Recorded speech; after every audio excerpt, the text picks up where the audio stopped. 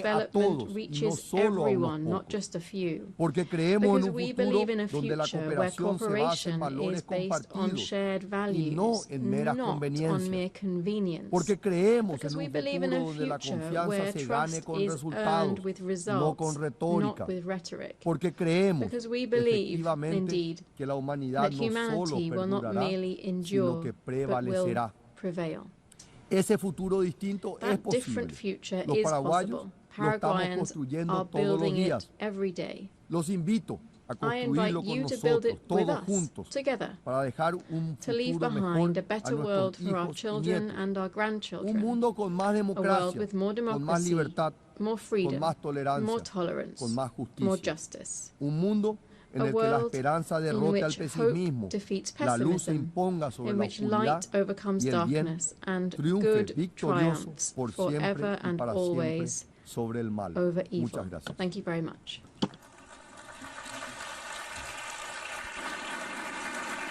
On behalf of the Assembly, I wish to thank the President of the Republic of Paraguay. The Assembly now will hear an address by His Excellency Al-Karis, President of the Republic of Estonia.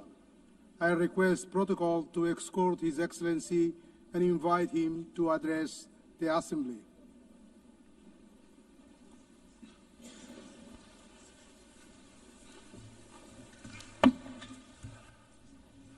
President, Excellencies, ladies and gentlemen. United Nations is an idea of a better world. It is an idea that is not an abstract construction nor an empty declaration, but carefully crafted agreement. The grand agreement that is the basis of a current multilateral world order. An agreement designed to protect international peace and foster prosperity. An agreement to ensure a free and dignified life for everybody. An agreement that is based on the understanding that destruction and horrors of war must not be repeated. Unfortunately, the international law-based multilateral system with the UN and its charter at the core that is supposed to keep us all safe is increasingly under strain. Its fundamental principles are violated in numerous conflicts across the world. Brutality prevails. We simply cannot let this go on. We all should be asking, what kind of future do we want? Will it be a world dominated by barbaric use of force and violence, where might is always right? Or do we want a peaceful and prosperous world, where law and order, justice and universally agreed rules and principles prevail? This question is relevant for everyone in this room, despite the distance of our own homes from front lines in Ukraine, Gaza, Sudan, or DRC. Multilateral world order based on international law and the principles of the UN Charter must be maintained and strengthened. What our peoples are expecting from us as world leaders today is to bring back the San Francisco spirit, to preserve peace and to enforce the principles of the UN Charter. Ladies and gentlemen, Russia's war of aggression against Ukraine constitutes one of the gravest breaches in international law and the UN Charter since its adoption 80 years ago. Despite repeated calls by the General Assembly to stop the aggression and set the course towards peace, Russia continues its savage assault on the Ukrainian state and nation. Russia's war and its war crimes undermining the reputation and credibility both of the Security Council and the entire United Nations. This blatant assault on the principles of Charter is undermining the multilateralism, global peace and security. Regrettably, as we speak, Russia is targeting Ukrainian kindergartens, schools, hospitals, nurseries with missiles, drones, gliding bombs, mines, shells and bullets. The same permanent member has been systematically abducting and deporting Ukrainian children, erasing their identity and forcing them into integration. A human suffering in Ukraine has reached unprecedented levels. Only the Human Rights Monitoring Mission in Ukraine has documented the death of at least 40,000 civilians, including almost 1,000 children, and for about 35,000 civilians injured, including more than 2,000 children. The death toll increases with every year, month, week and day. In total disregard of President Zelensky agreeing to ceasefire in March and the recent peace efforts by the United States, Russia has significantly intensified its campaign of terror with a barrage of drone and missile strikes on civilian targets. It is evident that Russia has no intention of agreeing to a ceasefire, let alone a lasting peace. Russia's objectives have not changed. They remain of the subjugation of all the Ukraine and the reshaping of Europe's security order to satisfy Russia's own neo-colonial and imperial ambitions. The increasing violations of neighboring countries' airspace by Russian drones and missiles are yet another escalation and a stark reminder of Russia's aggression threatens not only Ukraine, but the security of the entire region. Hereby, I have to regrettably tell you that just weekdays ago, the Russian fighter planes violated Estonian airspace, a hostile act that is part of a pattern of similar recent incidents happening on the European Union's eastern border. Therefore, the only viable way forward towards a ceasefire and just and lasting peace is to increase collective international pressure on Russia to force them to peace in Ukraine and to act in a way that is expected from a permanent member of the Security Council. Let me assure that my own country, Estonia, will continue to do everything possible to reinforce Ukraine's ability to defend itself in full conformity with Article 51 of the United Charter. Doing so, we are defending the sovereign equality of all member states, large and small, one of the core principles of which the United Nations was founded. We are also advocating for making Russia accountable for its crimes in Ukraine, including for the crime of aggression, as we know too well that impunity only leads to new crimes, new suffering, and even greater injustice. Ladies and gentlemen, the international law-based multilateral system has also failed to protect Palestinians and Israelis. Having visited both Israel and Palestine this year, I witnessed firsthand the devastating impact of a long-lasting conflict. Hamas's brutal terrorist attacks on October 7 have been condemned by the whole world. Hamas cannot have any role in the future governance of Gaza and Palestine. It has to be guaranteed that the horrors of terrorism would never be repeated. However, ordinary people and children in Gaza must not be the ones to pay the price. I am devastated that so many innocent lives, including children's lives, have been lost due to the military action, starvation, and the spread of disease. The promise of international humanitarian law was to ensure that people do not suffer during their armed conflicts. And yet, what has unfolded in Gaza has crossed all red lines. Estonia has supported all efforts for a ceasefire that would end the killing, destruction of lives, and bring all the hostages home. In order to alleviate the unbearable humanitarian situation, Israel must fully respect international humanitarian law and implement its commitments regarding access and delivery of humanitarian aid and security of all workers. In order to truly end the cycle of violence, we need a comprehensive political process with the end goal 2 states, Israel and Palestine, living side by side in peace and security. In command of efforts of France and Saudi Arabia to step up international action to implement the 2-state solution.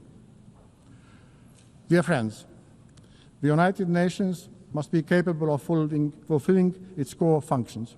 In order to face the multitude of current global challenges, all the pillars of the UN, peace and security, human rights and sustainable development have to be strengthened. Estonia, therefore, supports an ambitious system-wide reform of the United Nations. This is not only an issue of monetary efficiency and financial discipline, it's a structural problem and credibility question for the UN. For this reason, we are fully behind the Secretary General in endeavours in pushing the UN 80 reform vigorously forward. Within this transformation, the reform of the Security Council is of central importance. Estonia supports the expansion of the Security Council membership so that it would include countries that have, inter alia, demonstrated their unwavering commitment to the international law and the principle of UN Charter, and have consistently acted in accordance with these principles. Furthermore, if we want to have functional and respected council, we also need to restrict the use, or rather abuse, of the veto, increase the transparency of the council's work and its accountability. Last but not least, we also need to ensure transparency when it comes to the selection of the next Secretary General of the United Nations. After 80 years of men-only leadership, we are very supportive to the idea that based on a fair process seeking the most qualified candidate, it is high time for a woman to be chosen as a UN Secretary General. We need to put forward ambitious selection criteria, clear timeline, and assure greater role of a General Assembly in this process. Given the current credibility crisis of the UN, we cannot afford to fall short in the selection process. Dear ladies and gentlemen, sustainable development with clearly defined goals remains a central focus of the UN.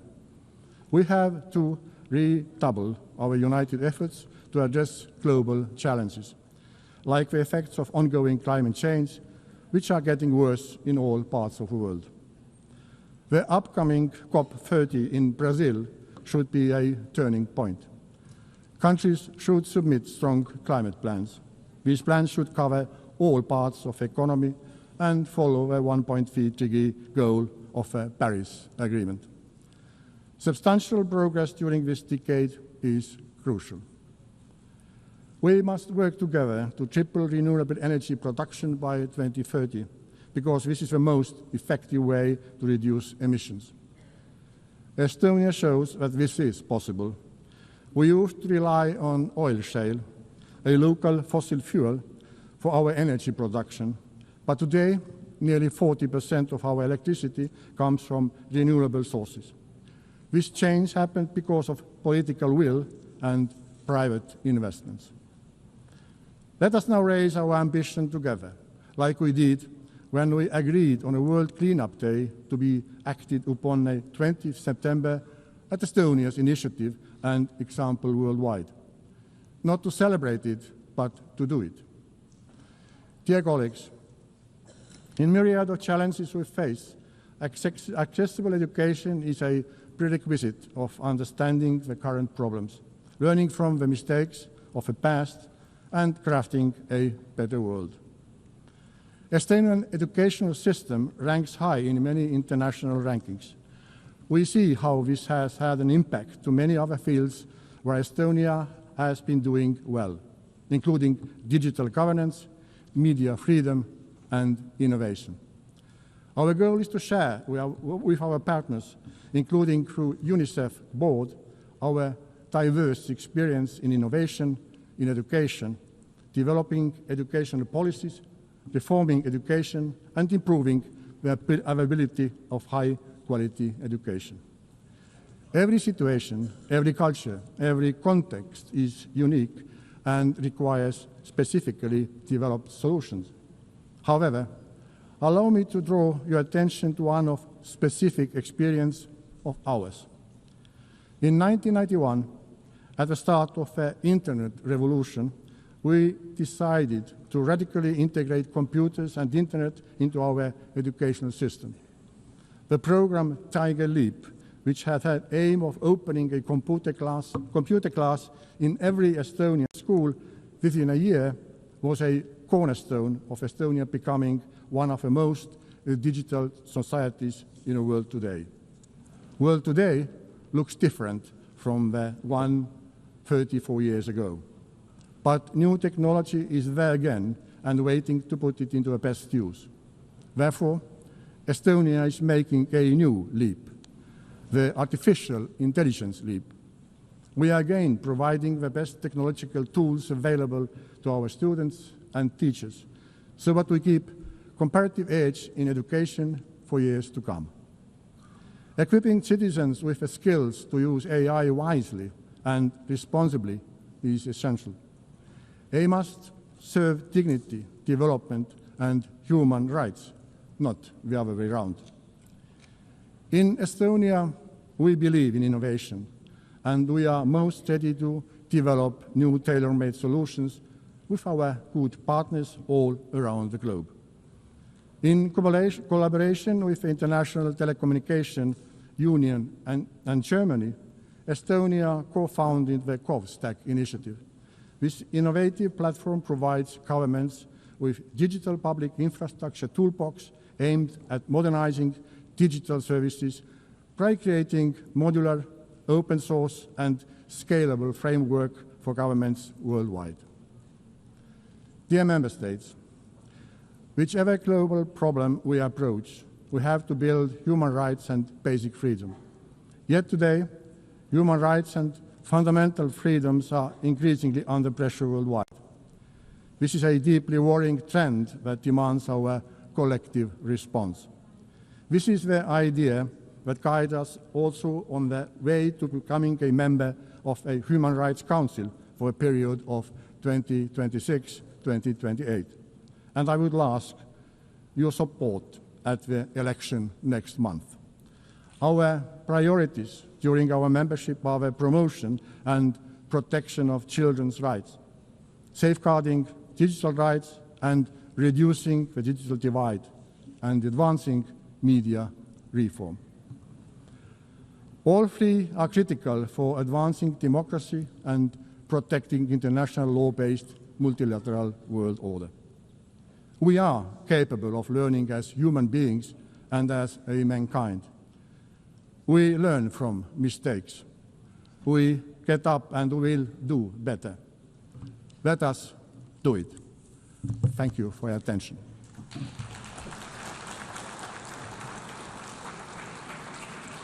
On behalf of the Assembly, I wish to thank the President of the Republic of Estonia.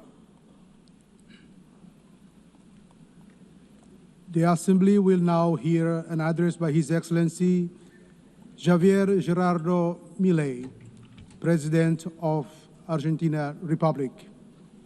I request the protocol to exhort His Excellency and invite him to address the Assembly.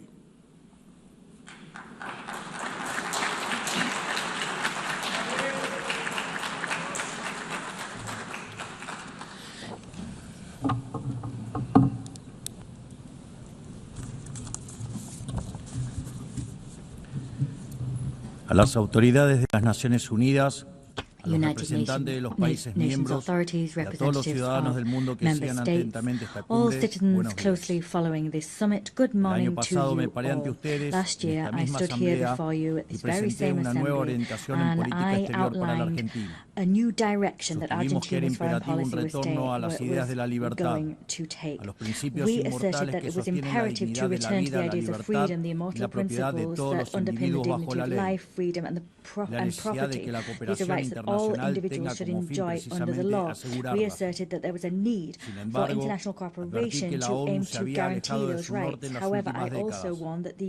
El exitoso modelo de Naciones Unidas que hablaba de la necesidad de paz y victoria, y que se fundaba en la cooperación de los Estados-nación, se vio reemplazado por un modelo de gobierno supranacional de burócratas internacionales que buscan imponerle a los ciudadanos del mundo un modo de vivir determinado. Así es como pasamos de una organización que pretendía mediar la paz entre pares a una organización que pretende decidir no solo qué debe hacer cada Estado-nación, sino también cada uno de los individuos en las distintas latitudes del planeta. Nosotros creemos en el fin original de este organismo. Creemos que existen problemas globales que requieren del diálogo y la cooperación internacional para ser resueltos. Pero para eso debemos rechazar estas extralimitaciones que a menudo acompañan a las agendas nobles. that often go hand in hand with noble agendas. As we maintained last year, we will never support the amputation of indigenous or commercial freedoms, nor will we support the violation of natural rights of citizens of member states. In the last year and a half, we have voted in accordance with that principle. I am saying this to you well aware that many of you don't share my views, but as I've said, it's preferable to say an uncomfortable truth than to speak a comforting lie. In that vein, today I want to talk to you about a specific problem facing all modern countries. As things stand, the world is seeming to pit the present against the future and seeing it as a contradiction. This is a political, economic and philosophical problem, and the response to that problem and that opposition will determine the course of humankind. If we push to the end this idea of comfort versus discomfort, the entire world, I would say that now the entire world seems stagnating in the comfort of the present, overlooking the consequences that will have for the future. Given that doing what is uncomfortable seems to strip votes and power from those that take it on, leaders prefer to do everything in their power to protect the status quo that they inherited, and they do so disregarding future consequences. They light a fire to heat the future and heat the present and disregard the future. Modern states have thus entered into a very complex dynamic from which they cannot return. Incentives both for people and politicians mean that we tend to talk about the distribution of wealth today, overlooking the need to compile wealth for tomorrow. Currently, decision makers are facing the decision. Either they preserve the legacy that was entrusted to them or they destroy it. This legacy can be accumulated wealth, productive capacity, laws, or any other thing that serve the common good. In general, they tend to if they burn their legacy, if they opt to continue with what's comfortable, they'll have a lot of profit and benefit in the future, but there will be great future costs. What you put aside today, you lose for tomorrow. They seem to be preserving growth and prosperity in the present and casting aside the well-being of future generations. We need to find a balance, meaning that eating bread today doesn't mean we'll go hungry tomorrow. We need to guarantee sustained growth and well-being. That's something economists call economic growth. That growth can sometimes seem slow and sometimes halt briefly because progress is never linear, but it's precisely long-term consistent growth that systematically revolutionized the world and has wrenched thousands of millions of people from poverty. The difference between zero growth and 2% growth in the long term is the difference between stagnation and prosperity. The Argentinian people know a great deal about this issue because we're the only country in the region that hasn't experienced growth in the last 15 years. In legal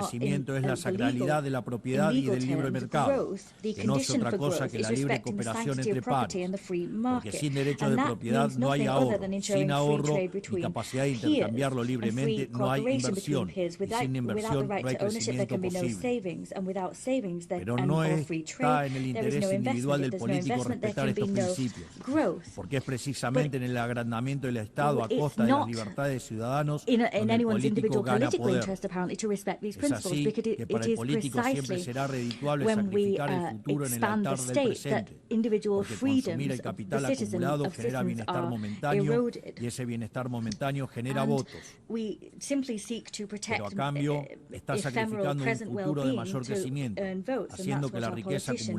Accumulated wealth La mayor manifestación de ello es aquellos países que muestran una orgía de aumento de gasto público, ya que el Estado no crea riqueza, sino que la roba, sino que la destruye. En este esquema, el político gana poder por vía doble. Se legitima democráticamente y obtiene más recursos para gastar. Es decir, el político tiene un doble incentivo para fomentar esta traición intergeneracional. Porque aunque en el futuro todos pierden, en el presente él más que nadie gana. En este sentido, su nombre grande es aquel que siembra árboles cuya sombra sabe que nunca disfrutará, aquel que tala los árboles que otros sembraron para así construir su silla de poder.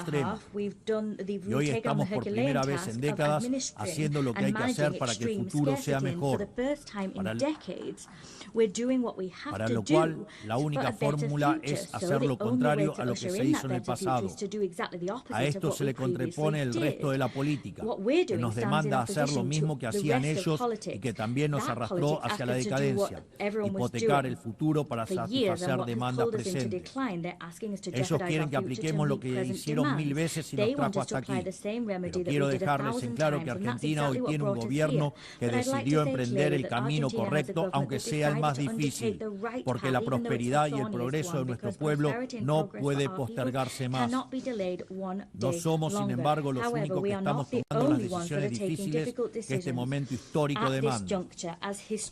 El presidente Trump en Estados Unidos también entiende que es el momento de revertir una dinámica que estaba llevando a Estados Unidos a una catástrofe. Y sabemos que una catástrofe en Estados Unidos es una catástrofe global.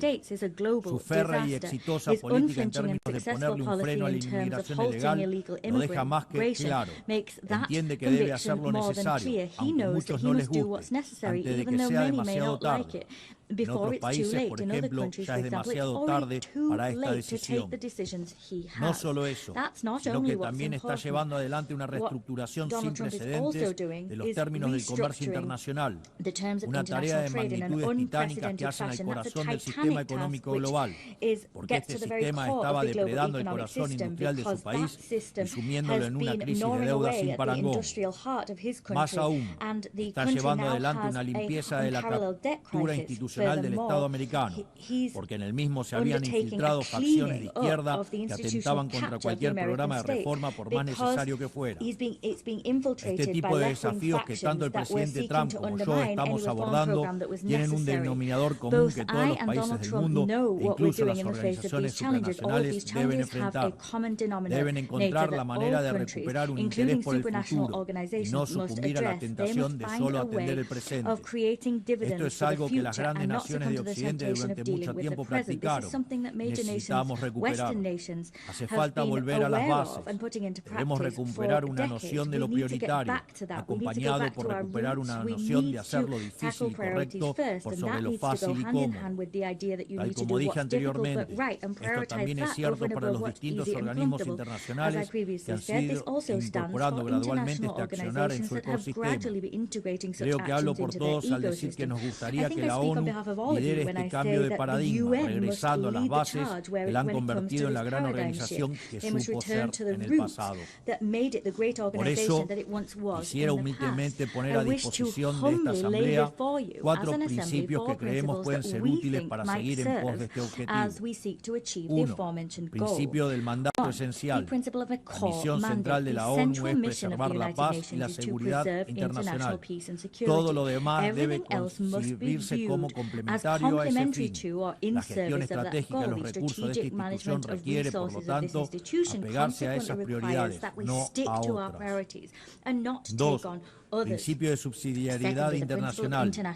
La ONU debería intervenir sobre un tema únicamente cuando sea evidente que el problema excede de manera demostrable las capacidades de acción nacional. En todos los demás casos corresponde devolver la iniciativa a los Estados, que son quienes poseen legitimidad democrática y responden ante sus pueblos.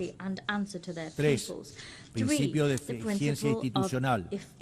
Así como la Argentina ha iniciado un proceso de optimización del Estado, eliminando estructuras redundantes y devolviendo recursos a los contribuyentes, entendemos que la ONU necesita un camino similar. Eso implica la realización de auditorías confiables, el cierre de programas ineficaces, la consolidación de agencias únicas y un financiamiento condicionado a resultados verificables. 4.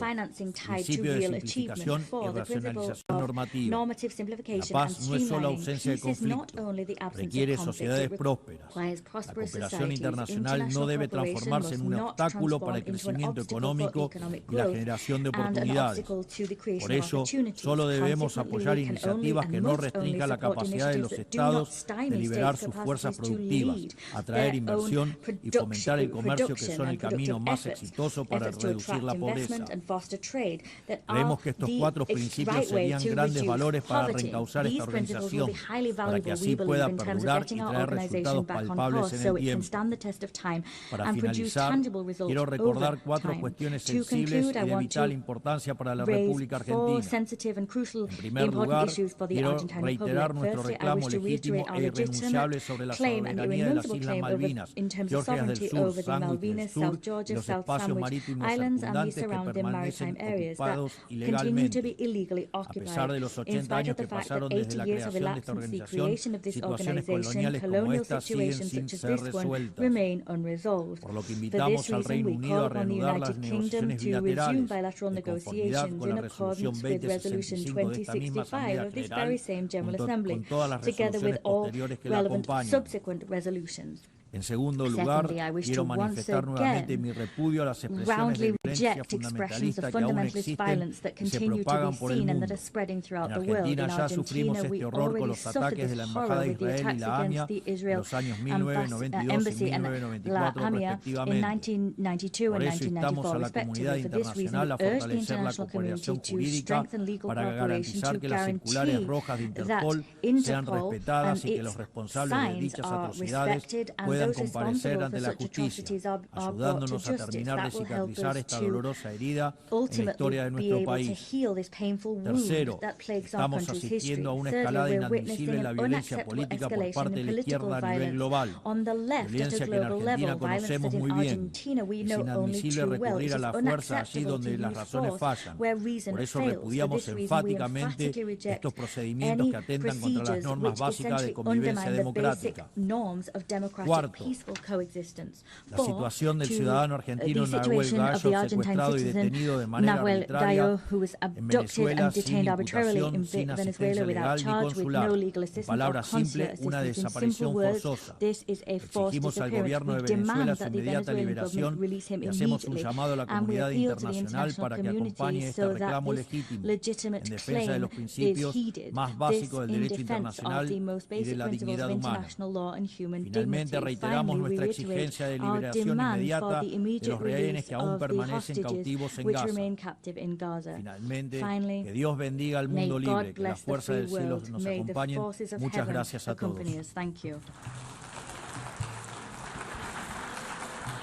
Thank you very much on behalf of the Assembly, His Excellency, the President of Argentina Republic.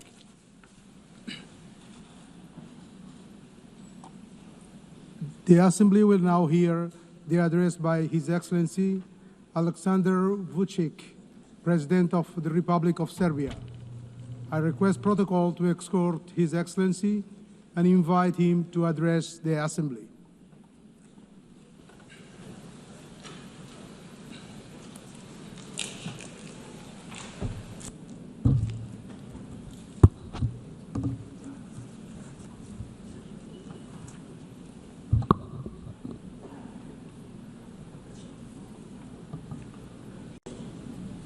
Excellencies, ladies and gentlemen, I'm very honored to address this 80th anniversary session of the General Assembly of the United Nations on behalf of the Republic of Serbia, a founding member of the United Nations and a freedom and peace-loving country proud of its history.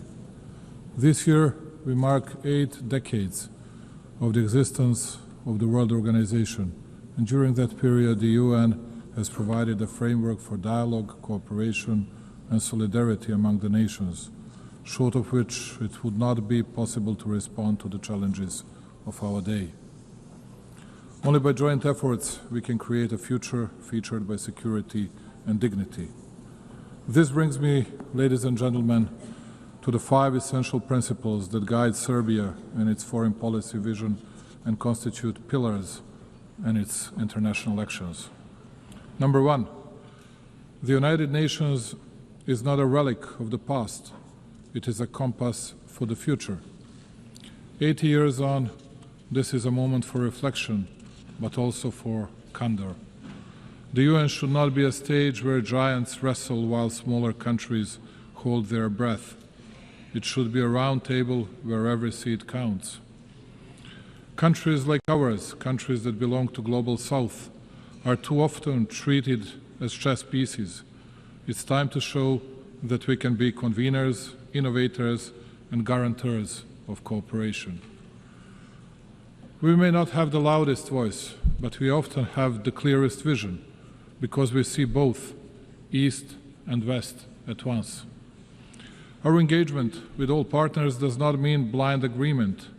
It means respect for sovereignty, territorial integrity, and the belief that dialogue is stronger than division. Serbia is a reliable, predictable partner, but reciprocity matters. We will defend our autonomy as firmly as we defend cooperation. The United Nations Charter was not written to serve one moment in history. It was written to withstand the test of time. In a world facing deep geopolitical fractures, the United Nations Charter remains the only framework capable of holding us together.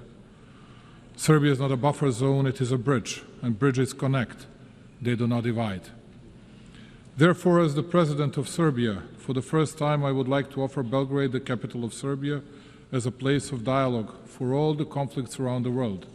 I believe that we will offer the best possible hospitality and absolute security for the participants. The world is facing its deadly surge in violence since World War II. In 2024, 61 armed conflicts erupted across 36 countries, the highest number in more than 7 decades. The proliferation of misinformation, particularly via digital platforms, has fueled distrust between countries, targeting elections, trade negotiations, and public sentiment. Serbia believes in pragmatic cooperation, finding common ground even where disagreements persist. People around the world are frustrated with governments and businesses, and they want a better future for themselves and their families. The best way to deliver that is through collaboration across nations. We live in times of the most difficult conflicts and the most difficult divisions within countries, continents, and regions since the foundation of the UN. A particularly worrying thing is a fact that, provoked by different factors, we have the deepest and the most difficult divisions within each society, with, most often, extremely violent consequences of actions of mutual non-understanding, non-communicating, and distancing from what used to be accepted as elementary decency and behavior in both country-to-country and people-to-people relations. The world is divided, believe it or not, less by ideological, but much more by emotional, hate-driven differences caused by undermining of countries, societies, elementary moral values as well. In each village and hamlet worldwide, and particularly with the members of the citizens' alleged elite, at least it used to be the case, no matter who dies of natural causes, and especially if someone dies in an accident or gets killed, the biggest part of the society felt the need to pay their respect to the deceased, even those who didn't think highly of the respective person during his or her lifetime.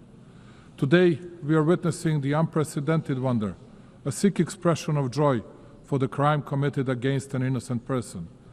The example of Charlie Kirk is the best confirmation of that. He was savagely assassinated just because his killer didn't like his ideas. He was shot, even after death, by the same ones who had prepared political and media grounds for his assassination. And please do not be surprised because I'm speaking about this more than about big world conflicts. It is precisely that such a development devastates in a deepest and the clearest way the world political community much more than conflicts with clear and visible actors. In the era of social networks, in the era of freedom, we have reached the point of the biggest unfreedoms and unambiguous limiting of freedoms of the others. How can it be possible that, let's say, ABC television hosts get bigger media attention in the US than the attempted assassination against, let's say, President Trump? Who are these shadow rulers who impact the key political movements and who want to run the world and each country individually, and almost as a rule without the people's will and legitimacy? They run all the processes, and all of us because they're chosen by God, as they like to put it. The elite and other people who are, I suppose, incapable of choosing their own path. Those are extremely dangerous things, which will lead to further dissolving of our societies and our countries, but also the overall world politics. It was mostly spoken here about Palestine and Israel. Both are our friends. And I cannot easily, because of more likes on social networks, nor I want to take sides and speak about good and bad people just because it brings us another point in daily politics. But speaking of which, let me bring you back to the beginning of this part of my speech. Big pro-Palestinian demonstrations were held in Italy during the past weekend. People were shouting, Gaza, Gaza, but at least in Milan, some of them did not even think of Gaza. The only thing that was on their mind was demolishing and burning down of what the Italian people had created for centuries, just because it is popular to be against the government and take part in some kind of violence. And when otherwise very composed Italian Prime Minister Giorgia Meloni calls such hooligans, rightly so, thugs, we all ask ourselves what the next stage would be like and what awaits us in the future. During the past month, Serbia was facing unrest and attacks against the constitutional order. In spite of the violence exerted by the protesters, we try to find a significant share of blame in myself, ourselves, and in us running the country, I wanted to listen, and I understood the message of the people in the streets. That is why, just like here at the United Nations, I believe that the dialogue between the nations and countries has no alternative. I offer dialogue and unconditioned discussion on all the topics of significance for our society to people who think differently, and I'm absolutely certain that in the upcoming period we will overcome all the difficulties from the past months. Progress on global challenges is uneven. Financing is dwindling, the UN budget is constrained, and smaller nations often lack access to the tools and support that richer countries enjoyed, particularly in the energy transition. Climate change is not just a statistic for Serbia and the Balkans, it is a lived reality marked by droughts, floods, and energy insecurity. Sustainable economic growth is essential, not optional, for climate resilience and well-being. For us, partnerships are defined by commitment, not hierarchy. We are a place where East and West collaborate on concrete projects from clean energy to infrastructure and digital transformation, when we will continue to build on this foundation. At a time when the UN seeks to inspire trust globally, these practical, results-driven partnerships strengthen confidence at home and abroad. Distinguished colleagues, alongside many other member states, especially those who do not belong among great powers, Serbia is adamant in pointing to the importance of and respect for the fundamental principles and rules of the Charter of the United Nations. Perhaps it is only too proper to repeat today what we committed to 8 decades ago. The principles and rules of the Charter are valid equally for all states, large or small, for all political powers or levels of development. With a feeling of deep pride, my country continues to commit to a consistent implementation of international norms, notwithstanding the fact that it too is facing a lack of fairness and double standards. In words and deeds, and on a number of occasions, Serbia has recommitted to respecting the sovereignty and territorial integrity of all UN member states, the fundamental principles of the Charter. In doing so, my country expects all the states to respect its sovereignty and territorial integrity, which I have the pleasure to note most of them do, and to which I owe my profound gratitude. After all, as I said on many previous occasions, the respect of the Charter of the UN is not a matter of choice. Rather than that, it is a universal and binding obligation of us all. Number two, territorial integrity is not a principle measured by power. It is the measure that restrains power. If the principle of territorial integrity is applied selectively, it ceases to apply at all. Its violation in one place becomes justification for conflict everywhere. Undermining it does not create exceptions. Rather, like in the case of Serbia, it creates precedents, dangerous ones. Serbia is well aware of the price paid in this regard of international law and multilateralism. 26 years ago, my country fell prey to a brutal aggression by NATO. It opened a Pandora box of sorts, whereby the very postulates of international law were unscrupulously undermined and the principle of territorial integrity brought into question. The consequences of such actions of those who consider themselves untouchable at the time are felt today as well. Even though small in respect of global powers, Serbia is not deterred from commitment to the principles of international law. We firmly believe that they should be respected in every situation, without exception and selectivity. As a persistent drop can shape stones over time, so does our perseverance in defending universal norms help assert their durability. Serbia will continue advocating those principles, as the observance of the respective is the only reliable way to peace and stability.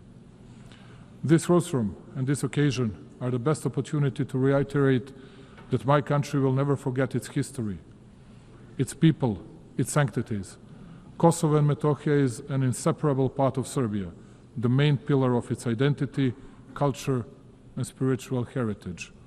For us Serbs, it is not only a piece of land, it is the cradle of our spirituality and our existence on that land over centuries. Our concern is not only moral and historical, it is humane too. It is with a heavy heart that I advise of the dramatic circumstances in which the Serbs of Kosovo live today. Day in, day out, they are denied basic human rights, the right to life, freedom of movement, the right to education and health protection, access to workplace and property. They live in isolation. Basic foods and medicines are in short supply, while children grow up in a fear and uncertainty. Their situation is not only local by nature, it touches upon the conscience of the entire international community and is a test of its readiness to fend for the innocent and helpless. We witness ethnic violence suffered by the Serbs almost every day. It is frightening in size and scope. The Serbs are physically attacked, intimidated, arrested unlawfully, their property is confiscated, and their rights to language, education, and cultural expression limited. The Serbs are often discriminated against, too. The practice sets the stage to make life in Serbian communities more difficult, as they are denied basic services, taxed exorbitantly, and erected hurdles and obstacles too. This is aimed at creating fear and pressure, and by extension change the demographic picture and force the Serbs to flee Kosovo and Metohija. Serbia, therefore, calls on the international community to take concrete and resolute measures to stop the violence in order to ensure security and rights of all peoples in Kosovo and Metohija. Compassion is not good enough. We need deeds and protection mechanisms. Notwithstanding the continuous, open and obvious violations of UN Security Council Resolution 1244, Serbia continues to believe in dialogue under the European Union auspices. It has no alternative, and if true and committed, it is the only way to a just and sustainable solution in line with international law and with full respect for mutual obligations. Just as in the past, my country will continue to fight for peace, patiently, emphatically, and in good faith. Number 3, the Balkans must not be a stage for the ambitions of others, but a space for shared responsibility. 30 years after the conflict, stability has become our highest value.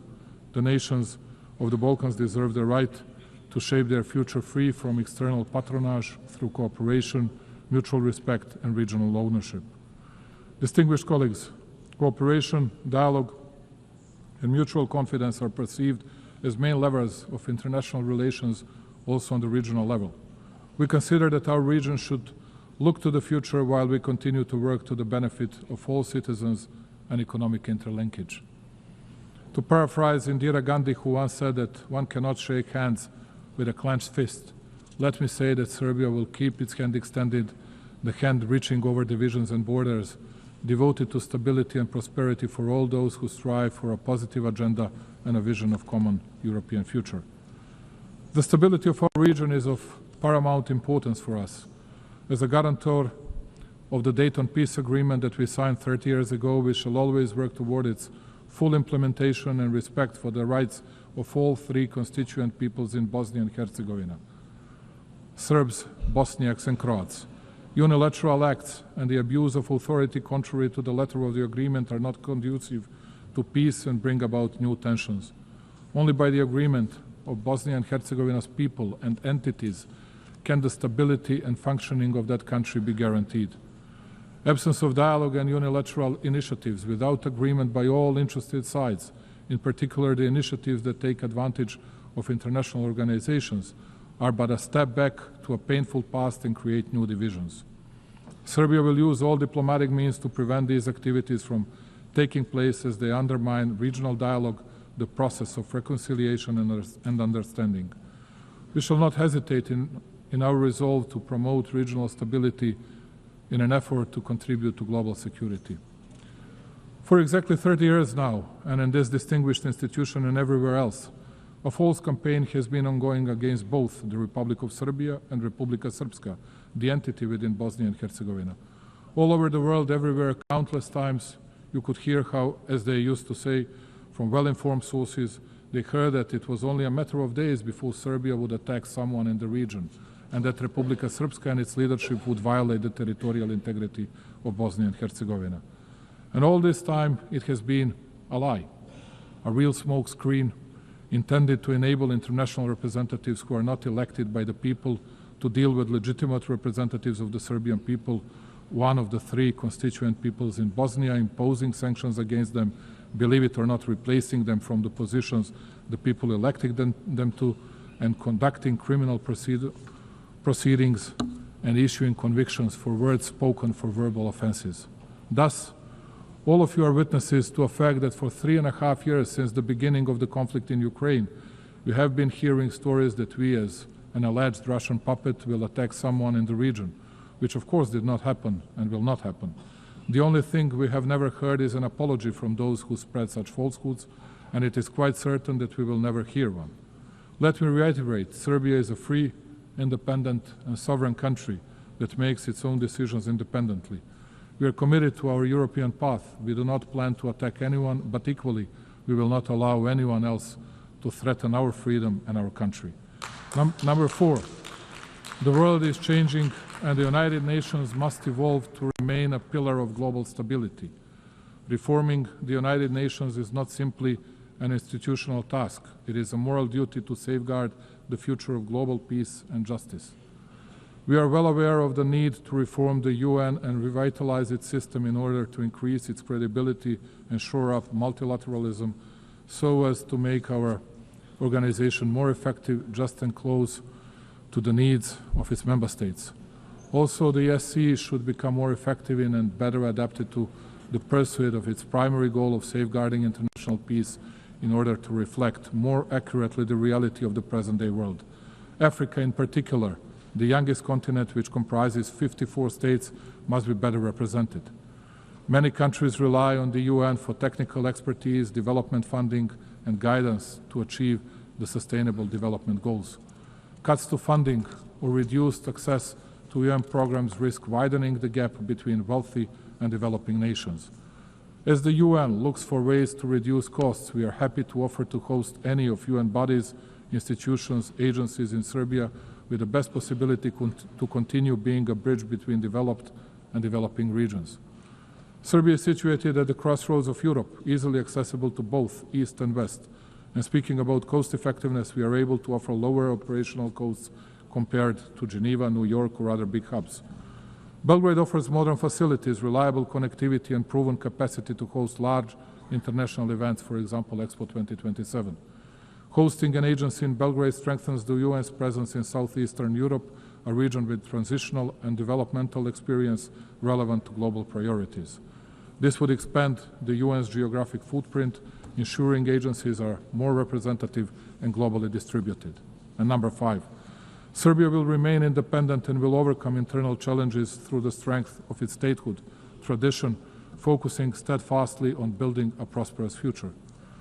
True sovereignty today is not insulation. It is the dignity to choose, to say yes on our own terms and to use that choice for cooperation. Serbia's independence is not a privilege granted. It is a sovereign right exercised, and its sovereignty is not situational, it is foundational. Notwithstanding numerous global challenges, Serbia has remained on a steady course. Its macroeconomic situation is stable and its economy continues to grow, which only shows how commitment to reforms and responsible economic policies lead to great results. Investments in infrastructure, energy transition and digitalization bear out my country's commitment to sustainable development and the 2030 Agenda goals. Let me take a moment, ladies and gentlemen, to inform you that in 2027, Serbia will host the specialized exhibition Expo 2027 with a motto, Play for Humanity, Sport and Music for All.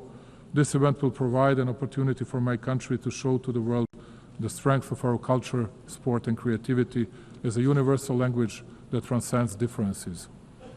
This will be a moment in which, along with its partners, Serbia will build bridges of friendship and togetherness, promote understanding and open new horizons of cooperation. Serbia's way is the way of development, progress and prosperity, and it is fully committed to becoming a full-fledged member of the European Union. This commitment, though, makes us no less devoted to promoting and deepening cooperation with countries from other parts of the world, maintaining and cherishing all along our traditional friendships and relations of trust in the East. Strengthening overall bilateral relations with key actors of the international community and with our European partners tops our agenda. Also, Serbia has raised in the past several years the level of cooperation with numerous countries in Africa, Asia and Latin America, and played in that way a respectable role on the global stage. I trust and believe that we can count on mutual respect and the traditional bonds of friendship with these countries in our future relations. Ladies and gentlemen, closing it and looking to the future and committed to dialogue and understanding. We in Serbia believe that peace is the highest value and the most solid foundation of development. We shall continue to invest our energies, knowledge, and will in building a world more just, secure, and worthy of the coming generations. I thank you very much. On behalf of the Assembly, I wish to thank the President of the Republic of Serbia. The Assembly will now hear an address by His Excellency Hamad al-Shara, President of the Syrian Arab Republic. I request protocol to escort His Excellency and invite him to address the Assembly.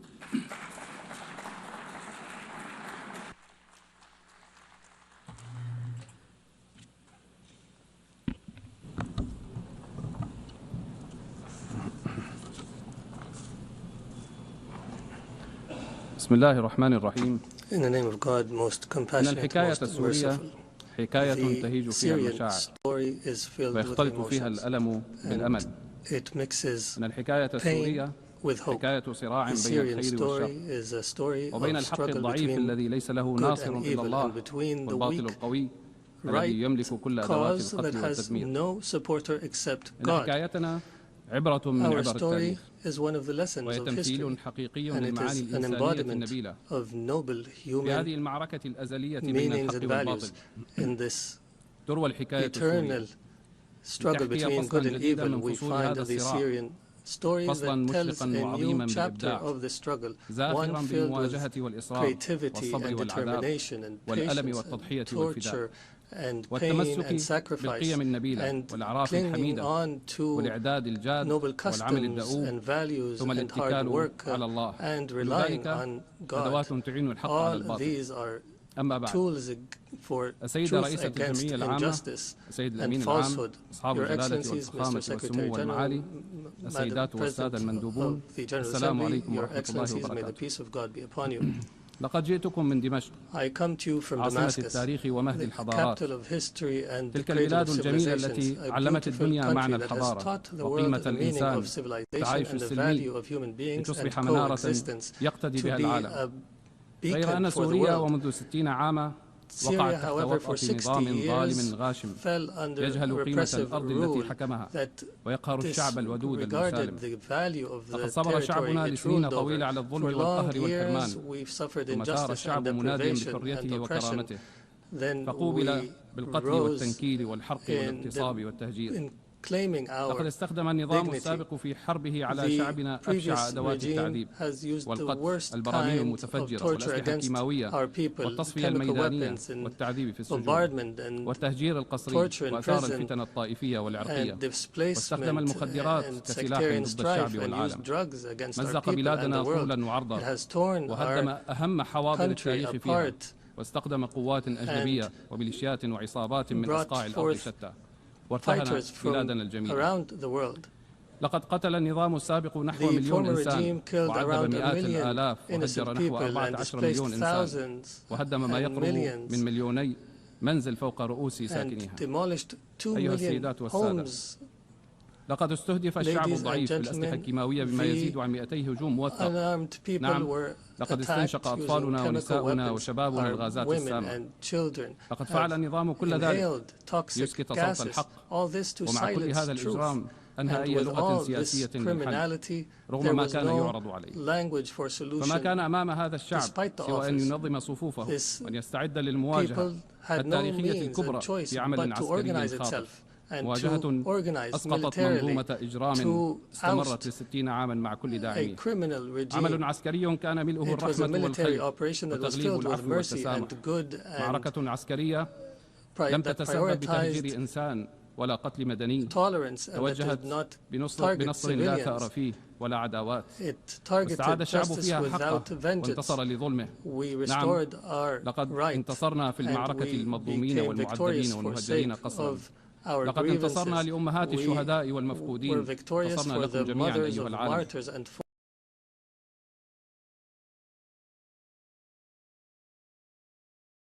ودمرنا تجارة المخدرات التي كانت تنتقل من بلادنا إلى بلادكم زمن النظام السابق. trafficking of drugs. Accordingly, Syria has transformed from an exporter of crisis to an opportunity for peace for Syria and the region. Ladies and gentlemen, this unique Syrian achievement and the solidarity between our peoples led us to try to uproot sectarianism and to fight against attempts to divide our country once again.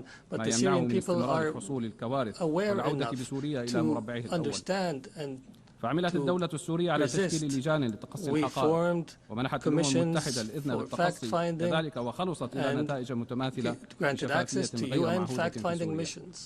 I guarantee to bring to justice everyone accountable and responsible for bloodshed. And in this context, Israeli strikes and attacks against my country continue, and Israeli policies contradict the international supporting position for Syria, which threatens new crises and struggles in our region. For this purpose, and in face of this aggression, Syria is committed to dialogue, and we are committed to the disengagement of forces agreement of 1974. And we call on the international community to stand beside us in the face of these attacks. Ladies and gentlemen, from the very moment the former regime fell, we set out a clear strategic policy built upon three pillars: balanced diplomacy, security, stability, and economic development. We filled the power vacuum, called for an inclusive national dialogue, and announced a government of competence. We strengthened the principle of participation and established a national commission for transitional justice and another for the missing, ensuring justice and fairness. We are now proceeding toward electing representatives of the people in the Legislative Council. We restructured civil and military institutions, dissolving all previous formations. Through intensive diplomatic activity, Syria restored its international relations and forged regional and global partnerships and achieved the gradual lifting of most sanctions. And we call now for the complete lifting of sanctions so that they no longer shackle the Syrian people. Investment laws have been amended, and major regional and international companies have already begun entering the Syrian market, contributing through investment and reconstruction. Syria today is rebuilding itself through establishing a new state, building institutions and laws that guarantee the rights of all without exception. A land of ancient civilization and culture deserves to be a state of law, protecting everyone, safeguarding rights, guaranteeing freedoms, and fostering life to flourish while turning the page of a wretched past.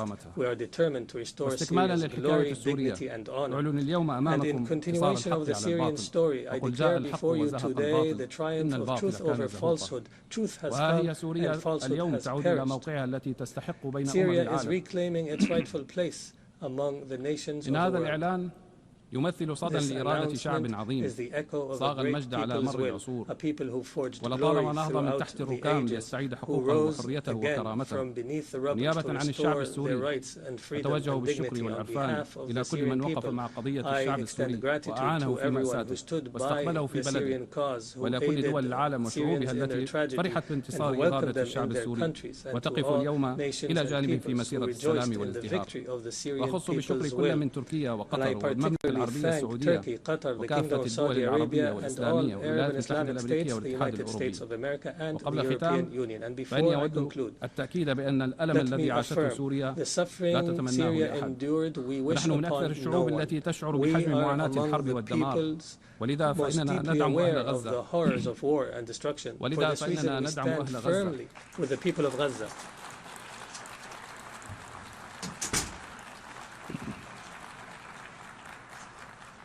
ولذا فإننا ندعم أهل غزة وأطفالها ونسائها وباقي الشعوب التي تتعرض للانتهاك والاعتداء وندعو لإيقاف الحرب فورا. وفي الختام إن الحكاية السورية لم تنتهي بعد، فهي مستمرة في بناء فصل جديد من فصولها عنوانه السلام والازدهار والتنمية. والسلام عليكم ورحمة الله وبركاته.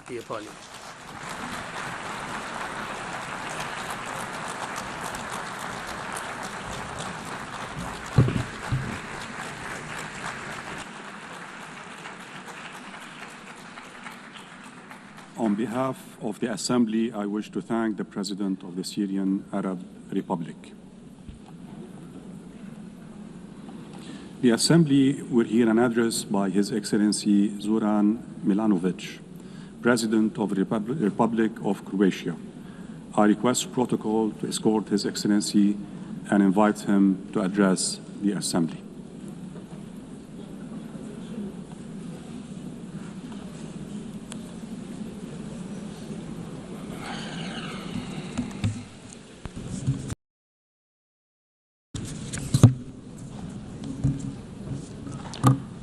Mr. Vice President, Excellencies, ladies and gentlemen, for Croatia, the United Nations has always been a core, essential global institution. During our own struggle for independence, sovereignty, recognition, and territorial integrity, the UN played a decisive role. Our path to admission and early years of membership were about braving the stormy seas rather than smooth sailing, and it was this organization and what it represents, the principles of the Charter of the UN, that served as our safe harbor. I believe this experience proved productive for both Croatia and the UN and has provided many lessons for the future, including on how to successfully end a complex war and conduct peaceful territorial integration and reintegration. Today, the international community faces daunting challenges. Armed conflicts are more numerous than at any time since the Second World War.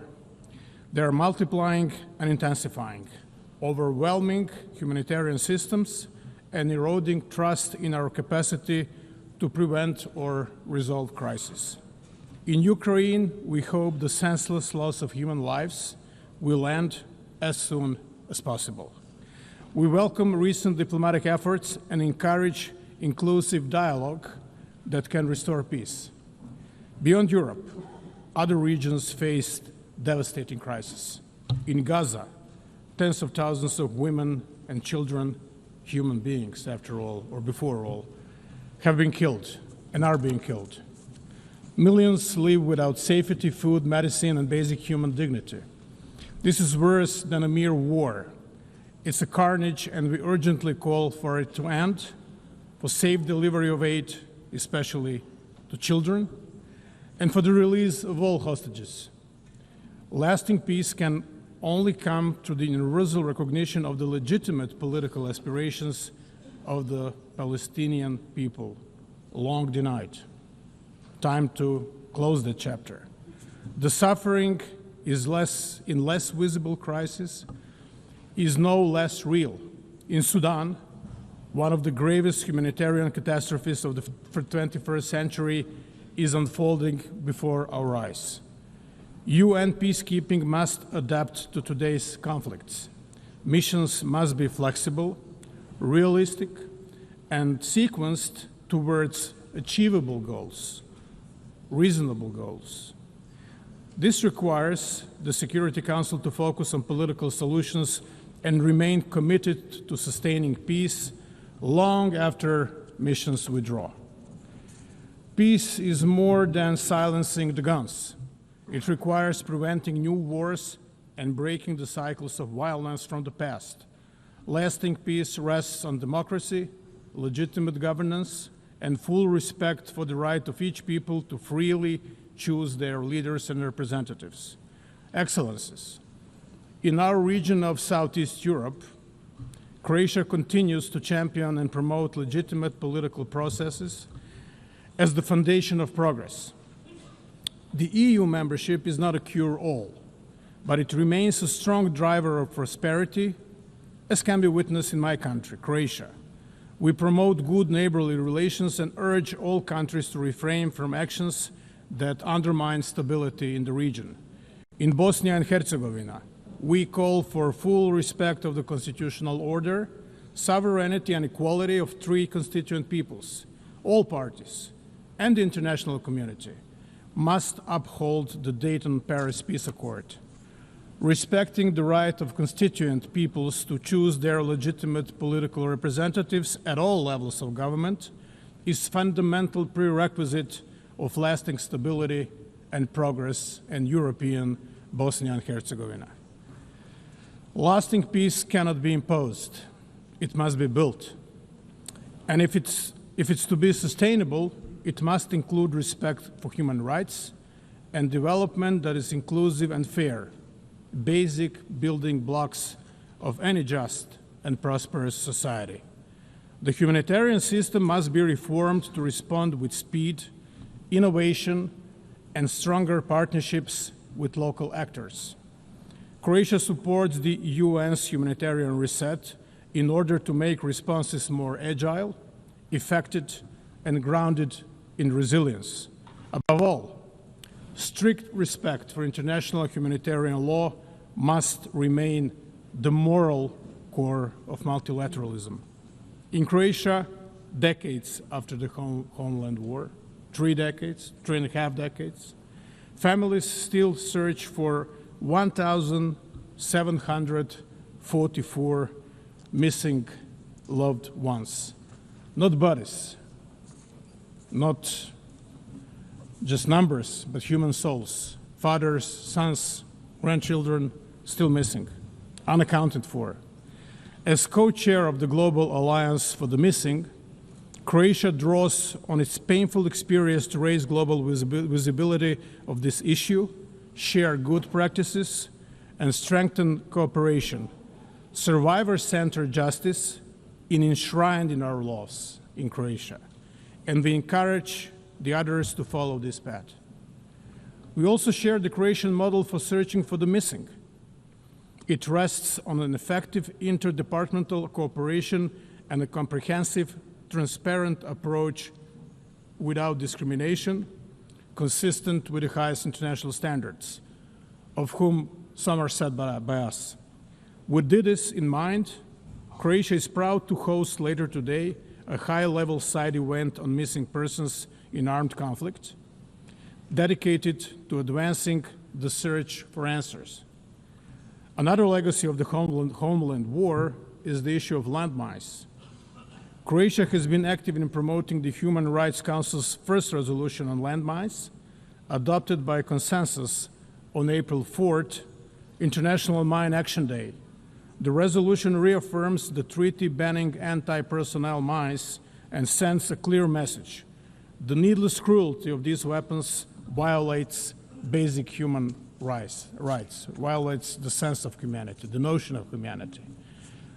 The togetherness which is promoted throughout this debate especially means inclusion of the most vulnerable. Therefore, Croatia is proud to have led the initiative resulting in consensus adoption of an impressive 99 member states co-sponsoring the General Assembly resolution declaring the June 27th as the International Day of Deaf Blindness. Peace and security are inseparable from development and human rights. The founders of the United Nations acknowledged this when they placed these 3 pillars at the heart of the organization. As we marked the 10th anniversary of the General Assembly's resolution on the 2030 agenda, Croatia reaffirms its commitment to the SDGs and to ensuring that no one is left behind.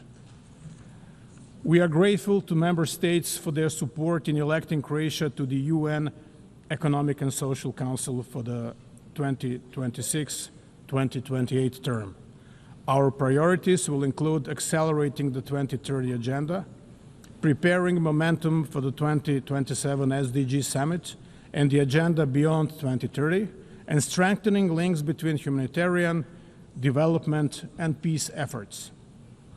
At home, in Croatia, sustainable development is fully embedded in our national planning. Croatia's National Development Strategy 2030 is closely aligned with the SDGs, placing us among leading global performers. We reaffirm our commitment to progress made at SOP meetings, including the landmark SOP 28 agreement to begin phasing out fossil fuels. COP 29 in Baku, Azerbaijan, must deliver a new quantified climate finance goal and COP30 in Belém must raise ambition, advance fossil fuel transition, and scale up climate finance. Croatia supports a credible climate finance roadmap. The triple planetary crisis also threatens global public health. Croatia endorses the One Health approach, recognizing the interdependence of human, animal, and the environmental health. We welcome adoption of the pandemic agreement at the 78th World Health Assembly earlier this year. As a Mediterranean nation, Croatia knows that health diseases are both a national imperative and a global responsibility. We remain committed to multilateral ocean protection under the United Nations Convention on the Law of the Seas. We welcome the outcome of the third UN Ocean Conference in Nice, France, have ratified the BBNG agreement, and urge others to do so without unnecessary delay. Croatia's contribution to development cooperation and humanitarian aid continue to grow. Since 2011, we have steadily increased our support, reaching record levels in 2023. We share lessons from our own recovery, from democratic transition to mine action and veteran reintegration. In Ukraine, our expertise in humanitarian demining is particularly valued, making us one of the leading contributors relative to GDP. Our support extends far beyond our neighborhood, reaching whole Southeast Europe, the eastern and southern neighborhoods, and Africa. Excellencies, fundamental changes we are witnessing in our world are not mere historical echo, but an all-encompassing global transformation. We are at the defining moment of an era to come. Emerging technologies are reshaping every aspect of society: how we live, how we trade, and how we defend ourselves. Drones are a clear example. They did not only increase the lethality of war, they changed its economics. They showed us that assumptions we held only a decade ago about defense and deterrence are already outdated, total bygones. This disruption brings danger, but also opportunity.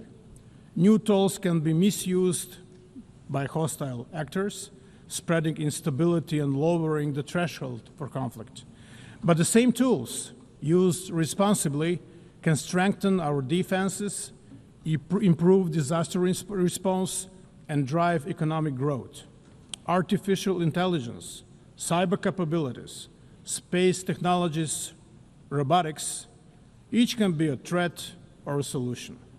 The choice is ours. We need to rethink security, not only nationally but globally. Rules, safeguards, and cooperation must keep pace with innovation. If they do not, we risk instability and peril. But if they do, these technologies can become engines of resilience and stability.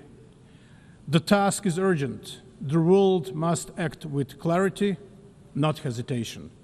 Emerging technologies are not tomorrow's challenge. They are today's reality.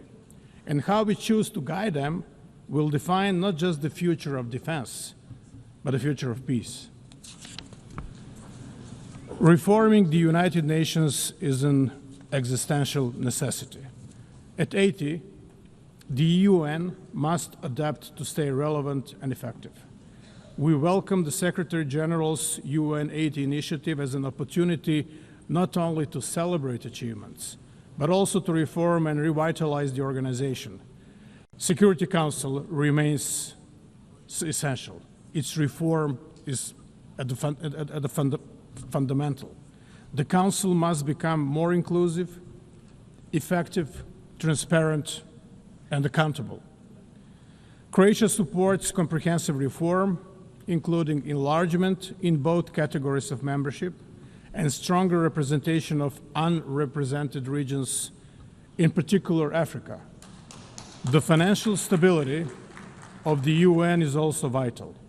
All member states must pay their due, their contributions, in full, on time, and without conditions. Without predictable financing, mandates fail and trust weakens. The upcoming peace-building architecture review offers another chance to turn commitments into action. Croatia will contribute actively, emphasizing prevention, coherence, and strong links between peace, development, and human rights. We welcome the decision to provide assessed contributions for the Peace-Building Fund from 2025, but needs still outpace resources. Mr. Vice President, Your Excellencies, ladies and gentlemen, the UN does not exist for itself, but to serve humanity, to save and improve lives, protect dignity and freedoms, and advance peace, security, and sustainable development. On its 80th anniversary, we have a duty to leave to future generations a UN system that is stronger, not weaker. Croatia will continue to defend the principles of the Charter and international law, not rules-based order, to support multilateral solutions, and to build partnerships rooted in respect and responsibility. The world is not short of strategies and grand ideas, reports, or debates. What it lacks is political courage and determination. Let us find that courage together and prove that multilateralism can meet this moment and rise to the challenges of our times. Thank you so much.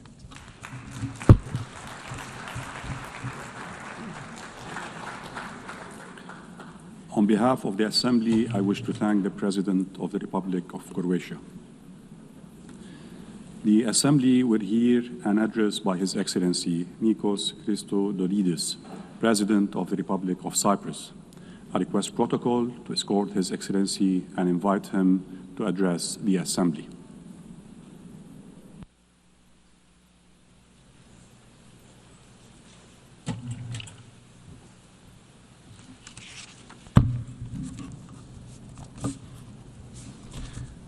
Mr. President, Your Excellencies, we stand at the brink of a precipice. International order, as we know it, is challenged in an unprecedented manner 80 years since the United Nations emerged out of World War II.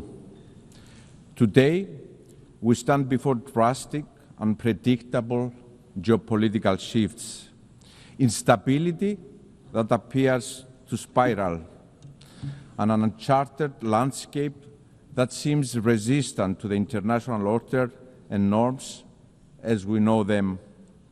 We are witnessing devastating wars, an unimaginable humanitarian catastrophe, and human suffering, blatant violations of international law and international humanitarian law that bring our system to its knees.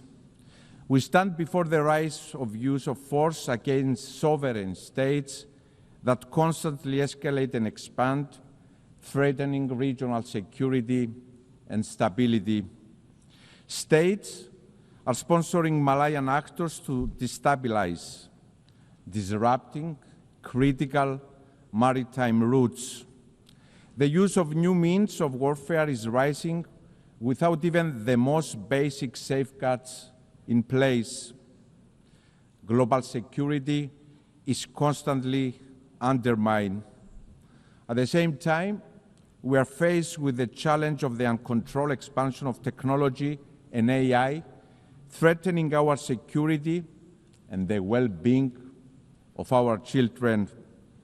And climate change is looming, threatening livelihoods, economies, creating new migration routes, and inequalities are becoming embedded.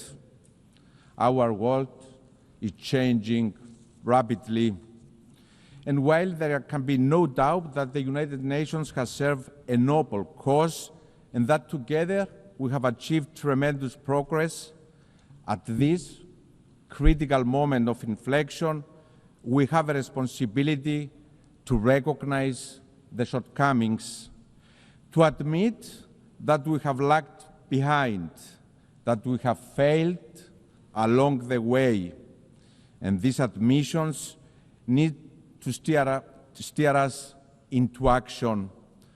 We must urgently evolve to be fit to effectively address the immense, complex challenges we are faced with. Ladies and gentlemen, this is our moment of responsibility. Collective responsibility and individual state responsibility inextricably linked and mutually reinforcing. The scale and nature of the challenges we face require both. Better together is the theme of this year's Assembly, but beyond better, we are also stronger together, more resilient together. This is the moment to renew our collective commitment and stand firmly and boldly in support of multilateralism and international law. Dialogue and diplomacy are the sole path to lasting stability and security. Dialogue and diplomacy over violence, each and every time. And most importantly, this is the moment to transform pledges into bold action, into change. Ladies and gentlemen, history will look back to this moment in time, and it will be unforgiving. It will judge us all, not by the declaratory statements we pronounce, but by the change we enable.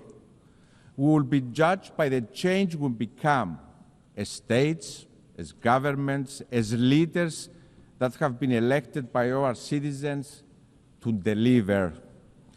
Your Excellencies, my country, Cyprus, walks this path of responsibility, and it stands ready to step up further, to assume even more its role as an enabler of security and stability in the Eastern Mediterranean and the greater Middle East, as a driver of cooperation underpinned by a vision of strength through partnership with like-minded countries and a safe harbor in turbulent waters, determined to transform our geography in a complex region into a blessing by building on our long-standing historical ties with our neighbors that are anchored on trust, mutual respect, and cooperation, always part of the solution to the region's challenges as a credible, reliable, responsible partner. We have proven this time and time again. Cyprus will always be a stable, trustworthy, safe harbor. And let me be clear, this is not theoretical. It takes shape and form through concrete initiatives that build on Cyprus' role as a hub of stability and cooperation in a challenging part of the world.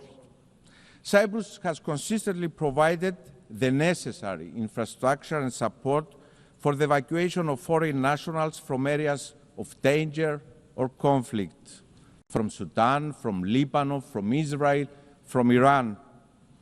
Following the barbaric Hamas terrorist attack of October 7 and the subsequent war that has led to a humanitarian tragedy in Gaza, Cyprus assumed yet again its moral responsibility to its region. We did so through the development of the Amalthea Maritime Corridor for the delivery of humanitarian assistance to the civilian population in Gaza. The route was reactivated as recently as this past week.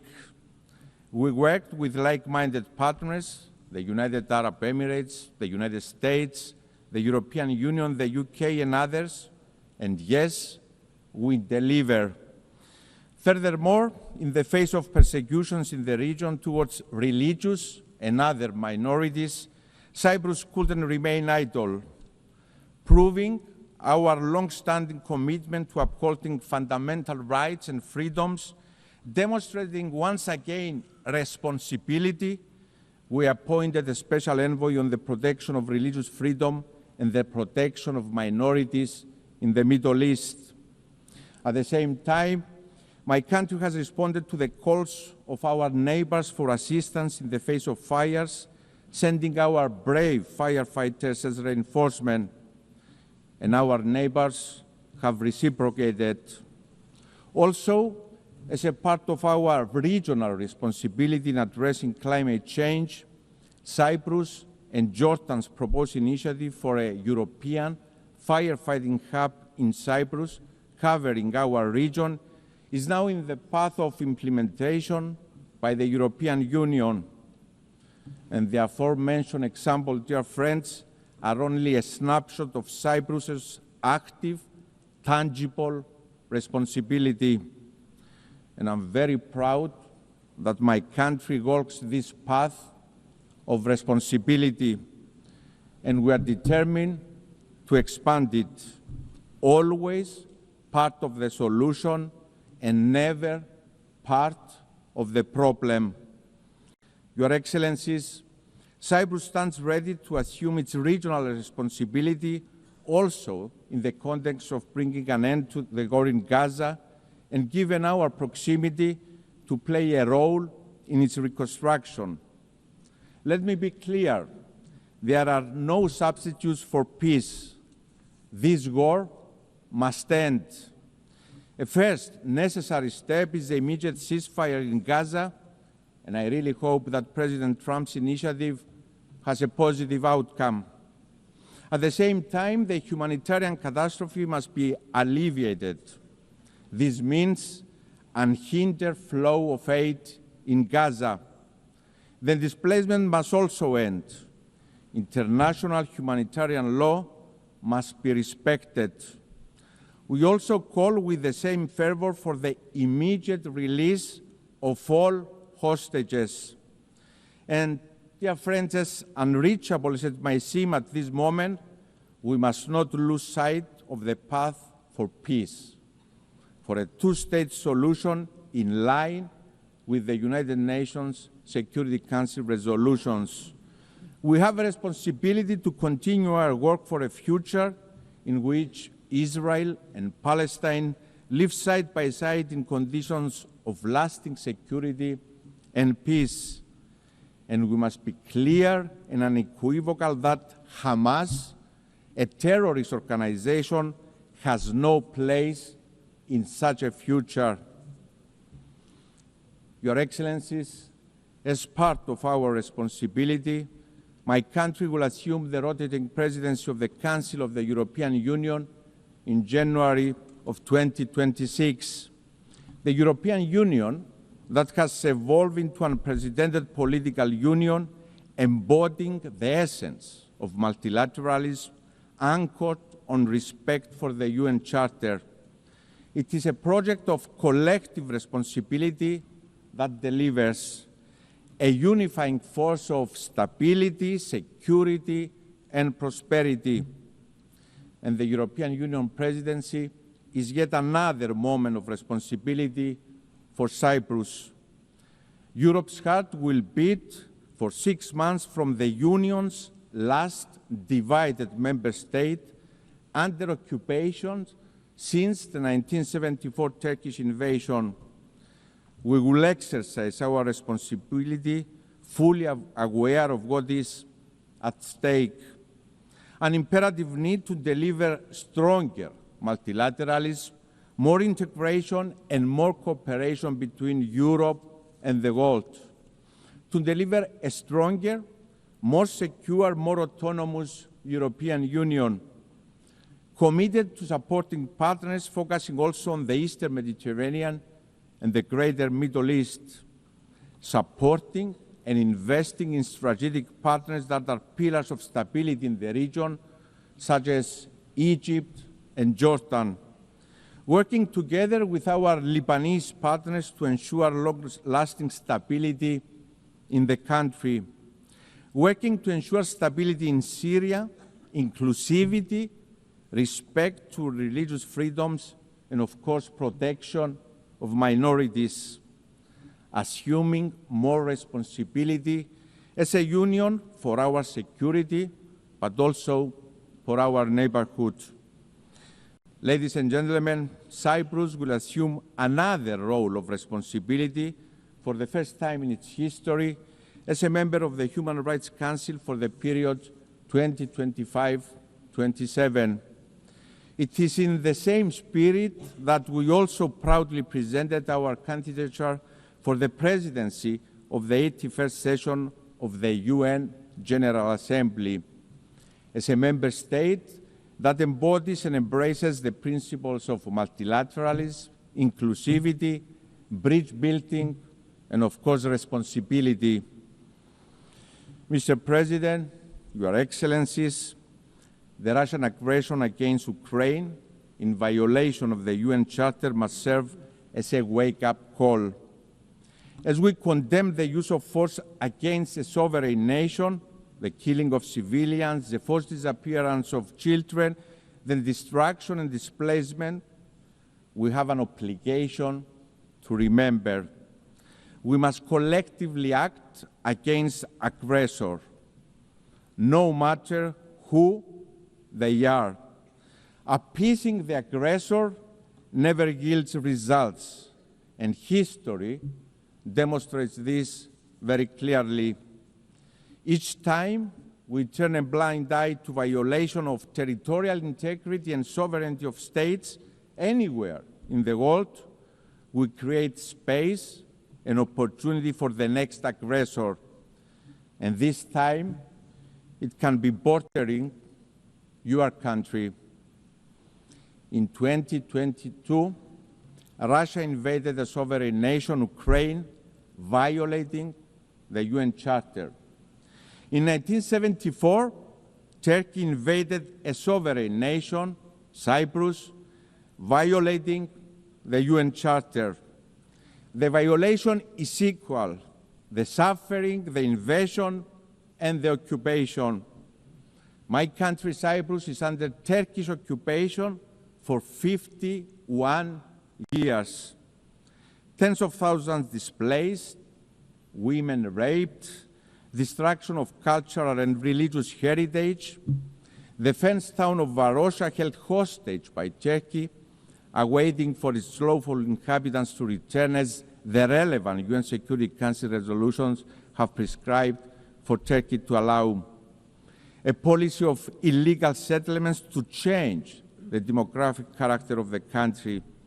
Families, 51 years later, waiting for the fate of their loved ones. As a young boy in those early years after the invasion, the images of mothers and children weeping for their loved ones have been engraved in my memory. Dear friends, the playbook of occupiers is always the same.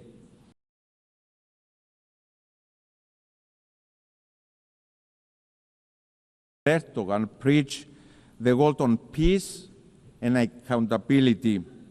He pointed the finger to others for crimes Turkey itself commits every single day.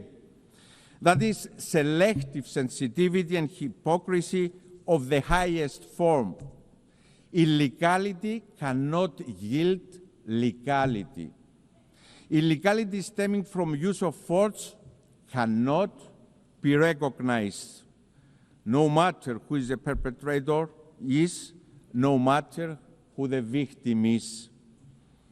Ladies and gentlemen, politicians are judged not by their words, but by their actions.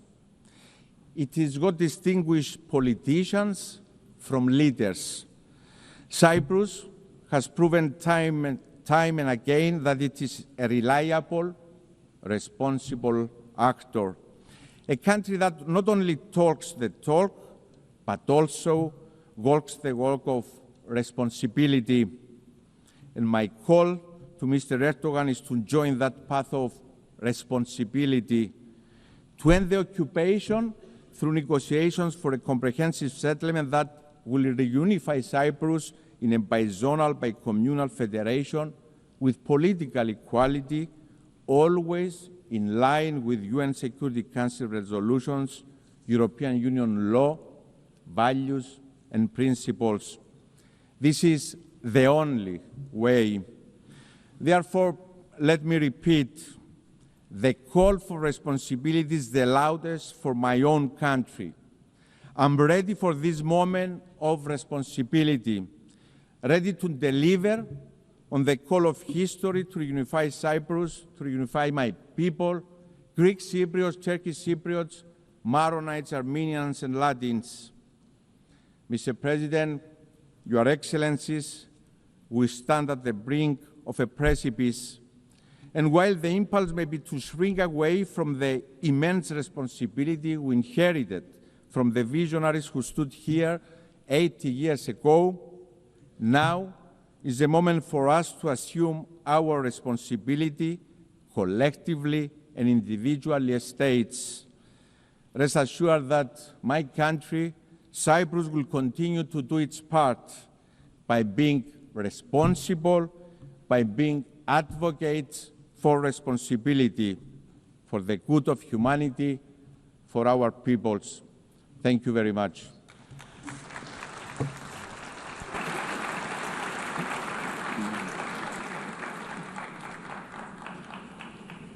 On behalf of the Assembly, I wish to thank the President of the Republic of Cyprus. The Assembly will hear an address by His Excellency Alexander Stubb, President of the Republic of Finland. I request protocol to escort His Excellency and invite him to address the Assembly.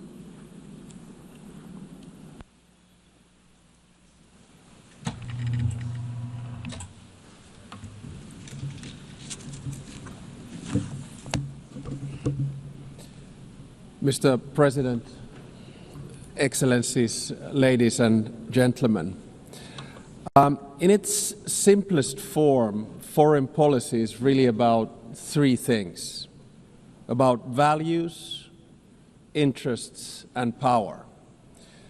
I come from a relatively small country, Finland, and our toolkit is mainly about two of those three things. It's about values and interests. Power, hard or soft, is usually the luxury of bigger players. The power of smaller country arises from its capacity to cooperate with others. Smart diplomacy gives smaller player at least relative influence. The UN is, of course, case in point. Big players have power through their permanent membership in the UN Security Council. But we, the smaller players, can influence the ebb and flow of international relations by being active in the corridors of diplomacy.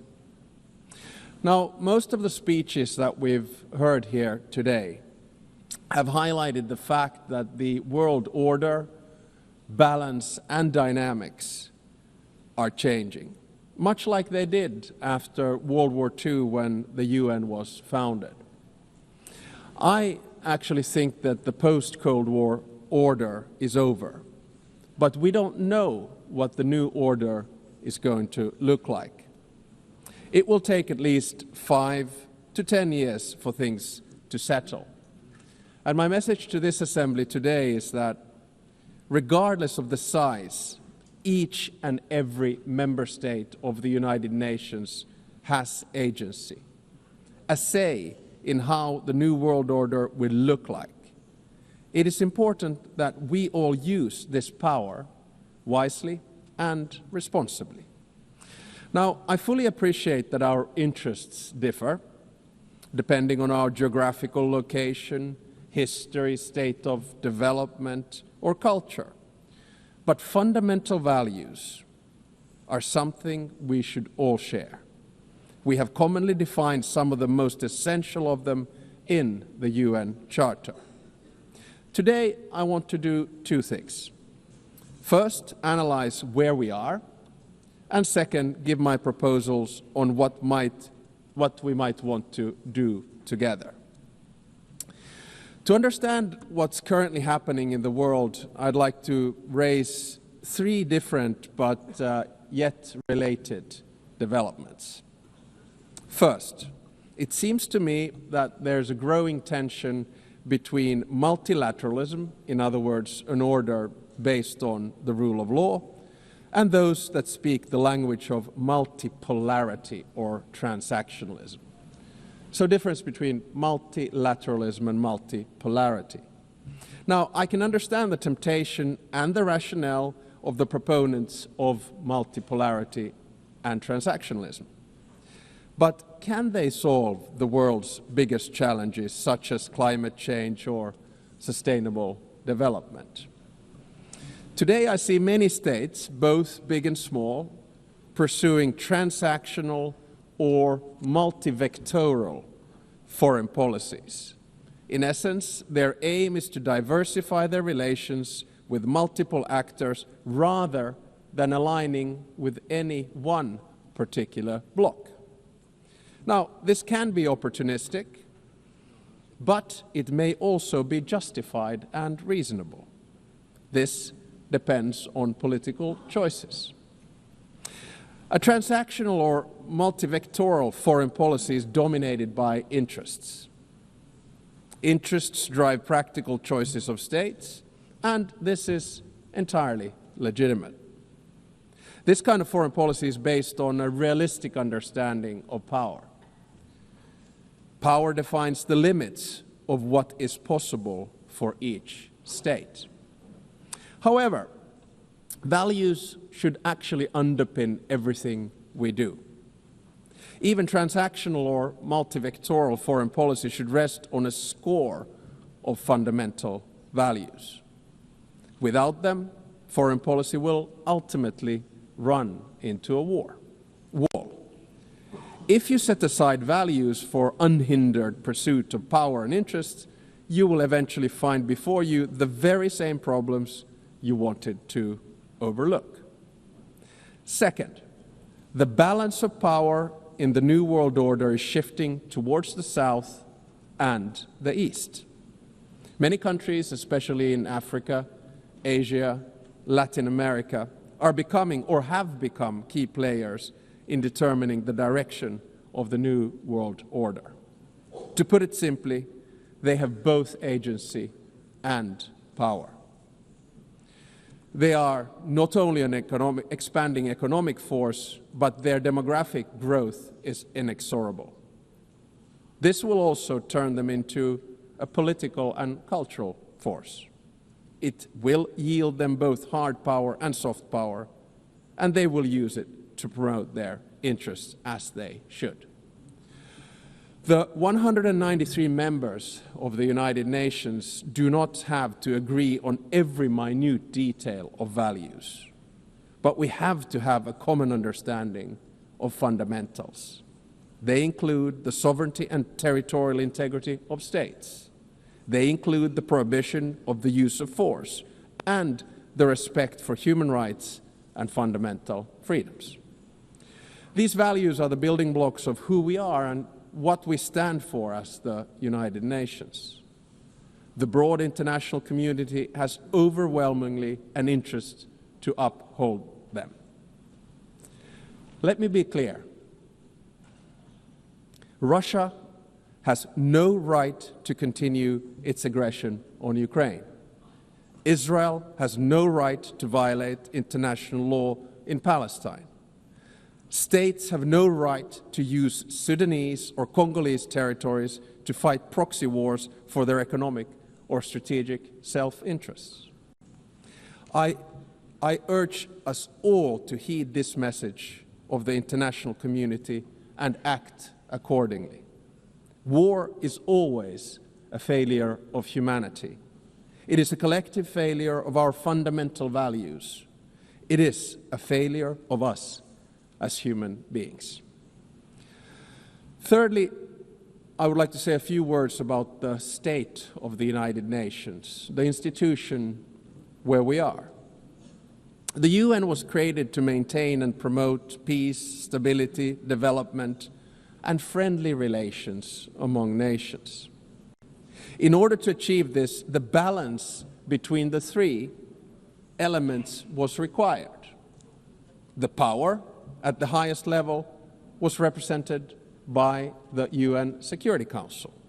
The interests of the wider membership were reconciled here in the General Assembly, and the values were enshrined in the Charter and consolidated as rules of international law. Now, unfortunately today, the UN is struggling to fulfill its central promise of delivering peace and stability. We can always blame each other, but at the end of the day, it's a collective decision. Countries have increasingly taken the liberty to break the rules of international law and to use force against other people's territories and suppress other nations. The United Nations of today does not sufficiently reflect the realities of the balance of power. All too often, it fails to serve as a forum for the coordination of interests, and the values at its core are too often not respected in good faith. We all want to have the freedom to make choices and a possibility to influence the world around us. Today, many countries are seeking answers in multipolarity or transactionalism. If the UN fails to deliver, this trend will accelerate. So, let me sum up in the terms of the three pillars: values, interests, and power. Our values can divide us. Fundamentally, however, they should unite us around the basic principles of humanity, the rule of law, and the prohibition of aggression. Our interests differ, and it's only right that we promote them. However, our choices have consequences. Opportunism will eventually be forced to confront the problems it tried to ignore. Power will constantly seek a new balance. We must adapt to change. Nevertheless, we should not allow the rise of hard power to blind us. The power of legitimacy, integrity, and rules will remain strong. So let me get to my second part, from the situation to possible solutions or things that we could do together. Never before in history has humankind had such means of innovations at its disposal to solve the world's most pressing problems. However, the current direction is wrong in so many ways. There are more wars than at any time since World War II. The world is becoming increasingly divided. And so are our societies, and the measures to deal with climate change and sustainable development are lagging behind. In different parts of the world, we're witnessing immense civilian suffering and blatant disrespect for humanitarian principles. For me as a Finn, Russia's war of aggression in Ukraine not only reminds me of our past, but is directly linked to the security of the part of the world where I live. On the other hand, there is aggression and total disregard for civilian life, and an attempt to undermine the fundamental principles on which the international order is based. On the other hand, there's a bastion of freedom that is defending its right to exist and to make its own choices. The battle for what consequences we will draw from this aggression is not yet over. Recently, there's been serious attempts at diplomatic solutions of the war on the initiative of the United States. There are no perfect solutions to wars.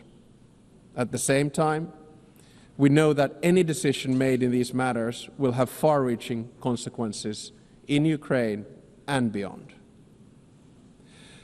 There can hardly be a stronger unifying interest among the UN's broad membership than our opposition to the wars of conquest. Aggression must not be rewarded. Accountability for the most serious international crimes must be pursued. In the Middle East, civilians in Gaza are experiencing immense suffering. The deepening humanitarian crisis has reached unbearable levels and represents a failure of the international system. At the same time, Hamas continues to hold the hostages it has taken, and many have already lost their lives. An immediate ceasefire is needed in Gaza. That has been reiterated from this podium many times today and yesterday. Humanitarian aid must be granted safe and unhindered access. The hostages must be released. I commend the efforts led by France and Saudi Arabia to advance the two-state solution.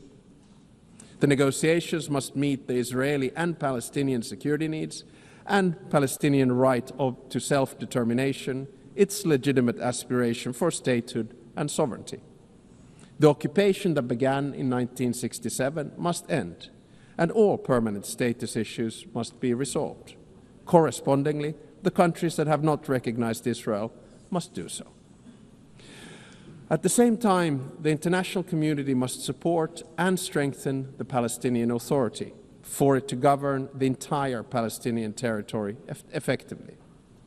This is the only viable option for achieving a two-state solution. A stable Palestine will also significantly benefit the security of Israel. In many parts of the world, conflicts are raging, causing immense suffering locally, instability regionally, and reverberations globally. We've witnessed particularly brutal violence in Sudan, in the Democratic Republic of Congo, in Haiti, Myanmar, and Mali, among others. Civilian populations continue to face famine and displacement at a large scale. And sometimes I feel that we end up looking at conflicts only that are near to us. But I think the job of the UN is to look at all of them with equal determination. I praise all those who, in good faith, continue to work for peace despite the daunting task. In June, a peace agreement was reached for the conflict in the Eastern Democratic Republic of Congo. The true test, like with all peace agreements, lies in its implementation. Does it stick? There's a humanitarian crisis of alarming proportions that compels us, all of us, to respond. Peace processes should not be transactional. They must be guided by international law. All countries and stakeholders in the region must be engaged and committed to achieve sustainable peace. The presence and involvement of the UN is essential. I would also like to stress the crucial work carried out by journalists amid conflicts and in other difficult circumstances. Attacks on members of the media are unacceptable. Media freedom is the basis for democracy. It is a prerequisite for an open society. The ability of the press to carry out its work is important for all of us. Ladies and gentlemen, the composition of the UN still largely reflects the world of 1945. As the world has changed drastically, so should the decision-making at the UN. Formed Security Council, a council where currently underrepresented regions would have a stronger voice through permanent seats at the table. The number of permanent members should be increased in the UN Security Council. At least there should be 2 new seats for Asia, 2 for Africa, and 1 for Latin America. I think I'm going to say this every year because it's the only place where I get applause. No single state should have a veto power.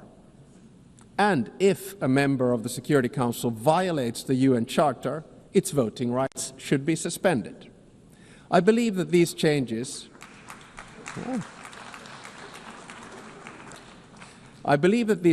at the top of the UN are necessary in order to maintain the UN's central role in international relations. At the same time, a more comprehensive reform of the UN is needed. I commend the Secretary General for his UN 80 initiative, and I encourage him to take bold and ambitious action. So Finland strongly supports the UN and wants it to succeed. Therefore, we stress the need for true reform to enhance the organization's credibility, relevance, and efficiency. This will ensure that the UN can act. The UN needs to focus its efforts on its most important goals: ending and preventing wars, protecting human rights, and acting as a catalyst for sustainable development. And also, we need to get the UN back into peace mediation. I would argue that one of the reasons that we have so many wars right now is that the UN is absent from peace mediation. No other organization can offer the legitimacy comparable to that of the UN. If the UN is absent, conflicts are not resolved without it, which is not in our common interests. The UN is needed as a mediator, and the member states should support it at this endeavor. Finally, Finland is strongly engaged in the work of the UN and will remain so. Therefore, we're also standing for election to the Security Council for the term of 2029 to 2030. Should we be elected, Finland pledges to be a principled and pragmatic partner for peace. We are principled in our commitment to international law with the Charter at its core. We are pragmatic in seeking solutions that truly advance international peace and security, recognizing that progress is often incremental. At the outset of my speech, I said that each and every one of us has agency, a say how the new world order will look like. We want to be able to make our own choices and have an impact on the world around us. Nelson Mandela saw truth and reconciliation as the only hope for nations that are bitterly divided. The same applies to relations between states. We should learn from history, but always look to the future, bearing in mind that our decisions will shape it. Thank you very much.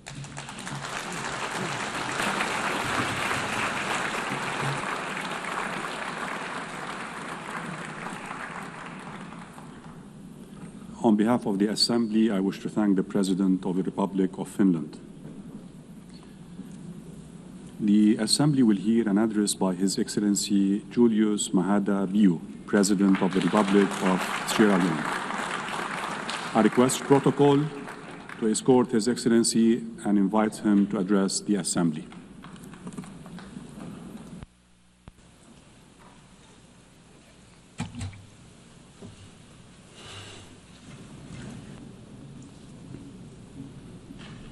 President of the General Assembly, the Secretary General, Excellencies, distinguished ladies and gentlemen,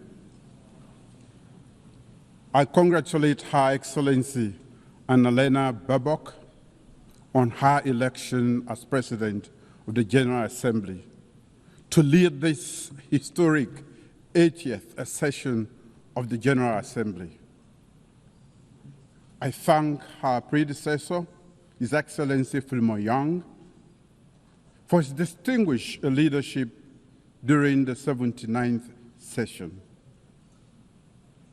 I commend the Secretary General, Antonio Guterres, for his steadfast commitment to the ideas of the United Nations during these increasingly turbulent times. Madam President, it's both an honor and a solemn responsibility to address this Assembly on the 80th anniversary of the United Nations. This Assembly is not just ceremonial. It is a call for the world's conscience to act with unity, determination, and vision. Our theme, Better Together, 80 years and more for peace, development, and human rights, both celebrates and summons. It reminds us that cooperation delivers progress. It also demands that we reimagine multilateralism so that peace, dignity, and equality are not promises on paper, but realities in the lives of people. This anniversary is not a time for complacency, but for courageous renewal. Today, we face deepening inequalities, climate crises, geopolitical fragmentation, technological disruptions, and entrenched conflict. No nation can meet these challenges alone. We need bold multilateralism and a united nations that is not only reformed, but reinvigorated. The UN must be more than a meeting place. It must be a working place for people, for peace, and for our planet. Madam President, Sierra Leone is a small state that has relied heavily on the United Nations Charter and now helps to uphold it. We speak with independence and conviction because we have lived the cost of its absence.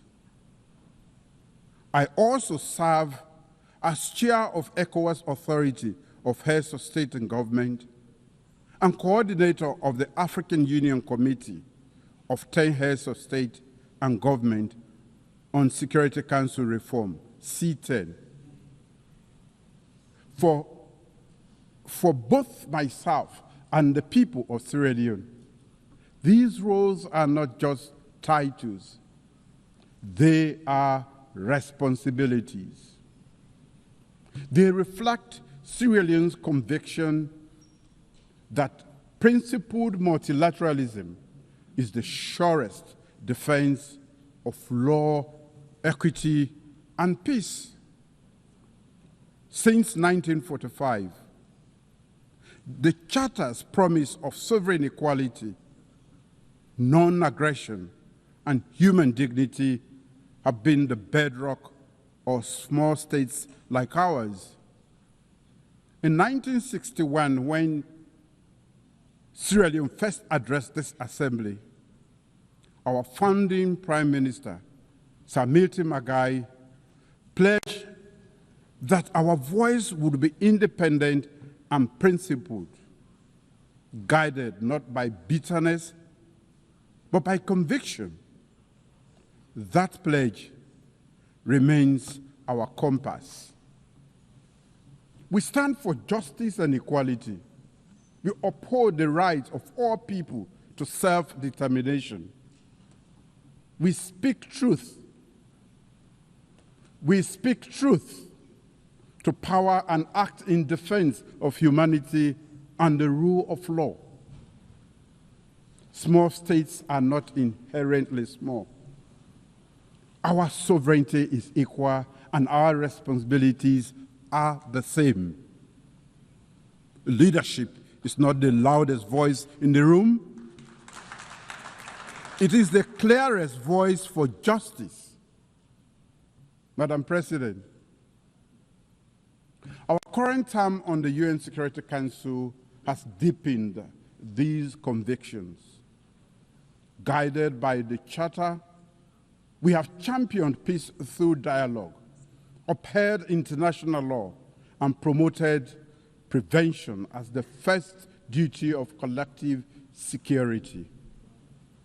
We have supported efforts to stabilize Eastern Democratic Republic of Congo, de-escalated tensions in the Middle East, and supported political transition in Lebanon and Syria for peace and stability.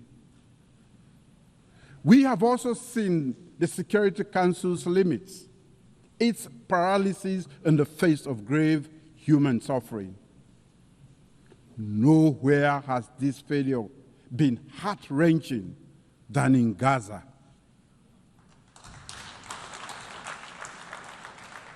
A preventable genocide was not prevented. Mass starvation that could have been avoided was not avoided. A broadly supported two-state solution has been obstructed by division and inaction.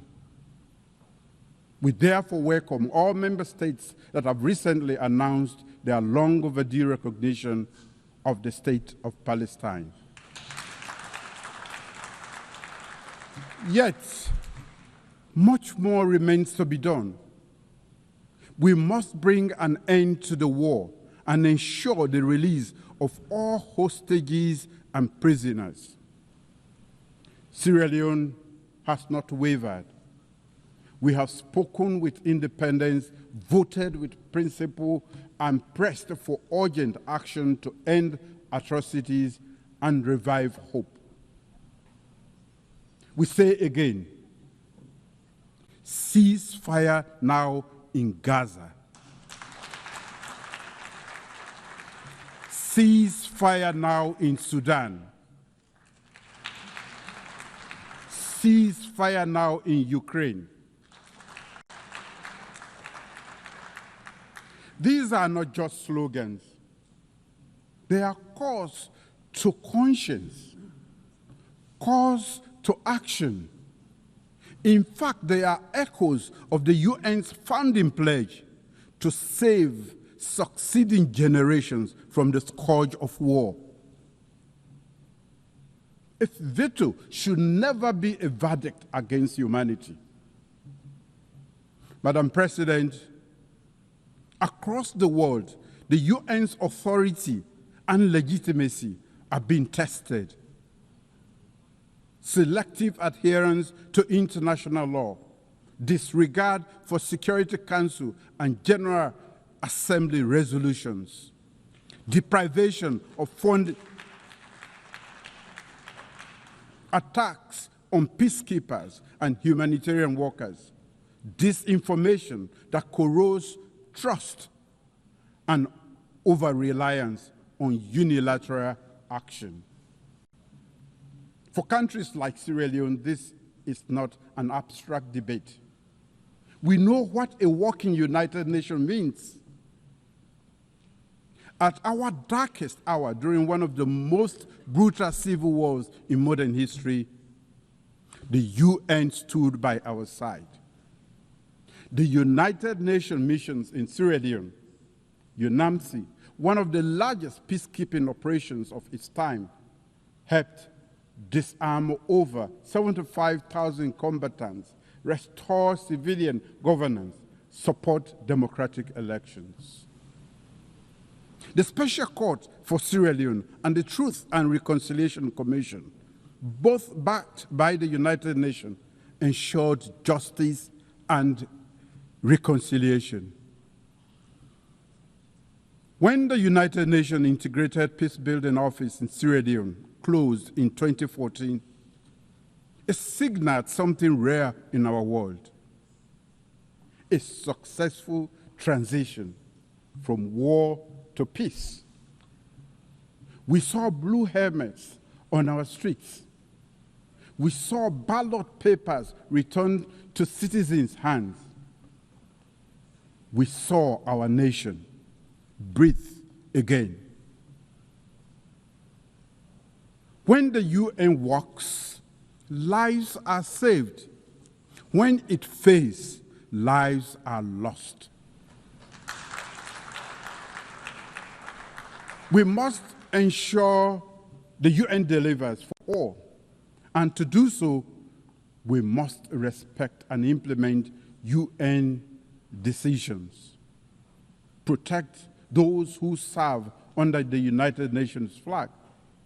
Invest in prevention and peace building. And reform the Security Council so its authority and legitimacy match today's world. The United Nations cannot protect vulnerable people if it cannot protect its own authority. As a nation, Sierra Leone does its part and contributes troops to peacekeeping missions. We serve as elected Security Council member and offer our experience in peace building to the world. Sierra Leone's story is proof that multilateral solidarity works when it is grounded in trust, mutual respect, and genuine investment in national ownership. Madam President, Peace is inseparable from development. Sierra Leone. In Sierra Leone, our medium-term national development aligned with the SDGs and the African Union's Agenda 2063 prioritizes people-centered growth. We are transforming our agricultural sector to ensure food security. We are investing in a digital economy that fosters inclusion and innovation. We are deepening investment in human capital development through free quality education and in healthcare, particularly maternal and child health. We are expanding renewable energy to support industrialization and climate resilience. Climate change is an existential threat to Sierra Leone. Our greenhouse gas emissions are negligible, yet our people and our wide coast bears the cost through erosion, flooding, and pressure on food systems and fisheries. We have mainstreamed climate adaptation and strengthened disaster preparedness. In fulfillment of the commitment made at the Third United Nations Oceans Conference, Sierra Leone has ratified the Biodiversity Beyond National Jurisdiction Treaty, BBNG. As the 60th state to deposit its instrument of ratification, Sierra Leone is proud of the collective endeavor to trigger the entry into force of the BBNG Treaty, a historic milestone for multilateralism and the collective stewardship of our ocean commons. We urge all countries to do the same, so the high seas and areas are governed by common good. Climate justice is not charity. It is a legal and moral responsibility. If the poorest are left to pay the highest climate price, there is no justice. Developed nations must honor their commitments, $100 billion per year in climate finance, technology transfer, and capacity building. We welcome the International Court of Justice advisory opinion on climate change, affirming states' obligation to prevent environmental harm and to protect future generations. In that spirit, Sierra Leone is proud to present the candidature of Professor Dr. Charles Cherno Jallo to the International Court of Justice, a distinguished jurist and tireless advocate for the rule of law. We respectfully solicit the support of all member states in the November 12 elections this year. Madam President, as chair of the ECOWAS Authority of Heads of State and Government, I proudly note our community's 50th anniversary. For 5 decades, ECOWAS has embodied regional integration and collective security, often acting decisively when others hesitated. ECOWAS moved early in Sierra Leone's peace process before and alongside the UN to end our civil war.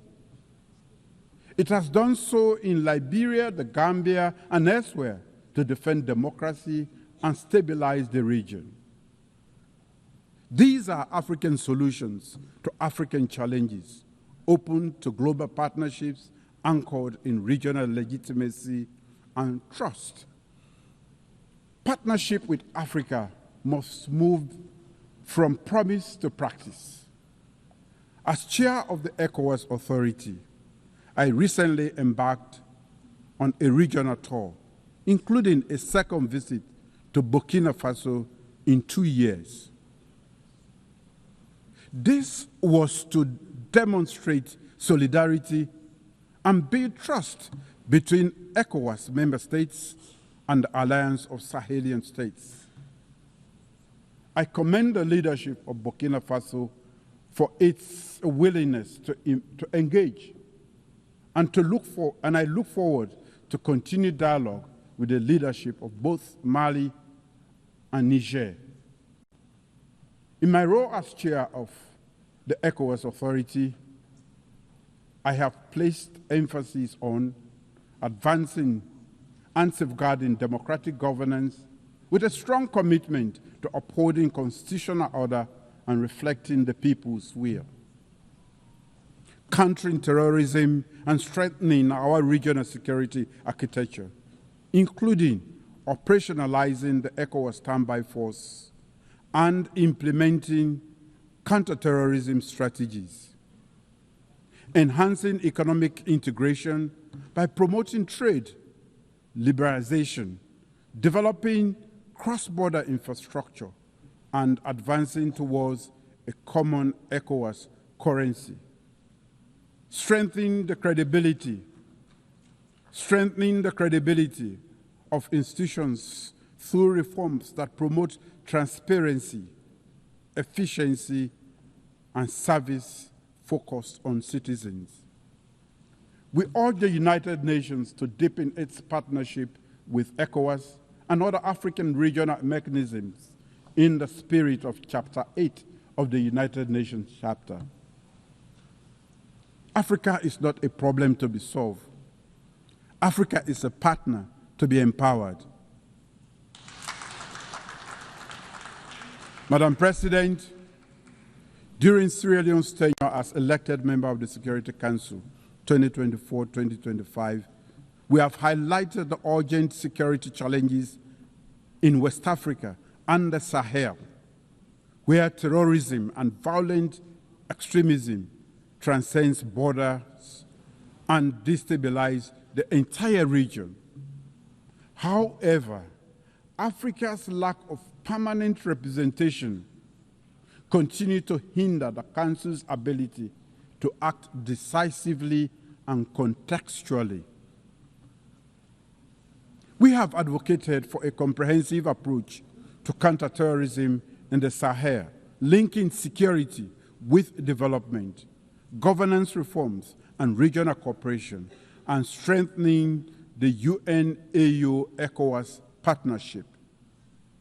Too often, however, the Council's response has been hindered by narrow geopolitical interests, delaying action that could have saved lives. Our experience confirms a clear truth. Lasting peace requires inclusivity, ownership, and legitimacy. The Council's structural imbalance undermines its credibility and must be addressed to ensure the safeguarding of collective security. Madam President, in my capacity as coordinator of the African Union Committee of 10 on Security Council reforms, I speak on behalf of a continent still excluded from the permanent representation on the Council. Africa, home to 1.4 billion people and the largest regional bloc in the United Nations, still has no permanent seat. This is unjust and untenable.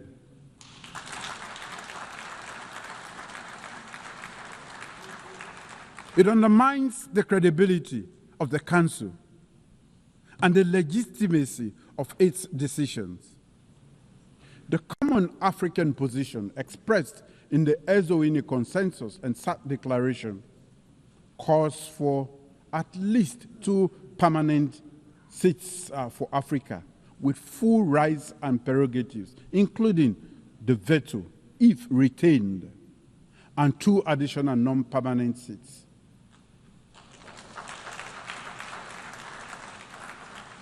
This is not a request. It is a demand for equity.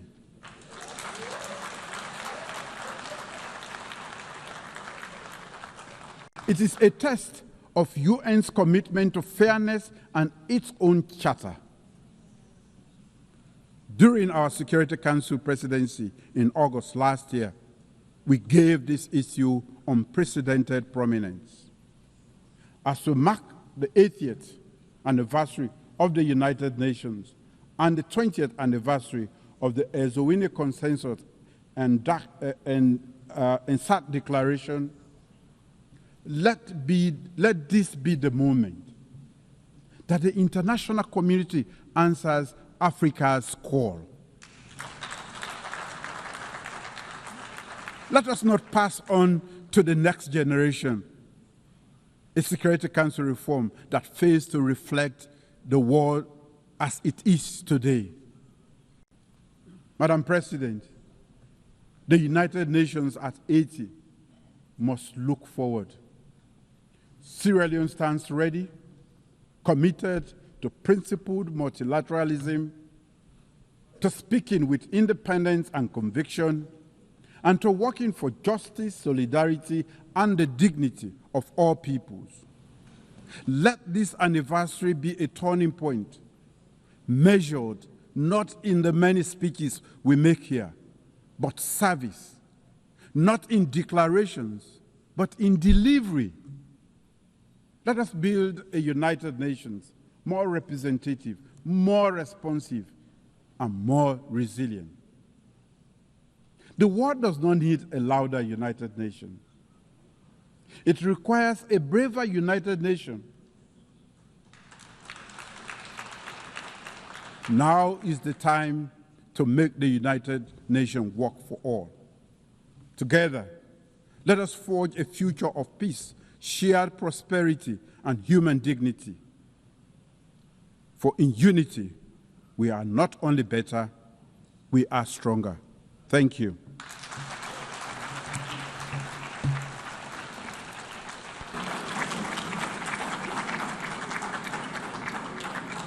On behalf of the Assembly, I wish to thank the President of the Republic of Sierra Leone. We have heard the last speaker in the general debate for this meeting. The next plenary meeting to continue with the general debate will begin at 3:30 p.m. At 3 p.m. The meeting is adjourned.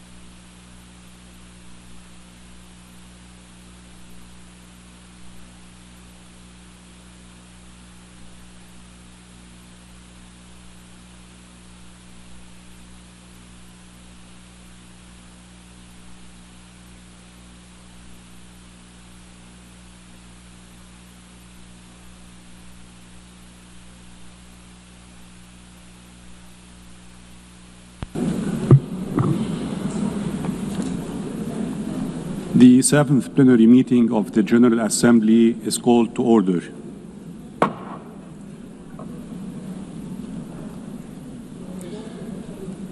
The Assembly will hear an address by His Excellency Luis Rodolfo Abinader Corona, President of the Dominican Republic. I request protocol to escort His Excellency and invite him to address the Assembly.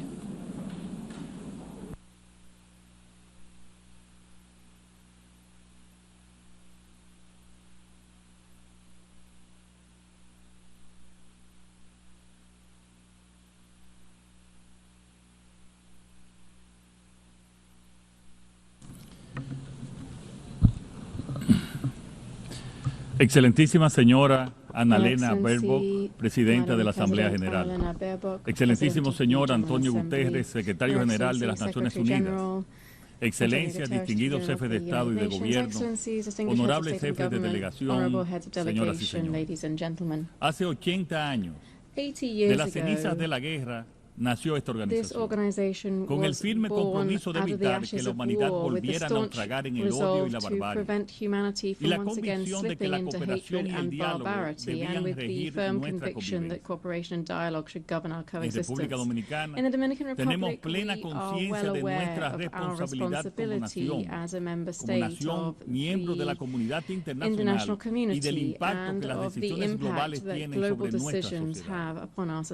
Por eso, exigimos con convicción un orden internacional más justo y donde el desarrollo de uno no signifique el sacrificio de otro. Vivimos un momento de alta complejidad internacional, donde se combinan 5 fuerzas que agitan profundamente el destino de nuestro pueblo: la polarización política, el resurgimiento del proteccionismo comercial, la revolución tecnológica, el cambio climático y la competencia geopolítica. Estos desafíos globales tienen consecuencias muy concretas para países como el nuestro. Las recientes y persistentes guerras han generado disrupciones en los mercados, creando volatilidad e incertidumbre en los precios de las commodities. Los recientes aranceles introducen un nuevo factor de imprevisibilidad para el comercio internacional. Los huracanes y el afloramiento descontrolado del sargazo nos recuerdan nuestra vulnerabilidad climática. Y la desinformación, amplificada en entornos digitales, erosiona la confianza ciudadana. Son desafíos que convergen y ponen a prueba los principios de la Carta de San Francisco. La clave para asumirlos fue enunciada por Franklin Delano Roosevelt. La verdadera salvaguardia de la paz solo puede encontrarse en la cooperación basada en la justicia económica y social. Ante este panorama, República Dominicana reafirma su fe en el mandato fundacional de la Organización de las Naciones Unidas, en sus principios y valores, no como opciones secundarias, sino como las únicas vías para preservar la paz y la dignidad humana. Celebramos el lema que hoy nos convoca: mejor juntos, 80 años y más por la paz, el desarrollo y los derechos humanos. Lo asumimos como mandato histórico y como clamor legítimo de nuestro pueblo. Señora Presidenta, el multilateralismo atraviesa desafíos profundos, agravados por la crisis financiera que afecta a esta organización y por la creciente dificultad para alcanzar consensos que detengan los conflictos. En este contexto, necesitamos con urgencia espacios de diálogo más francos, más eficaces y orientados a resultados en todos los niveles. Debemos escucharnos con mayor apertura y disposición genuina al entendimiento mutuo. Si no transformamos las Naciones Unidas, corremos el riesgo de que caiga en la irrelevancia, y esto sería una catástrofe que no debemos permitir. La iniciativa ONU 80 nos ofrece una oportunidad histórica para revitalizar mandatos, renovar estructuras y devolver eficacia y credibilidad a este techo común de las naciones. República Dominicana respalda firmemente este proceso. En los próximos meses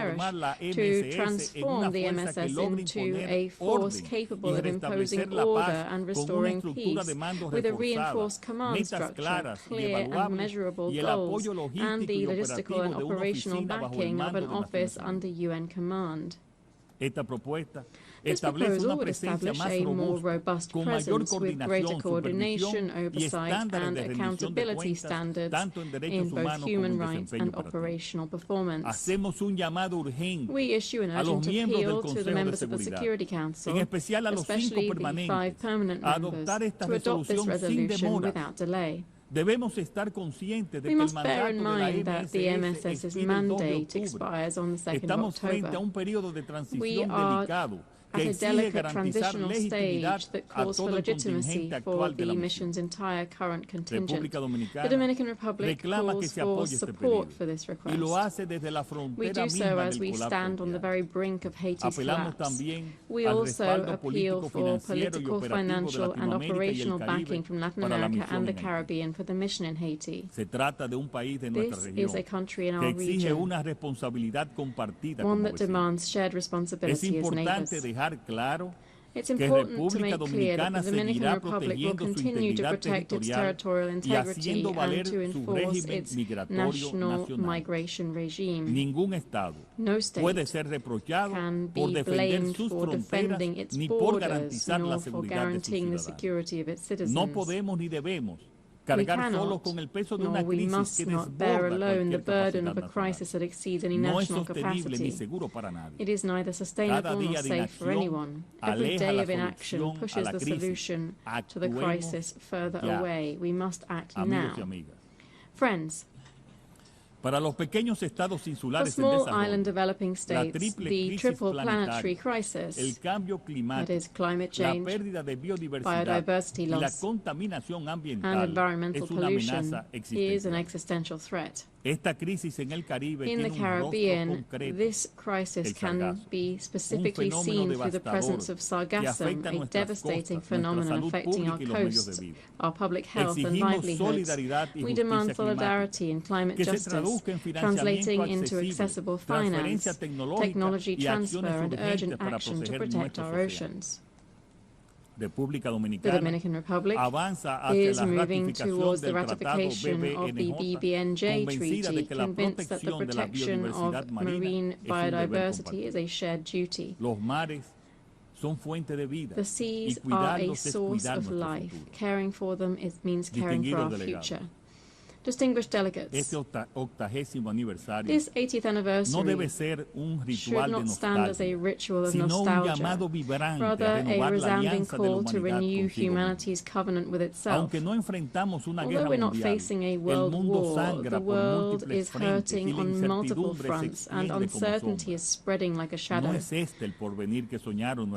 is neither the future our predecessors envisioned nor the present that our peoples deserve. The UN cannot limit itself to merely recording crises. It must be a compass in the storm and a beacon in the night. We must ensure that faith in dialogue and consensus, in the power of multilateralism and human dignity, and in progress that excludes no one, not fate. Power without justice and progress without equity are nothing more than mirages. The world cannot remain a plan drawn by a handful of architects and inhabited by millions of tenants. A world designed for a few would be a punishment. One designed by and for all would represent a horizon of shared prosperity. The Dominican Republic raises its voice to ensure hope and to summon action. Let peace not be a mere aspiration, but rather a collective decision. That is our cry, that is our dream, that must be our common pact. Thank you very much.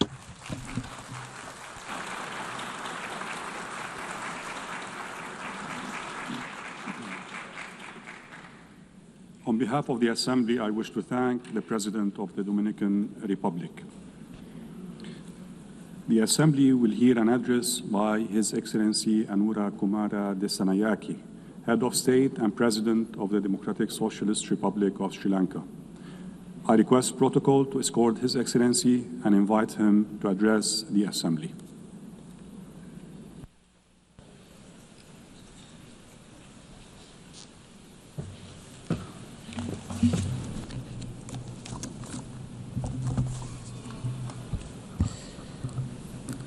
ಸಭಾಪತಿಯೇನಿ ಗೌರವನೀಯ ಆರಾಧಿತೇನಿ ಸಂಭಾವನೆ ನಿಯೋಜಿತೇನಿ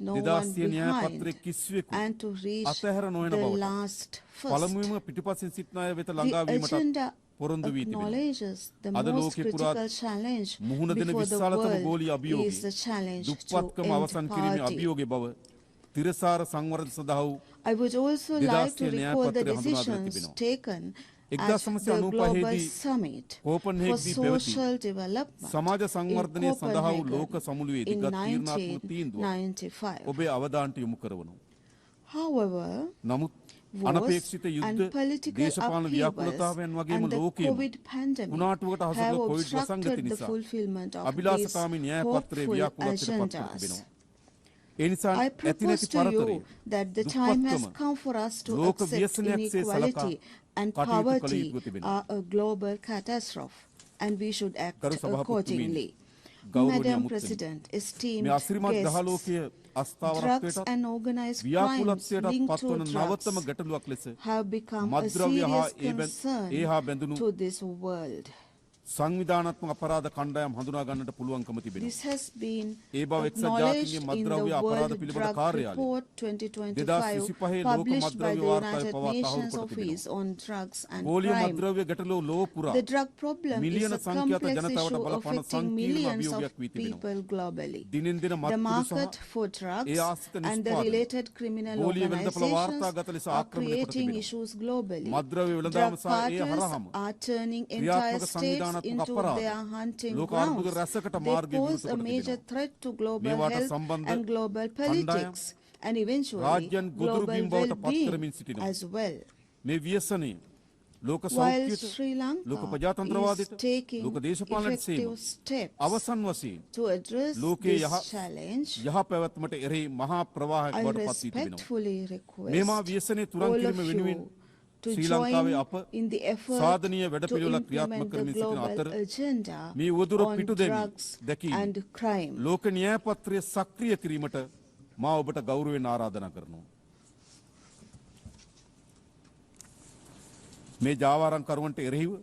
I bring to your notice the need to implement the law strictly against these drug traffickers and prevent drug traffickers from taking refuge in our countries, and also to set up rehabilitation centers for rehabilitation purposes.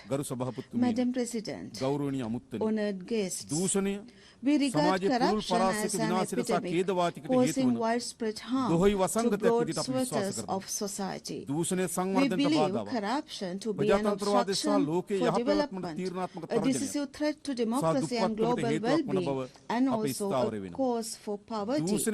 Let me remind you that fighting corruption is dangerous, but not fighting corruption is even more dangerous. The Universal Declaration of Human Rights of 1948 was a remarkable victory for the people of the world. Civilizational achievements were never accomplished overnight. They were all results of unwavering efforts and sacrifices. And the struggle against corruption is also a difficult one. We must take the necessary steps here. The first step may be difficult, but if the courageous first step we take is correct, 1,000 steps will follow. That is what I believe. Madam President, delegates, be brave, all the rest will follow. Sri Jawaharlal Nehru has once stated so. I represent a small island of nearly 22 million people. Sri Lanka's population is about 0.30 of the global population. It is true that we are small in size and in numbers. Yet, we have begun the struggle against corruption for the future generations of our country and the world. I propose that corruption should become an integral part of the culture of all UN member countries, the struggle against corruption. Madam President, I feel confident that all of you will join me in condemning war. There is no nation in the world that desires a war. The result of a war is a tragedy wherever it happens. We all know that. Even now, many countries of the world are experiencing the pain of that tragedy. As a country that lived through a 3-decade war, we know well the futility of war. No one who sees the pain and the suffering of parents, spouses, and children of the victims of war would never dream of another war. We have witnessed these painful sights with our own eyes. Even as suffering caused by conflict has reached unprecedented levels, the international community has become reduced to bystanders. Opportunistic power politics has turned the lives of children and innocent civilians into a game. No one has the right to inflict pain and suffering on another to enhance one's own power. The duty of a ruler is not to destroy lives, but to protect them. We are deeply distressed by the ongoing catastrophe in the Gaza Strip. Gaza has been turned into an open prison full of pain and suffering, echoing with the cries of children and the innocent civilians. The United Nations Organization and all related parties must work towards an immediate ceasefire, enable adequate humanitarian aid to these areas, and to ensure the release of hostages of all parties. We recognize the Palestinian people's inalienable right to their own state.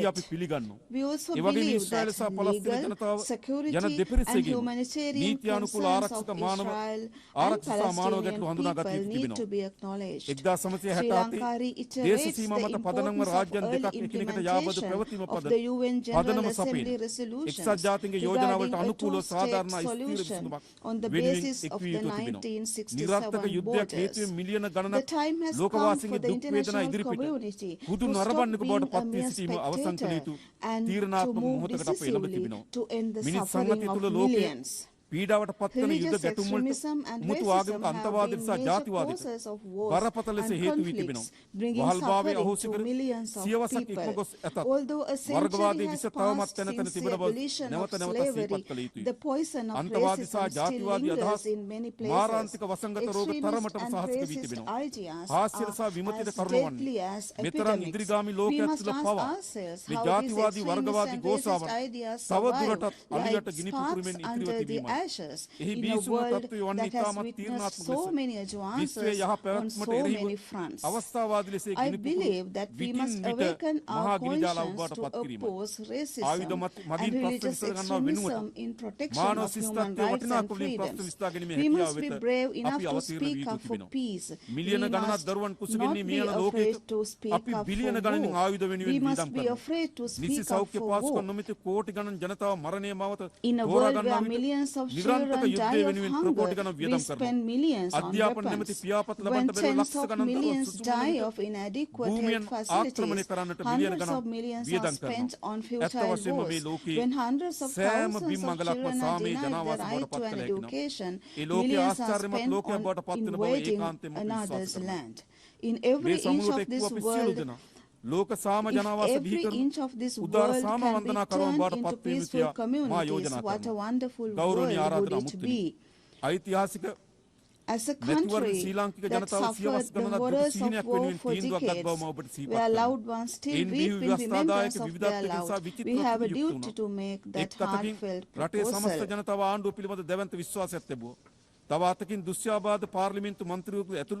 I would like to remind you that at the last election, people of Sri Lanka decided in favor of the centuries-old dream. A legislature has been established according to that decision, reflecting the ethnic and religious diversity of the country. Parliament has been established with women and other marginalized communities in representation. We believe that the duty of legislators is to develop the country and the people, not to develop themselves. And we have established that idea. Madam President, distinguished guests, our people have chosen light over darkness. They have given their approval to realize the vision of a thriving nation, a beautiful life. To fulfill this historic mandate, we have focused on establishing non-corrupt administration, poverty eradication and digitalization, and we have also placed great emphasis on education, health as well. We are moving towards these goals step by step. Digital democracy is one of our aims, ensuring that every person and every country can enjoy the opportunities of the digital age is a global challenge. If we succeed in our task, we will be able to open doors to technology, accelerate development, and to strengthen governance. If we fail, technology will turn into one more force, worsening inequality, insecurity, and injustice. The digital gap between states that can and cannot establish access to digital tools is clear. An even greater gap is being created in relation to artificial intelligence. Sri Lanka and many other developing nations in Asia and also many other nations are facing challenges in using AI as a development tool due to the inadequate infrastructure facilities. Madam President, distinguished delegates, I ask the international community to work together, and we have to develop a dignified society, a dignified world. I present this August Assembly a proposal to set up a neutral sovereign artificial intelligence zone. We must build a new and better world, a world which represents the dignity of humankind. You, as members of this assembly, must be the architects of that better world. As President Harry Truman stated on the occasion of founding the United Nations, in your hands rests our future. We must not act in fear or under compulsion, but with hope for a better and more secure world. Today we must commit ourselves not to lead the world to another disaster, but to make it a better place for the next generation. I have dreams and expectations for my country. Similarly, you have dreams and expectations for your countries. My dream is to ensure that my people are rich and they have happiness. I believe that you too have such dreams. We must try to achieve these dreams not in competition with each other, but by working arm in arm. Peace, dignity, and equality on a healthy planet. That is the motto of the United Nations Organization. Therefore, let us become the true healers of the world. Thank you very much.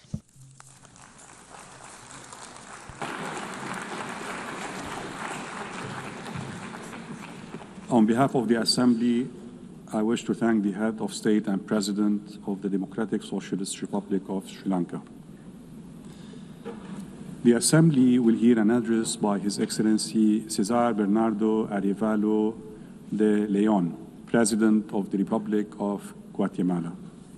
I request protocol to escort His Excellency and invite him to address the Assembly.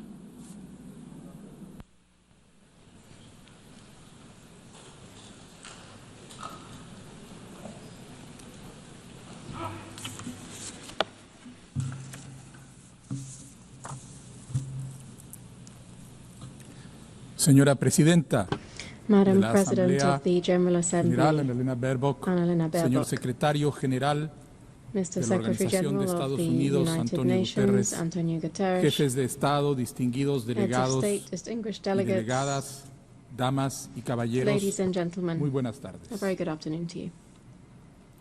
Ninkam Chakhun Resilal, Tuktuk Ilal, Ut Sail Cholejil, Chok Reheb Litenamit, Sara Uchichoch, Sa Ishkabaeb, Likaib Chi Tenamit Re Guatemala.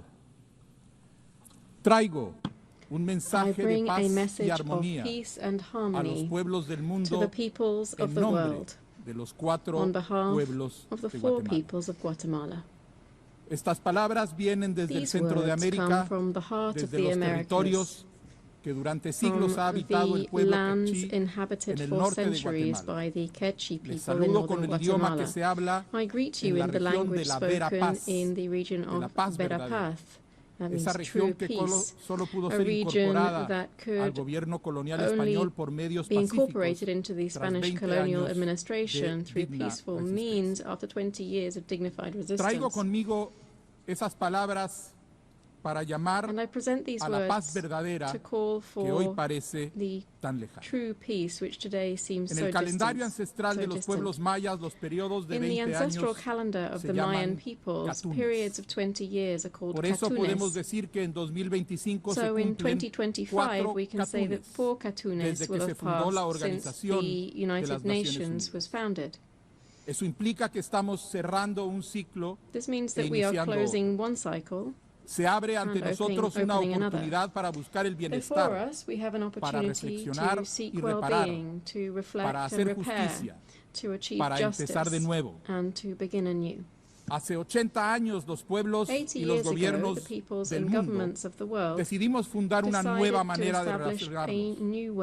De los escombros de una guerra que conmovió las convicciones más profundas de la humanidad en todos los rincones del planeta, emergió la certeza del diálogo y la cooperación como herramientas centrales para construir un mundo, para convertir el miedo, la consternación y la vergüenza en esperanza, responsabilidad y compromiso firme con la paz. Hoy, las sombras de la guerra aparecen de nuevo en el horizonte y los abusos militares cometidos contra comunidades vulnerables ofenden a la humanidad entera. La crisis actual es un golpe de realidad, pues está claro que no hemos hecho lo suficiente para alcanzar el ideal de un mundo donde la vida y la dignidad de todas las personas se respete de forma incuestionable. Debemos recordar el impulso transformador de 1945 y la valentía de aquellos líderes que se atrevieron a pensar que un mundo de paz, justicia, solidaridad y armonía era posible y comenzaron a trabajar para construir. Quienes nos antecedieron imaginaron, construyeron y nos heredaron un foro permanente de diálogo y conocimiento mutuo, basado en el convencimiento de que el destino de cada nación es también el destino de la humanidad, donde las voces de todos los países serían escuchadas independientemente del tamaño de su territorio, de su economía o de su ejército. Un foro multilateral guiado por el principio de igualdad soberana, orientado hacia la paz y comprometido con la no repetición del sufrimiento del pasado y con la vigencia plena de los derechos humanos. Esta organización se construyó sobre el principio de que ninguna nación puede garantizar por sí sola la seguridad mundial. Debió habernos quedado claro que el poderío sin controles efectivos tiene el potencial de producir rupturas irreparables en el tejido de la humanidad. Debimos haber aprendido que los avances en la ciencia y la tecnología pueden producir catástrofes inimaginables si los dejamos en manos de un poder sin freno. Debimos haber aprendido que cualquier mecanismo internacional necesita incluir acuerdos fuertes, vinculantes y ejecutables para ser eficaces. Señoras y señores delegados, ¿cuánto ha cambiado el mundo desde 1945? Esta organización contribuyó significativamente a los procesos de descolonización y ha contribuido a la finalización y estabilización de conflictos armados en todo el mundo, incluyendo mi país, Guatemala. Los distintos órganos de las Naciones Unidas han buscado activamente el bienestar en todos los rincones de la Tierra, logrando avances importantísimos a través de la cooperación y el apoyo mutuo en ámbitos como la salud pública, la protección del medio ambiente, el combate a la pobreza y la promoción de la igualdad de género. Guatemala ha experimentado de primera mano el parteaguas que supuso Guatemala saw firsthand the watershed represented by the founding of the UN in terms of how it established universal multilateral diplomacy as a way of addressing conflict. Our country attended the San Francisco conference with the drive and transformative enthusiasm of the democratic revolution of the 20th of October 1944. This was a revolution that today remains a fundamental touchstone for continental aspirations of sovereignty, dignity, and genuine independence. However, from 1960 onwards, Guatemalans endured one of the longest and bloodiest internal wars in our continent. This war claimed the lives of hundreds of thousands of people, entailed countless human rights violations, and opened a deep wound in the collective soul of Guatemalan society. Ese largo capítulo de intolerancia y violencia política llegó a su fin en 1996. Desde entonces, nuestros gobiernos adoptaron los acuerdos de paz como marco para asegurar la vigencia de los derechos humanos y la no repetición del horror que dejamos atrás. El respaldo de la misión de verificación de Naciones Unidas para Guatemala fue determinante para que los diversos sectores del país tuvieran la certeza de que la paz era posible. Pero esta es una lucha que no cesa y continúa planteando retos importantes para nuestra sociedad. La democracia guatemalteca Guatemala's democracy was supported by the United Nations and other multilateral bodies such as the Organization of American States. In recent decades, we have received support to strengthen our judicial institutions and to combat corruption and impunity. Esto ha contribuido a que el pueblo de Guatemala fortalezca su lucha por garantizar un gobierno efectivo, un sistema de justicia independiente, elecciones limpias y transparentes, y un futuro de progreso y bienestar.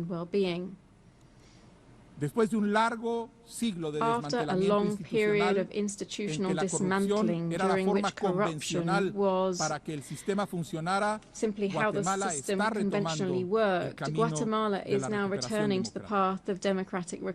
Estamos convencidos de que sanear las instituciones es una vía indispensable para consolidar la democracia.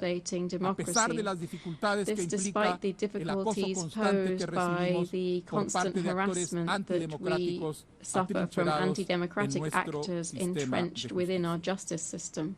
En un contexto hostil, in a hostile context, we have acted to combat corruption and impunity and to promote transparency and accountability. Mi administración defiende, promueve y protege los derechos humanos con firmeza y mantiene su compromiso de resguardar las libertades consagradas Firmly, we remain committed to safeguarding the freedoms enshrined in the Universal Declaration of Human Rights.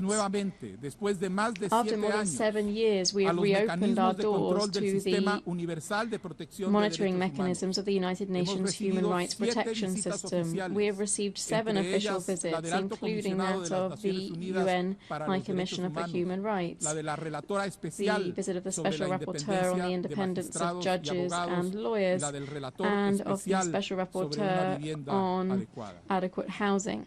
Sin embargo, However, the results that we've achieved so far are not enough. El proceso de cambio que actualmente atravesamos the process of change that we're undergoing requires improving how we take collective decisions. In a country where exclusion and discrimination were everyday features of our public administration, my government is breaking down historical barriers and is working hand in hand with the ancestral authorities of indigenous peoples, with civil society and with various business sectors, so that together we can foster development throughout the country.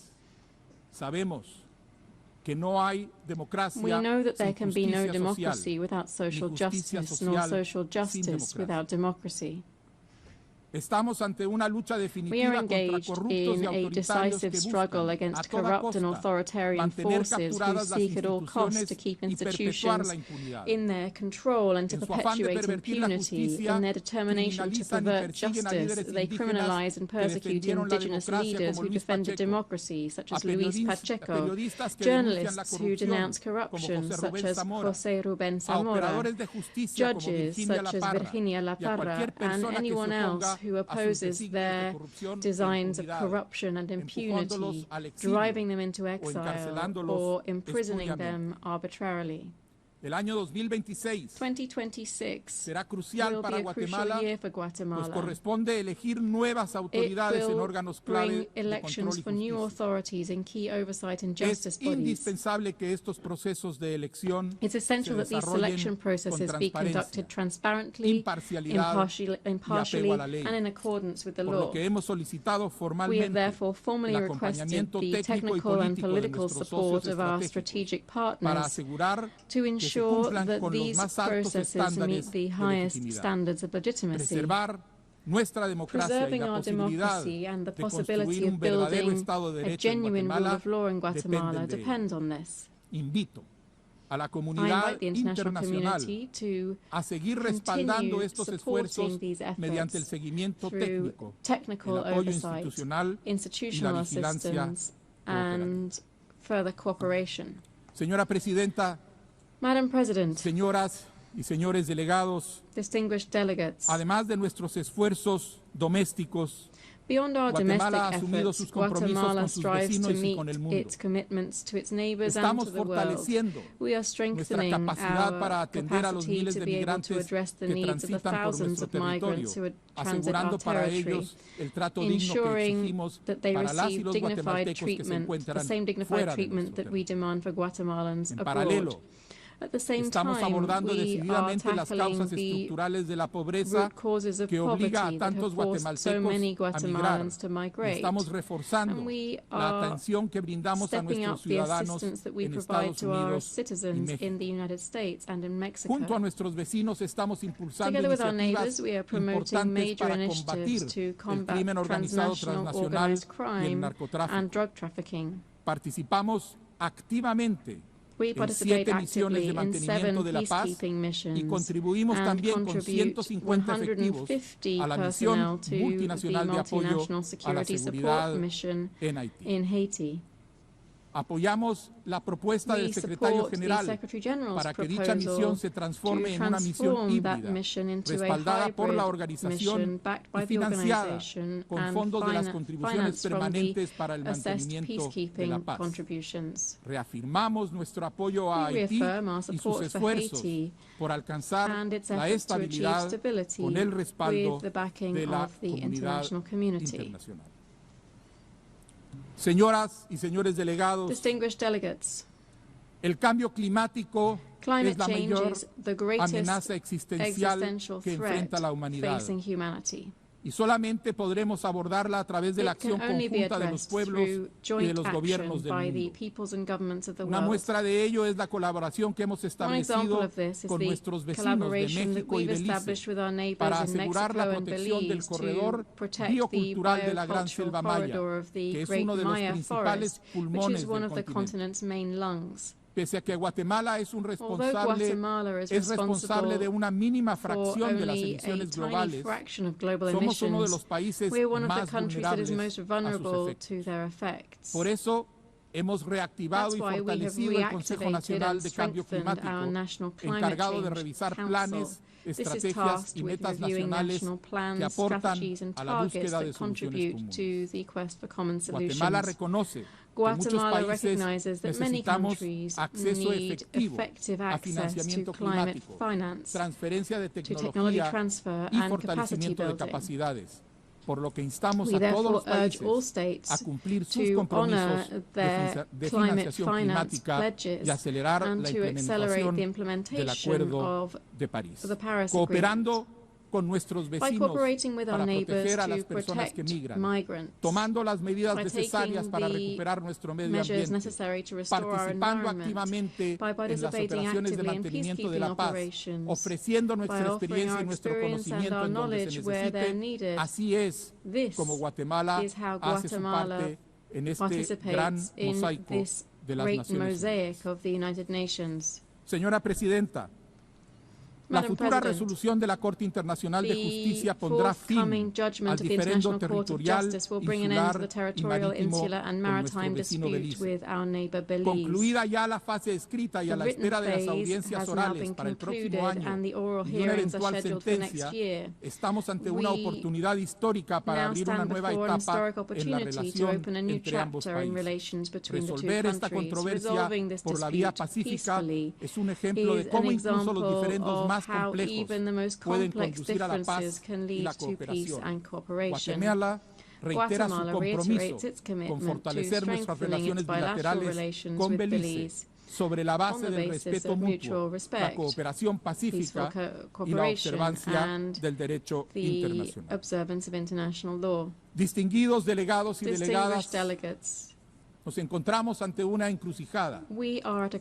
En tiempos donde el diálogo y la búsqueda de consenso son vistos como signos de debilidad, en tiempos donde la sombra del autoritarismo crece en muchos lugares del planeta, en tiempos donde la desinformación lleva a muchas personas a desear soluciones rápidas, aunque eso signifique sacrificar las libertades, tenemos la obligación de reafirmar los valores y principios solidarios que durante 80 años han guiado el espíritu de esta organización. Mi país hace un llamado urgente a recordar que el multilateralismo es un asunto de humanidad entendida como el conjunto de seres humanos que habitamos este planeta y que aspiramos a la igualdad, la felicidad y el bienestar, pero también de humanidad entendida como la cualidad que tenemos los seres humanos de sentir empatía, de sentir compasión, de sentirnos profundamente ofendidos por cualquier tipo de injusticia cometido contra uno de nuestros semejantes. Para Guatemala, es muy claro que la injusticia en cualquier parte del mundo es inaceptable. Nuestra principal tarea como Naciones Unidas es recuperar una certeza que podemos y debemos convivir en paz. La aspiración universal de un mundo sin guerra y el anhelo de una paz sostenible pasa necesariamente por asegurar procesos legítimos, abiertos y plurales para que la toma de decisiones sea más eficaz. Esta búsqueda de legitimidad no debe ser un freno ni una excusa para retrasar las acciones necesarias. Las Naciones Unidas no hemos cumplido con nuestro mandato de actuar cuando un aparato militar arrasa con individuos, familias, comunidades y poblaciones en nombre de la seguridad y la soberanía, como sucede ahorita mismo en Ucrania, en Sudán y en Gaza. Debemos detener inmediatamente los ataques y garantizar el ingreso de ayuda humanitaria a todos los territorios en guerra. Debemos poner un alto a la invasión de Ucrania, un alto a la guerra en Sudán, un alto total al sufrimiento y a la muerte de población civil en Gaza. Y llamamos también a la liberación inmediata y sin condiciones de los rehenes. Guatemala, de manera consistente con la posición que mantiene desde 1947, hace un llamado a retomar la búsqueda de una solución pacífica al conflicto entre Israel y Palestina que garantice la existencia de un Estado para el pueblo palestino y que le permita coexistir pacíficamente con el Estado de Israel. Nunca debimos haber llegado a este punto. Nos corresponde aprender de este doloroso momento y actuar en consecuencia, como lo hicieron otros durante los últimos 80 años en este mismo lugar. Por ello, es necesario discutir e impulsar reformas al sistema de Naciones Unidas que hagan de nuestro trabajo algo más eficiente y cercano a los pueblos del mundo. Debemos fortalecer el impacto de las Naciones Unidas en sus tres pilares fundamentales: la paz y seguridad internacionales, el desarrollo sostenible y los derechos humanos. Reiteramos la necesidad urgente de reformar el Consejo de Seguridad de las Naciones Unidas. Este órgano, llamado a velar por la paz y la seguridad internacionales, debe reflejar las realidades del siglo XXI y no las estructuras geopolíticas del pasado. Por eso, respaldamos una estructura más representativa y democrática que elimine las complicaciones que implica el poder de veto y refleje la realidad geopolítica actual. En este sentido, In this regard, quiero hacer propia la frase de un I anterior wish to make secretario my general own the words de of las a former Naciones UN Unidas, Secretary General, Dag Hammarskjöld, que dijo, when he said, esta "This organización no fue organization was creada not para llevar created to a la take humanidad al humanity to cielo, heaven, sino para but salvar to save a la humanidad humanity del infierno. from hell." Pueblos del mundo, hoy Peoples of the el world, multilateralismo está en crisis. today multilateralism Su is in crisis. supervivencia Its como acción survival conjunta de naciones libres as que joint da action sentido, by free orientación y nations vida a giving esta meaning, organización orientation and life to this depende de que organization tengamos la depends on our capacidad de ability to reformarlo reform it profundamente. and at the No root. podemos perder más tiempo. We cannot afford to Debemos waste any more luchar time. porque las Naciones We Unidas must sean una strive to comunidad de ensure seres that humanos the United unidos Nations becomes que a cuidan la community vida of united en human todas sus beings formas caring for y en life todo in lugar. all of its forms Solo esto and everywhere. nos Only this will garantizará guarantee la paz verdadera, true peace, la vera vera paz. paz. Bantiosh, muchas gracias. Thank you very much.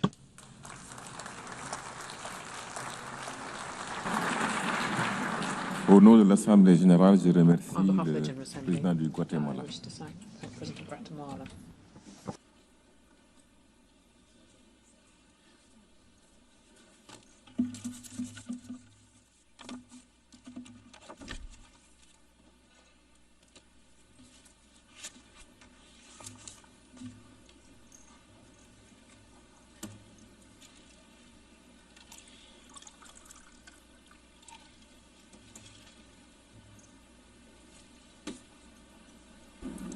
L'Assemblée va maintenant entendre l'allocution de son Excellence M. Azali Assoumani, président de l'Union des Comores. Je prie le protocole de bien vouloir accompagner son Excellence, que j'invite à prendre la parole devant l'Assemblée.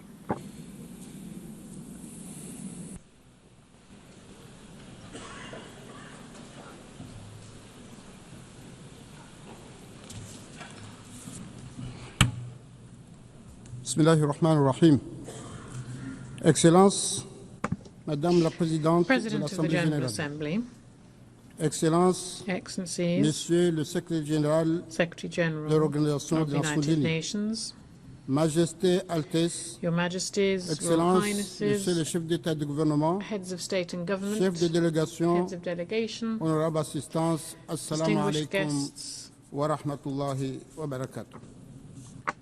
Permettez-moi tout d'abord d'adresser aux autorités américaines, au nom de la délégation comorienne, nos sincères remerciements pour l'accueil chaleureux, les excellentes dispositions prises à l'occasion de cette 80e session de notre Assemblée.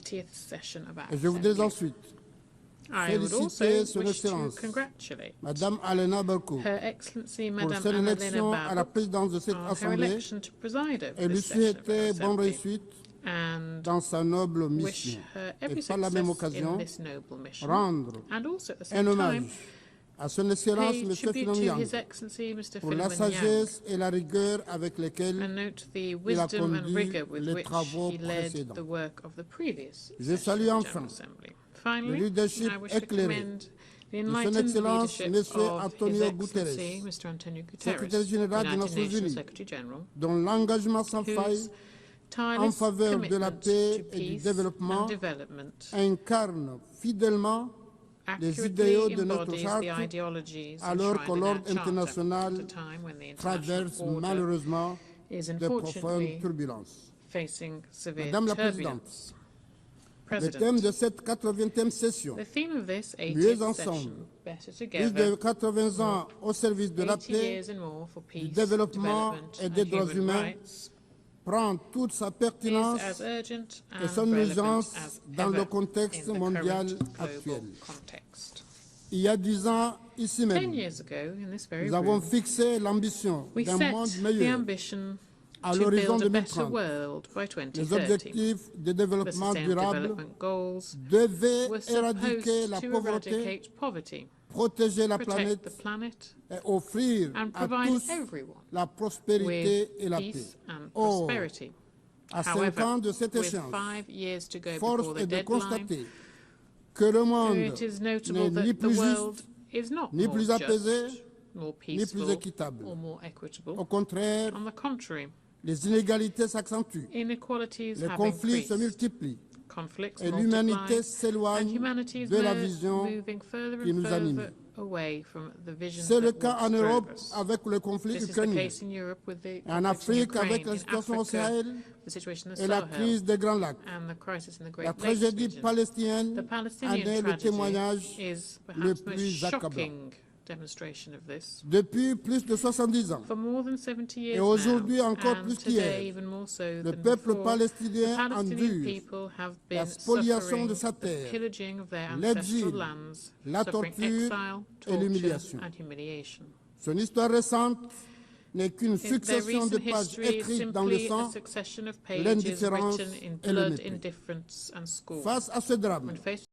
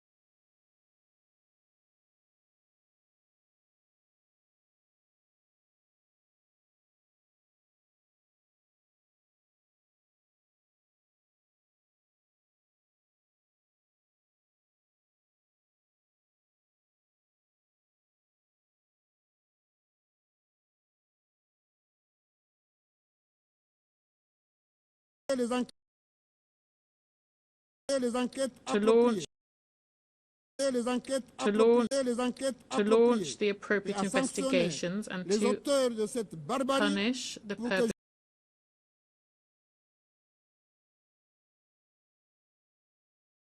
Lives be respected. On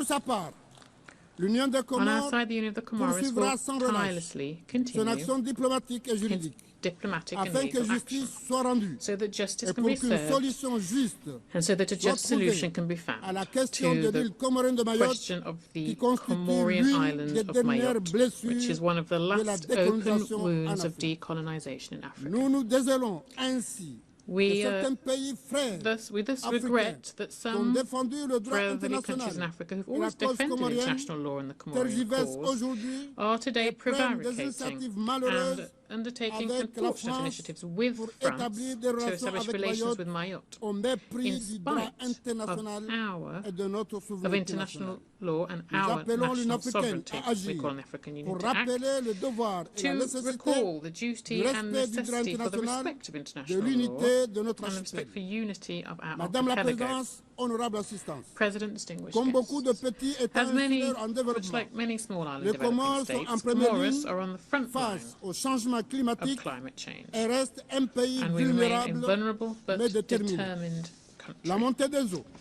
Rising seas, coastal erosion, and the increased frequency of cyclones are posing a threat to our villages, our ecosystems, and our lives. We call for equitable and simplified access to climate financing. We call for increased solidarity, too, so that our people can not only survive, but prosper. In recent years, the Union of the Comoros has launched an emerging Comoros plan, which seeks to transform our economy, strengthen our infrastructure, modernise our education system, and improve our people's health. Our country has vast potential in terms of renewable energy, including geothermal energy. We invite our bilateral and multilateral partners and the private sector to join this promising development project. It is based on 3 pillars: inclusive growth, the energy and digital transition, the blue and the blue economy, one of the great riches which is the Indian Ocean. The security across our region depends on the stability of each and every one of its states, and thus we condemn strongly all forms of terrorism and transnational crime.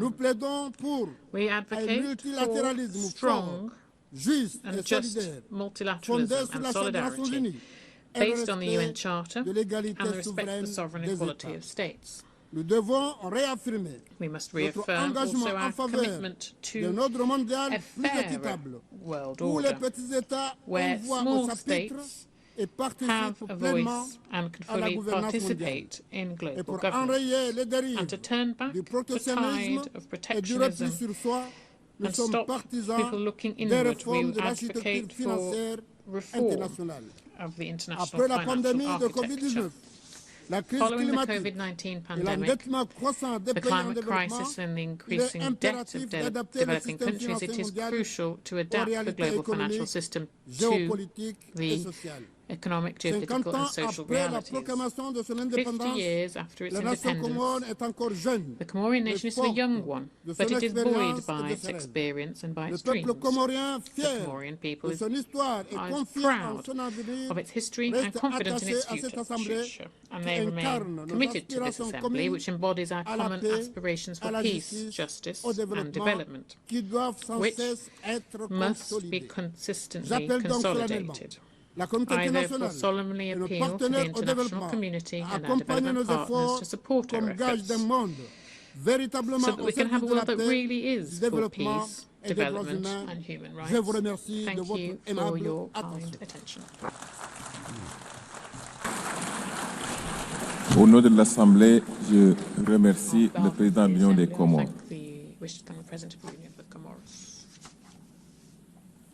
L'Assemblée va maintenant entendre l'allocution de Son Excellence Madame Netumbo Nandi-Ndaitwah, Présidente de la République de Namibie.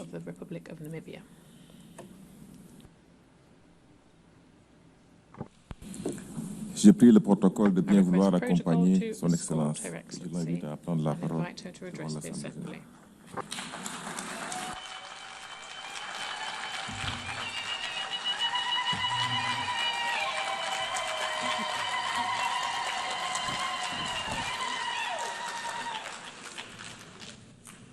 Thank you, Madam President.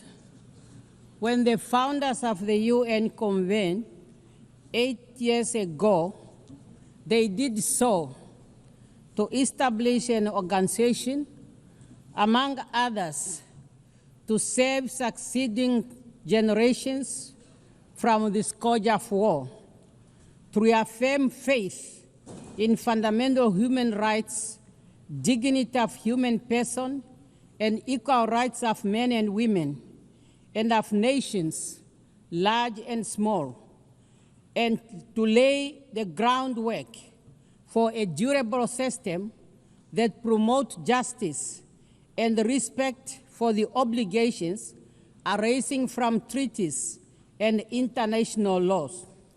While over the following decades, we have become closer to the brink of war, the United Nations has stood the test of time, from decolonization to promoting the right to self-determination, from conflict prevention and securing peace to the provision of humanitarian assistance. The UN has continued to fulfill its founding mandate under very difficult circumstances.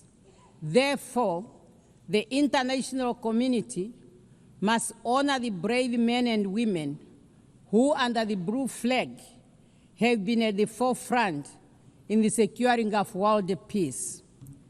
Namibia's journey to independence is one of the UN's most success stories.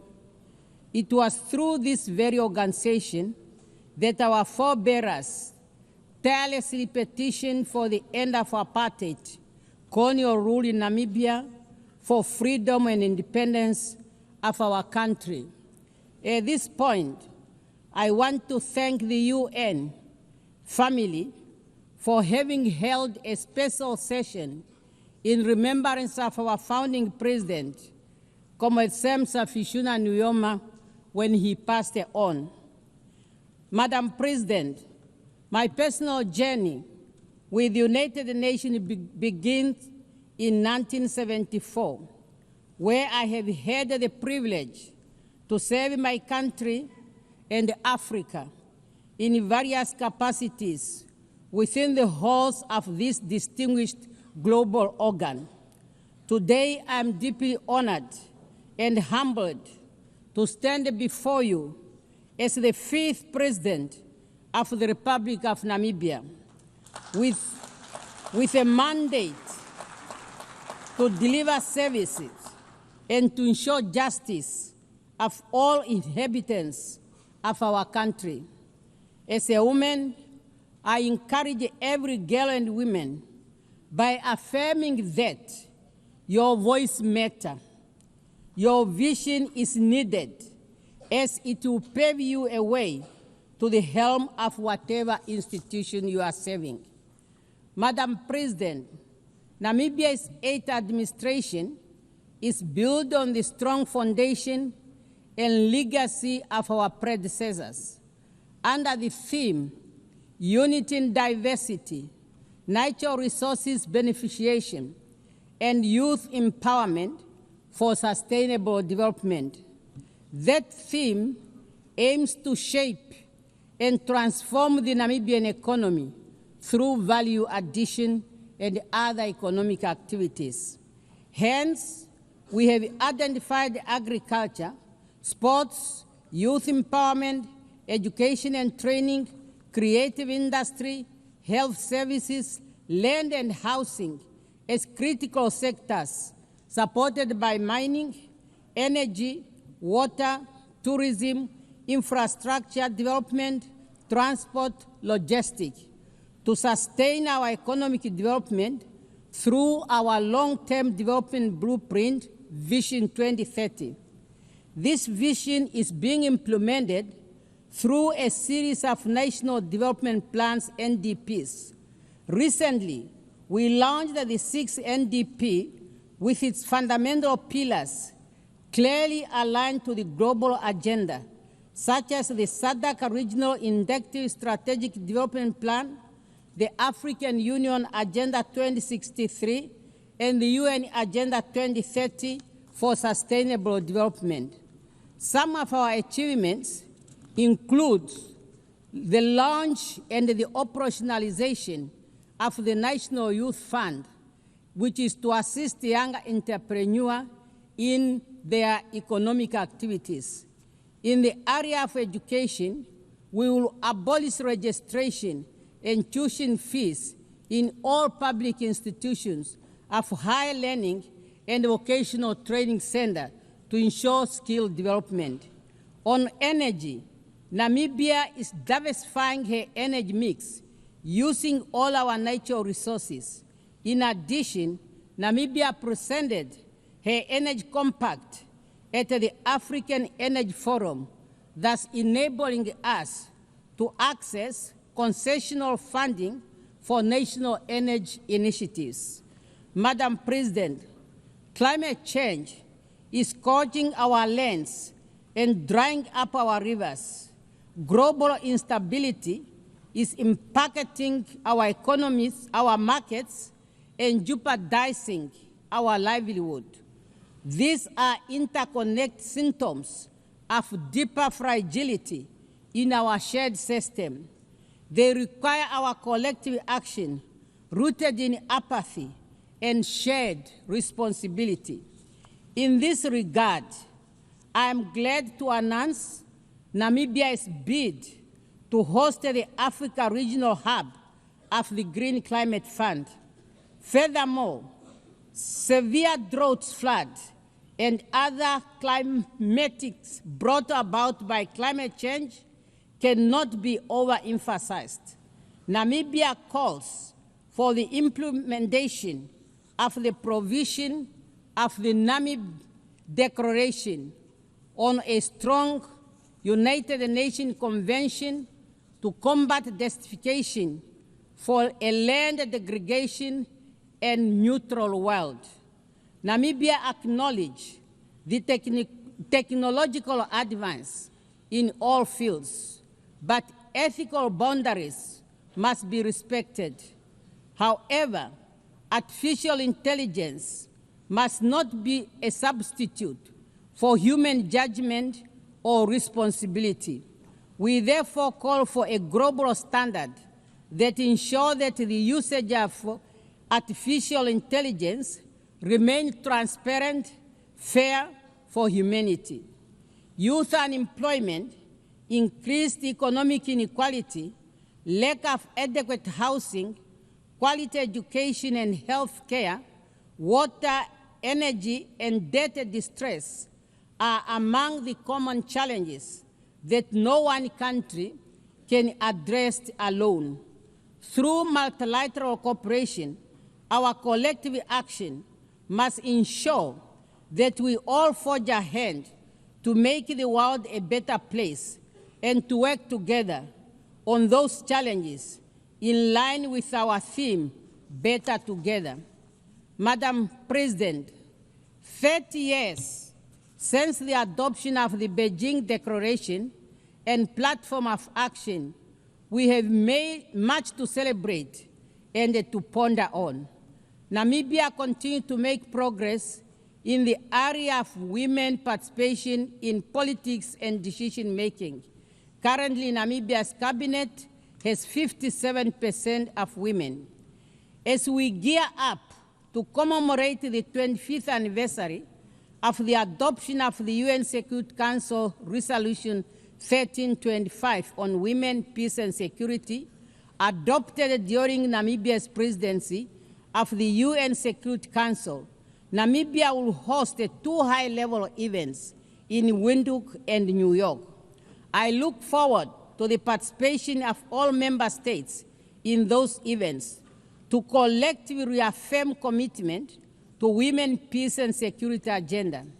And through the Namibia International Women Peace Center, we will continue to advocate for the universal implementation of the Women, Peace, and Security agenda. Madam President, we note the ongoing efforts of the UN to ensure that we remain fit for purpose, including the UN 8 initiative.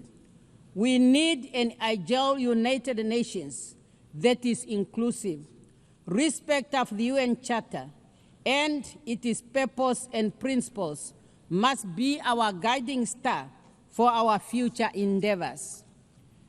Madam President, we are meeting against a backdrop of profound global tension.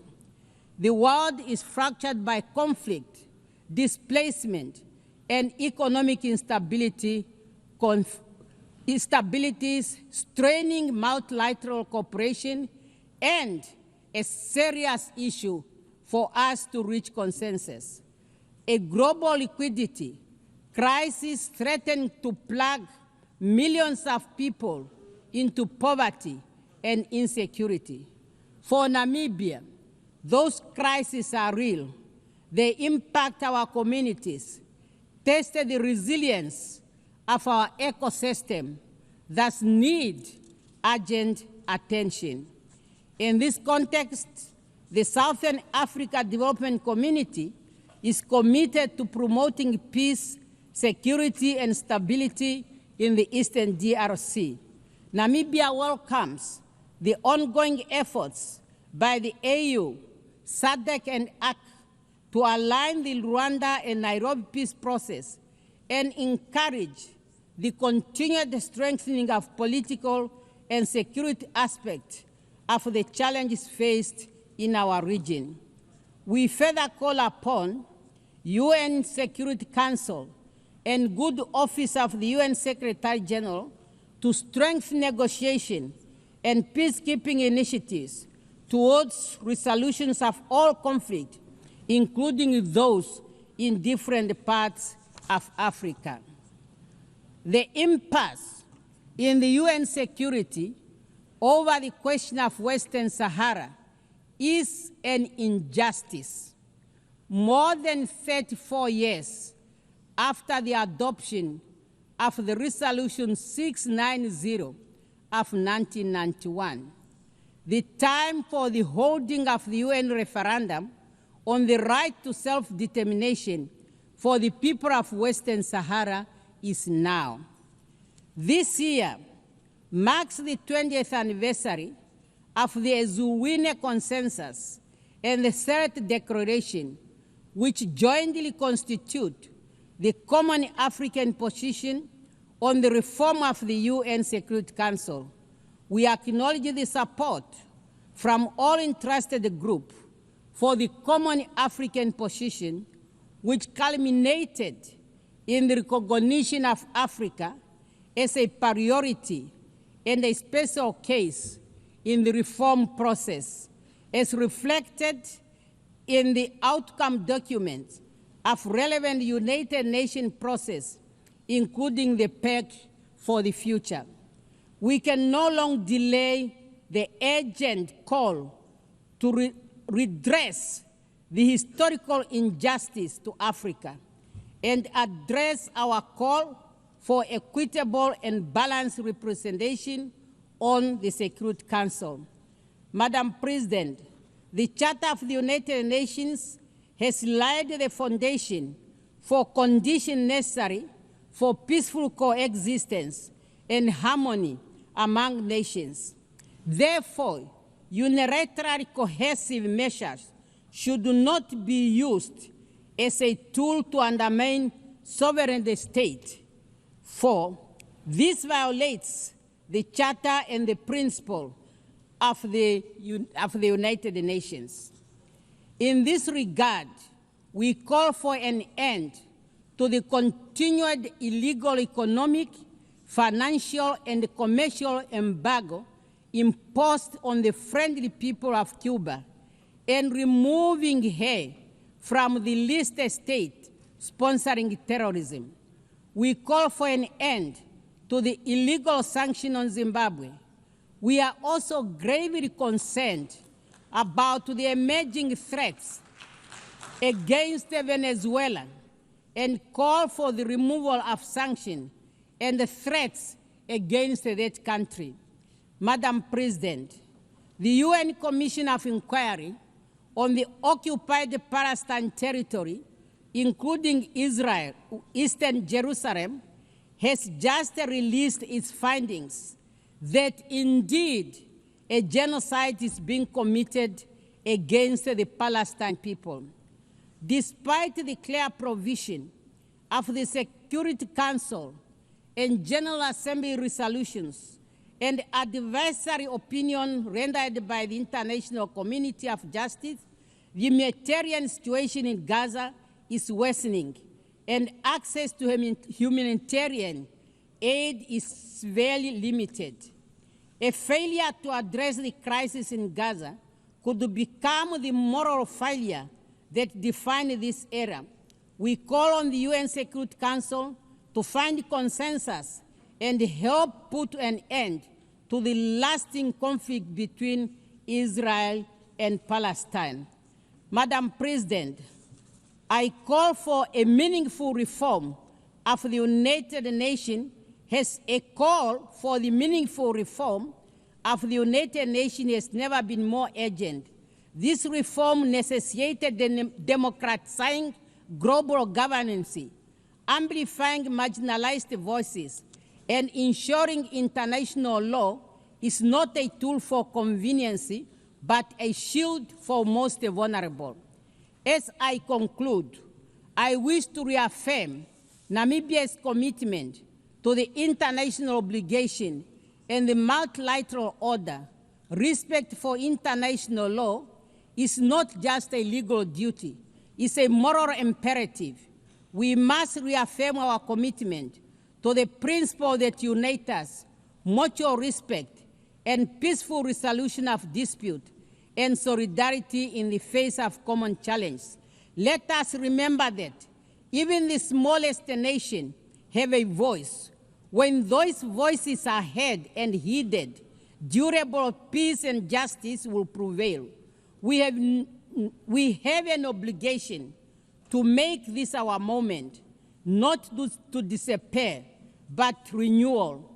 We have the opportunity to restore hope, to build a future defined not only by division, but by unity and preservation of human dignity. I thank you for your kind attention. Au nom de l'Assemblée générale, je tiens à remercier la présidente de la République de Namibie. L'Assemblée va maintenant entendre l'allocution de son Excellence M. Mohamed Irfan Ali, président de la République coopérative du Guyana. Le protocole de bien vouloir accompagner son Excellence, que j'invite maintenant à prendre la parole.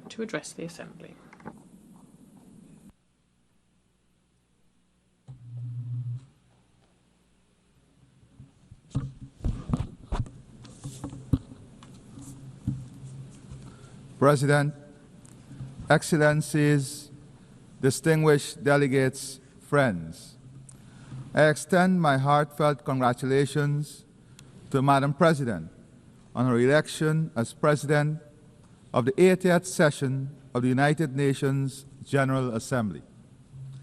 I also record my profound appreciation for His Excellency Philemon Yang of Cameroon, whose distinguished stewardship and steady hand guided the 79th session.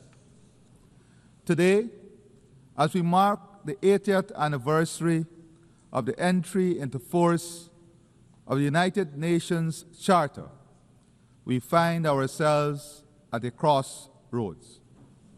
This organization, our organization, has delivered. From creating international law, promoting development and human rights, to resolving disputes, providing humanitarian aid, and advancing self-determination and independence. The fact remains, over these 8 decades, we have worked together for the greater good.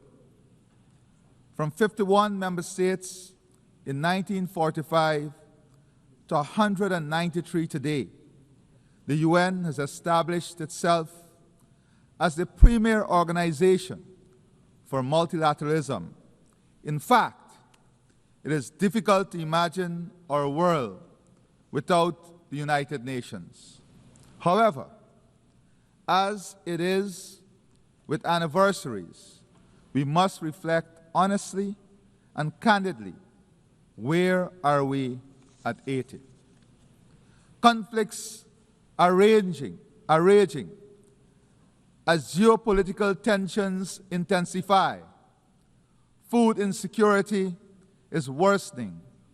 Displacement is growing.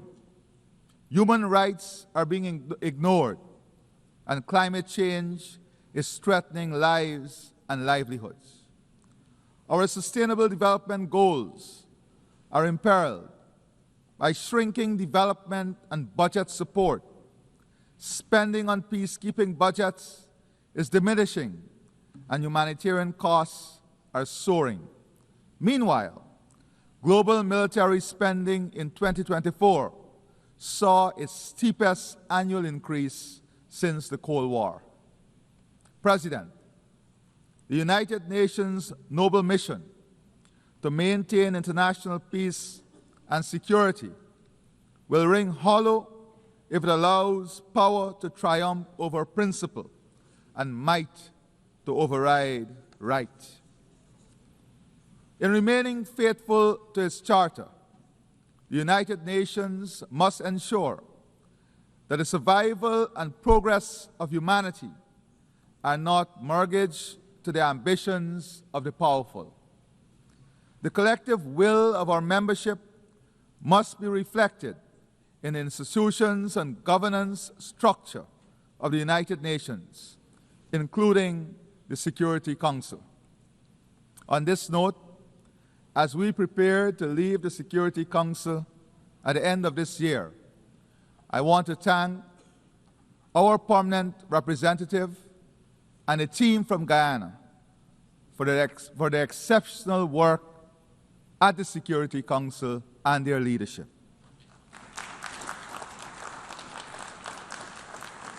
It is precisely when the ideals of the United Nations are tested by horrific realities that the collective must act in defense of the UN Charter and international law. At present, a dark shadow looms over the 80th session of the General Assembly. Genocide in Palestine, annexation of Ukrainian territory, persecution of women in Afghanistan, humanitarian catastrophe in Sudan, brutal gang violence in Haiti, increased transnational organized crime, trafficking, and illegal immigration. All this as new challenges are emerging: cybercrime, cyberterrorism, and the pandemic of misinformation and disinformation, alongside the abuse of social media. President, whilst we reiterate our condemnation of the attacks by Hamas on Israel on October 7, 2023, and again call for the immediate and unconditional release of all hostages, Israel's actions have long shattered any pretense of legitimate self-defense. What we are witnessing is not warfare, but mass extermination, a systematic slaughter and displacement of Palestinian men, women, and children. Those who escape the bombs and bullets are condemned to die slowly, starve of food, water, and hope. This is a war crime. The international community must not remain paralyzed while an entire people is annihilated. Impunity must never triumph over justice. We must take urgent action to halt the genocide, return the hostages, and accelerate our efforts towards a two-state solution. We urge Qatar, Egypt, and the United States to continue their efforts in this regard. Further, the situation in Ukraine remains of utmost concern. Guyana reiterates its call for an urgent end to the Russia-Ukraine war and reaffirms its support for Ukraine's sovereignty and territorial integrity. Equally, the international community must act decisively in Haiti, where gang violence, displacement, and shortages of food and medicine have pushed the nation into deepening despair. Restoring security is the foremost priority, requiring strict enforcement of the arms embargo and robust support for a UN-authorized mission. I emphasize that without urgent humanitarian funding and a Haitian-led and owned political process, stability will remain elusive. We must address the root causes of Haiti's continuing troubles, including its historical debt burdens, which stymies its development, prospects, and upliftment of its people. As President Macron acknowledged, making Haiti pay for its independence was unjust. This is a welcome step. President, turning to my own country, Guyana, a small and peaceful state, we have endured repeated threats and aggression from the Bolivarian Republic of Venezuela. The territorial controversy between our states is now before the International Court of Justice, which has twice reaffirmed its jurisdiction and which in 2023 issued provisional measures ordering Venezuela to refrain from altering the status quo. Yet, Venezuela persists with unilateral laws and threats of annexation, flagrantly violating international law, the UN Charter, and the very principles that sustain global order. If the rights of a small state can be trampled upon and legally binding orders ignored, what protection remains for any nation under international law? Yet, Guyana continues to repose confidence in international law. For us, the principles of sovereignty, territorial integrity, and non-interference are non-negotiable. We will not cower to coercion, intimidation, or unilateral action. We thank our international partners and allies for their solidarity. President, at 80, the time has come for a frank conversation on Cuba, one that would lead to the prosperity of its people, optimizing the full potential Cuba offers to its people and the rest of the world. Central to this dialogue is the lifting of the embargo on Cuba and its removal from the list as a state sponsor of terrorism. Also important to our region is our collective effort against drug trafficking, human trafficking, and illegal migration. We support efforts by the international community to addressing these crimes that are destroying the lives of our people, especially young people. The region must continue to champion efforts to enhance democracy, promote good governance, and respect the will of the people in determining governments of their choice through free and fair elections. President, this year marks the 30th anniversary of the Beijing Declaration and Platform for Action.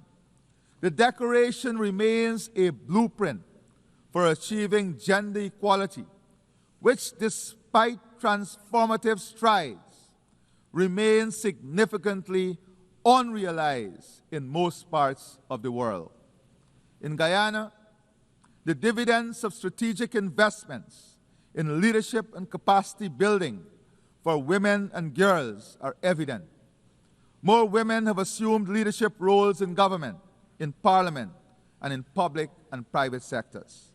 We have achieved gender parity in education at all levels and advanced the socio-economic empowerment of women through land and home ownership and diverse job opportunities in traditional and emerging sectors.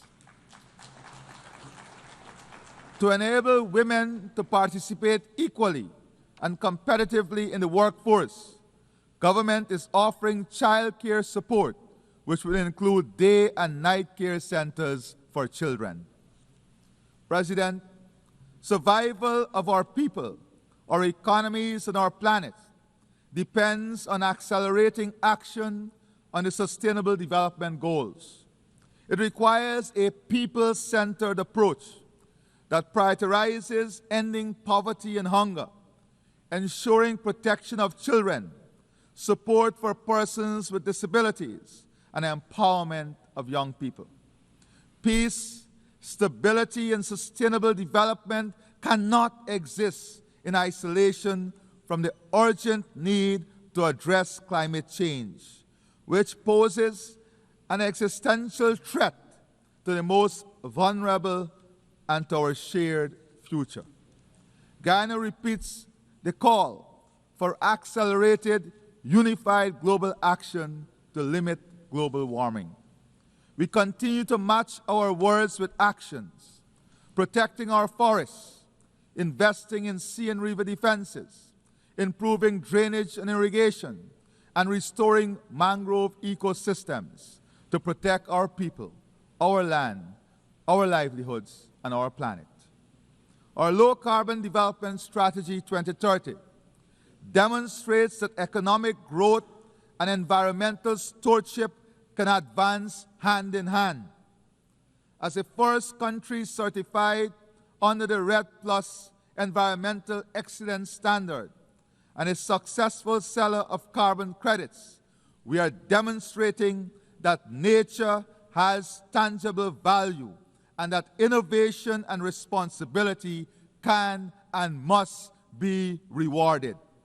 We call on the international community to deliver predictable, accessible climate finance, to support adaptation and resilience, and to embrace nature-based solutions. We once again commend Prime Minister Motley and the Bridgetown Initiative as the path towards sustainable financing for climate action. President, this year marks the 10th anniversary of the Sustainable Development Goals. Yet, the slow pace of implementation and regression in many areas sound a stark warning that the promise of 2030 is at risk. Guyana calls for renewed global commitment to financing for development, including fulfilling official development assistance pledges, mobilizing domestic resources, and addressing the crippling debt burdens that hinder progress in many developing nations. Addressing these development challenges requires recognizing that the health of our ecosystems is inseparable from achieving the SDGs. Guyana proudly convened the inaugural Global Biodiversity Alliance Summit in Georgetown in July 2025, uniting over 140 countries, organizations, community groups, indigenous leaders, scientists, and financial institutions. The Georgetown Declaration, endorsed by this broad coalition of stakeholders, sends a clear and urgent message that biodiversity is a global public good and its protection must be woven into national development plans, climate strategies, and financial frameworks. Building on the global pledge to double protected areas by 2025 and achieve the 30 by 30 goal by 2030, the summit underscored the urgent need for innovative financing mechanisms, including biodiversity credit, green bonds, debt for nature swaps to fund nature's protection. Guyana is actively exploring biodiversity credits to create sustainable income streams for forest communities, building on our carbon credit success. We have signed a memorandum of understanding with the Yale Center for Biodiversity and Global Change to co-develop a national biodiversity information system, a digital backbone for data-driven conversation. Guyana is demonstrating that economic development and environmental stewardship can advance together by using natural gas as a bridge away from heavy fuel oil and investing in hydropower, solar, wind, and other renewables. We aim to lower electricity costs for our citizens and businesses while ensuring universal access to affordable, reliable, sustainable, and modern energy. Guyana is pursuing an ambitious energy infrastructure and investment plan. While climate change is an existential threat, the reality is that the world still requires energy, an energy source from petroleum, to power growth and development for which there is growing demand. This is essential for the survival of our economies. AI and digitization are accelerating this demand at an extraordinary pace. As you're aware, Guyana is quickly becoming one of the world's largest energy producers per capita, carefully balancing its green footprint with energy production. We'll use our vast gas reserves through a transformational gas-to-energy project. We'll use this resource, taking advantage of our strategic geographic location, to establish an AI hyperscale data center. Large AI data centers are rarely found in similar-sized territories. As such, implementing a project of this scale is of immense pride for Guyana. This investment will improve the competitiveness of our region, accelerate digitization, build out a fintech ecosystem, modernize the service delivery platform of government, and accelerate private investment, bringing new job opportunities. We recognize the indispensable nature of AI in our collective future. However, while there are immense benefits, there is no clarity on equity, access, and applicability. Regulations, ethical standards, and governance mechanisms are urgently needed. In this regard, we welcome the recent UN General Assembly decision to establish 2 global AI governance mechanisms. President, I now turn to food security. Guyana is actively leading efforts to advance the CARICOM agri-food systems agenda through Vision 2030, aiming to boost food production, end hunger, and ensure food security across the Caribbean region. Our experience demonstrates that strategic investment and political will can transform national and regional food systems. Guyana calls for the transformation of global food systems to be more resilient, sustainable, and equitable by strengthening local production and reducing dependence on volatile markets. Guyana stands ready to share its experience and partner with others to ensure nutritious food for all. As the United Nations commemorates its 80th anniversary, let us recall that this organization was conceived not in comfort, but in crisis, forged from the ashes of war to serve as the conscience and compass of humanity. 8 decades later, that duty has not dimmed. It has only grown more urgent. If the UN is to remain humanity's best hope, it must stand firm against aggression and remain fully engaged with the great question of our time. We must be bold in recognizing the necessity for institutional adjustments that will advance the organization's success. Our generation will be judged not by the eloquence of our declaration, but by the substance of our deeds. From the ruins of Gaza to the streets of Haiti, from Kiev to the drowning coasts of small island states, the peoples of the world cry out for more than words. To honor 80 years of promise is to act with courage, to match principle with action, and to bind ourselves once more to the dream of a world united, not by fear or force, but by the shared destiny and enduring hope. I thank you, and may God bless all of our nations and all of our people. Thank you. Au nom de l'Assemblée générale, je tiens à remercier le président de la République coopérative du Guyana. L'Assemblée va maintenant entendre une allocution de Son Excellence Monsieur Taneti Mamao, President and Minister for Foreign Affairs and Immigration of the Republic of Kiribati. I request protocol to escort His Excellency and invite him to address the Assembly.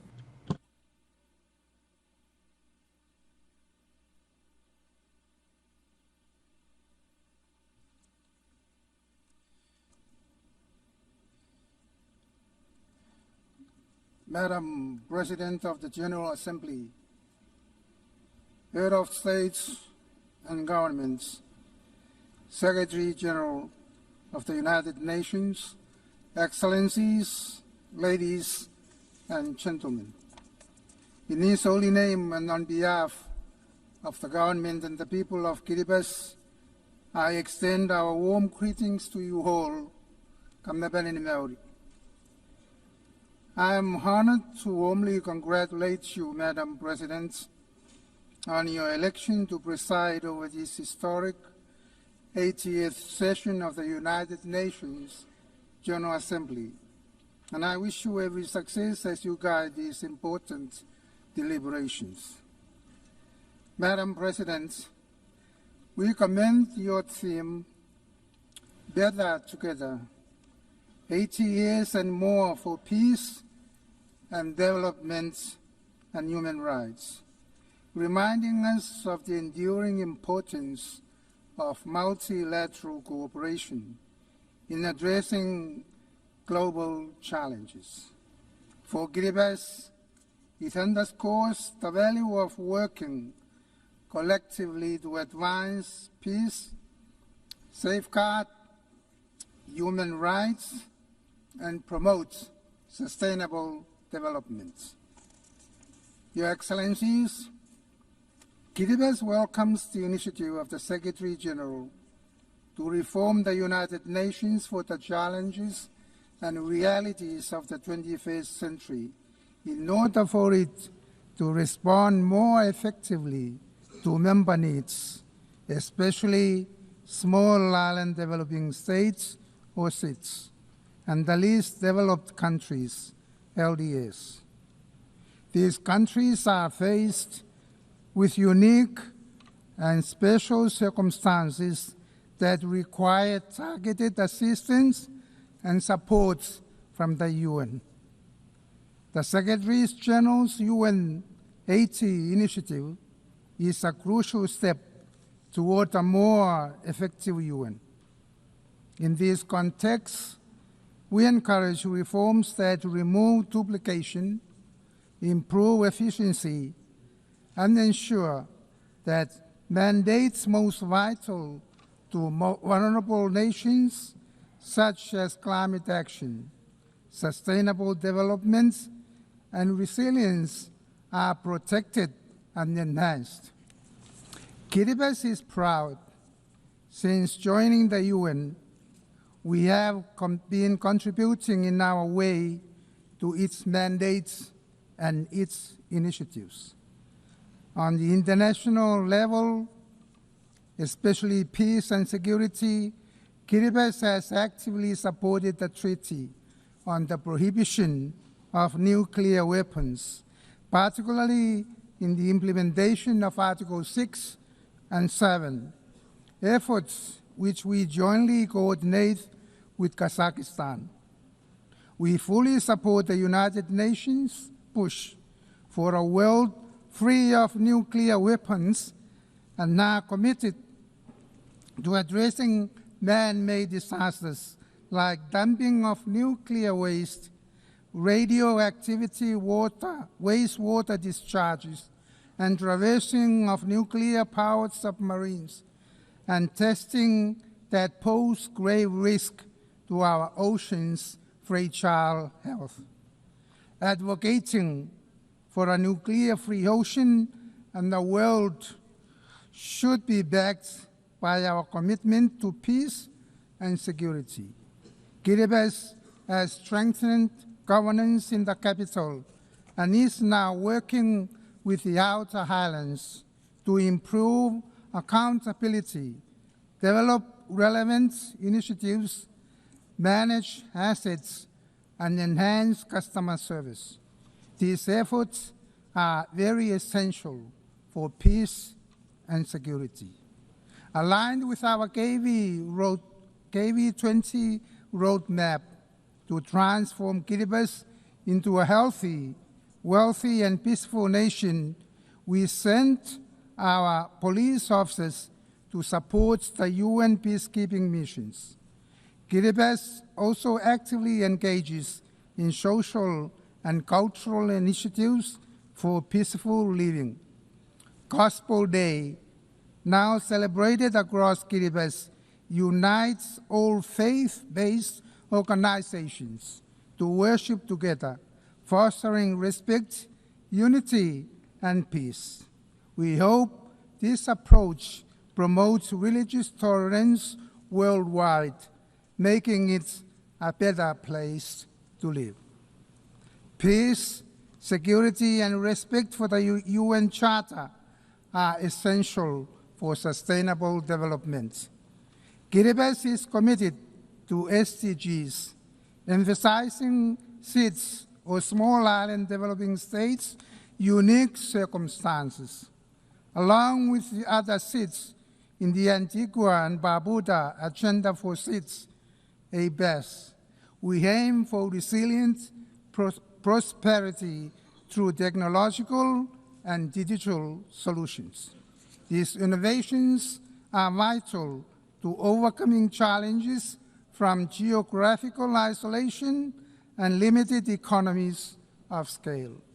While Kiribati has technological constraints, we see digital solutions as key to enhancing public services, education, commerce, and climate resilience. Kiribati faces climate challenges, but it remains resilient. While some narratives claim our islands are sinking, we have traditional and modern strategies to adapt and thrive. Our efforts, aligned with international climate goals, focus on building resilience, protecting livelihoods, and preserving our culture. We urge global action to limit warming to 1.5 degrees Celsius and support frontline states to the loss and damage fund. We welcome and commend the International Court of Justice in its landmark decision, giving its firm hope and assurance that Kiribati and other vulnerable countries will continue to exist in light of climate change impacts. This milestone demonstrates what the Blue Pacific can successfully achieve collectively, and that is to secure the full legal certainty and permanence of our maritime zones, irrespective of the impacts of climate change. The Multi-Dimensional Vulnerability Index, the MVI, is particularly important for Kiribati as it captures the combined effect of economic, social, and environmental vulnerabilities that are not fully reflected in the income-based measures alone. By incorporating the MVI into development planning and international supports, countries like Kiribati can better access resources, build resilience, and implement effective strategies to achieve sustainable development despite our structural limitations. Kiribati's ocean is vital for its identity, economy, and food security. Protecting marine life, fighting illegal fishing, and supporting the BBNJ agreements are key to sustaining livelihoods and ecosystems. IUU fishing causes over US $600 million annual loss, a moral and economic injustice that could fund universal childcare. Guided by the 2050 Strategy for the Blue Pacific and recent UN Ocean Conference outcomes, Kiribati believes these issues can be addressed through strong multilateral ocean governance based on the UN principles.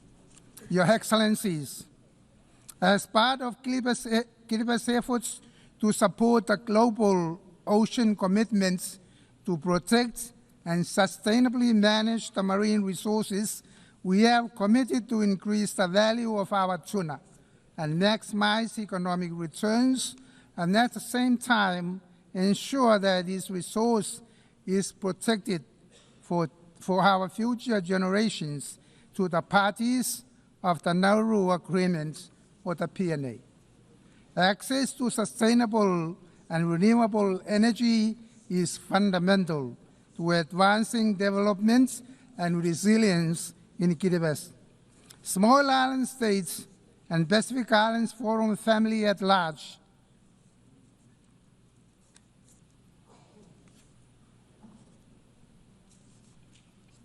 access to sustainable development and renewable energy is fundamental to advancing development and resilience in Kiribati, as well as small island states and Pacific Islands Forum family at large.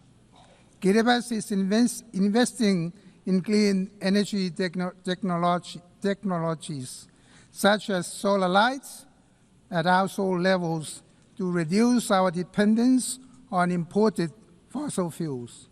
We call for the enhanced international cooperation and financing to accelerate the transition to sustainable energy systems that are accessible, affordable, and climate resilient. Your Excellencies, the role of education, youth, and women in building resilient communities is vital. Investing in quality education, promoting gender equality, and empowering young people are key to sustainable development, innovation, and social cohesion. We support initiatives that foster youth leadership and women's full participation in the economic, political, and social spheres. Sports, culture, and traditional knowledge further boost community resilience, health, and belonging, supporting peaceful and sustainable societies. Healthcare in Kiribati faces challenges from the dispersed nature of the islands. To improve, the government will introduce sea ambulances and advance medical services to enhance capacity and reduce the need for overseas referrals. Your Excellencies, Equitable and predictable development financing is vital for Kiribatis' future. Reforming the international financial system, improving access to concessional finance, data, sustainability, and bridging the digital divide are key to enabling states to meet their development goals. The Blue Pacific recognizes the challenge of accessing climate financing and supports the establishment of the Pacific Resilience Facility, led and known by members, with $162 million pledged to fund it. Kiribati highlights the importance of the Doha Program of Action for Least Developed Countries, which mobilizes international support for the most vulnerable. We await the UN financing for development conference, hoping it would provide concrete solutions to improve access to finance for those in need. These efforts are crucial for less developing countries like Kiribati to build resilience and promote sustainable development. Kiribati reaffirms its belief in the fundamental principle of multilateralism as the cornerstone for addressing global challenges collectively. By embracing cooperation, solidarity, and multilateral engagements, we can shape a future in which all nations, particularly the vulnerable, can thrive and prosper. In this endeavor, we draw inspirations from the wisdom of our forefathers, who taught us that by working hard in resilience and peace, we can secure enough to prosper. This enduring principle guides Kiribati's approach to sustainable development, resilience, and multilateral engagement, reminding us that collective efforts and peaceful collaborations are the foundation of lasting progress. Allow me to close by bestowing upon the United Nations and all its members and all its staff our traditional blessings of the Maori, the Roi, the Tabamoa, meaning abundant health, peace, and prosperity. I thank you, Ambassador.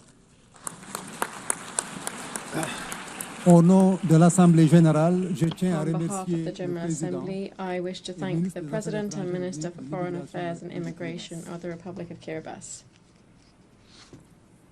L'Assemblée va The entendre Assembly l'allocution will now de hear Son an address Excellence by Monsieur His Bassirou Excellency Diomaye Mr. Diakhar Bassirou Faye, Diomaye Président de la Diakhar Faye, République du Sénégal. President of the Republic Je of prie le Senegal. protocole de bien vouloir I accompagner request Son protocol to Excellence, escort His que Excellency j'invite à and prendre la invite parole him to devant address l'Assemblée. the Assembly.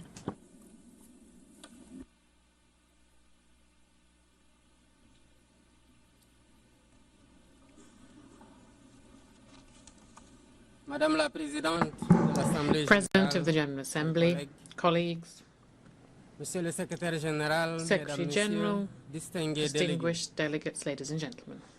Madame la Présidente, President, au nom du on Sénégal, behalf of Senegal, je remercie wish to votre thank your prédécesseur predecessor et vous adresse tous nos vœux de succès à la also présidence de extend cette to you our 80e warmest wishes session for success de in l'Assemblée your générale presidency des of this, the Nations Unies. 80th session of the United Nations General Je Assembly. renouvelle au Secrétaire Général, I would Monsieur like to Antonio Guterres, reiterate to the Secretary notre General, soutien Mr. constant Antonio Guterres, dans our l'exercice de sa constant haute support charge in au the service exercise des of his États noble membres. mission to benefit member states. Nous nous réunissons We are aujourd'hui en meeting ce lieu today symbolique du in dialogue this universel, symbolic comme place of porteurs du universal poids de dialogue, l'histoire et de aware l'urgence that du we présent. carry the burden of history and the Le thème de urgent cette nature of the session, task before us mieux today. ensemble, The theme of this 80 session, ans Better et plus Together, pour la 80 paix, years and more le développement, for peace, les development droits de and l'homme, human rights, nous rappelle en reminds effet us indeed le pacte the fondateur founding des pact Nations of the Unies, United Nations.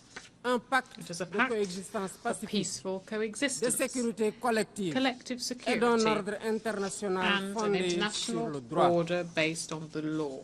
Sur cette base, On this foundation, the United Nations has made undeniable progress in cooperation and solidarity to prevent conflict, promote international peace and security, and to settle disputes.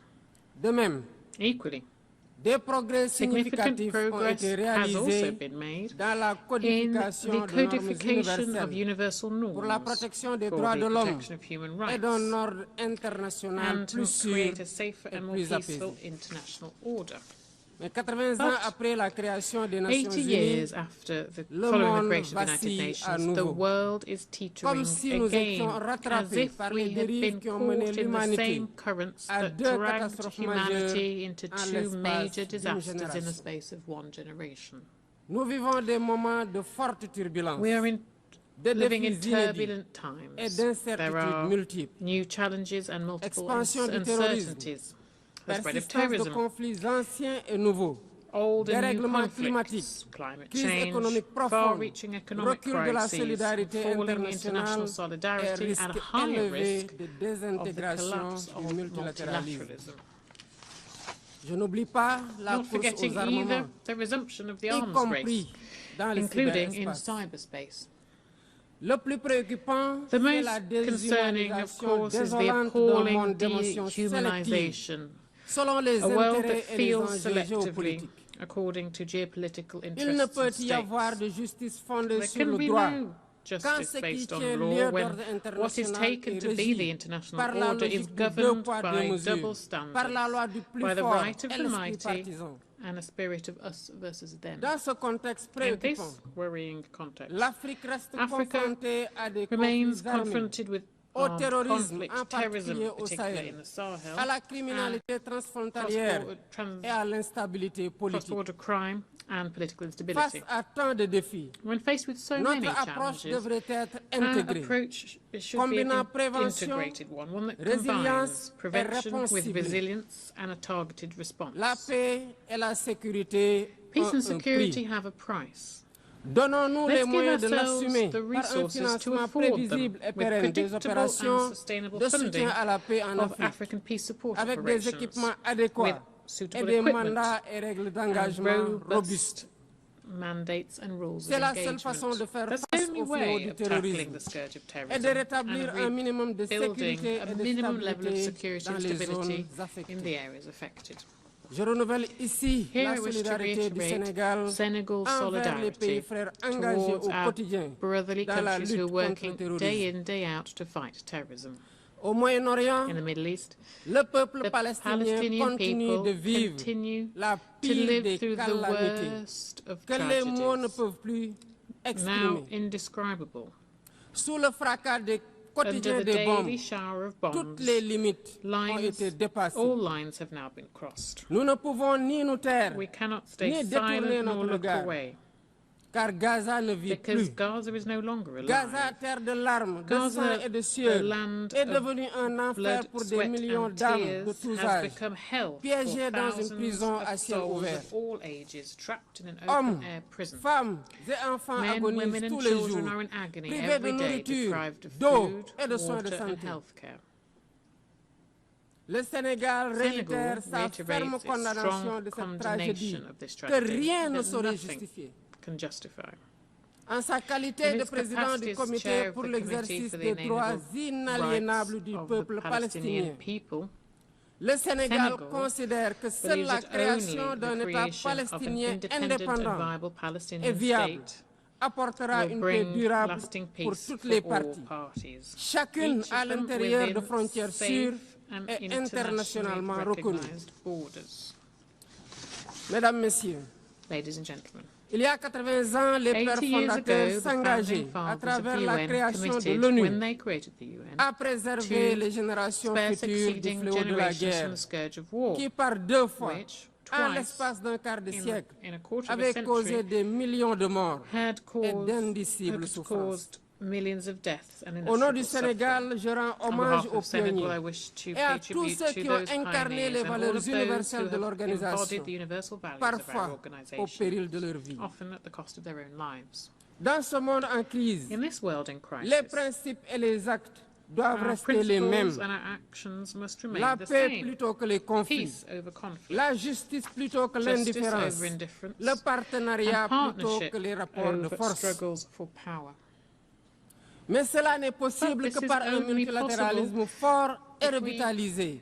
Pour en faire un cadre unique d'action. Pour la paix, la stabilité, par le dialogue, la concertation et la résolution pacifique des différends. La survie du multilatéralisme exige qu'il retrouve ses principes fondamentaux. La responsabilité partagée et une solidarité active. Le respect du droit international et une justice universelle conformément au statut de la Cour internationale de justice et de la Cour pénale internationale. En outre, nous ne pouvons occulter l'impératif de réforme de la gouvernance politique, économique et financière mondiale. L'ONU, par sa vocation universelle, doit agir en pionnière. Des délibérations et des décisions plus démocratiques, plus légitimes et plus représentatives de ses États membres, qui sont passés de 51 à 1945 à 193 aujourd'hui. Je renouvelle le soutien du Sénégal au consensus des Unis pour une représentation plus juste et plus équitable de l'Afrique au Conseil de sécurité. Il est temps d'instaurer une gouvernance économique et financière mondiale plus juste et plus inclusive pour répondre aux besoins de financement du développement durable. Nous savons tous que l'aide publique n'est pas la solution. D'autres leviers existent, notamment un cadre fiscal mondial équitable, afin que l'impôt soit payé là où la richesse est produite. L'accès au crédit dans des conditions soutenables, afin que la gestion du fardeau de la dette n'entrave pas les efforts de développement de nos pays.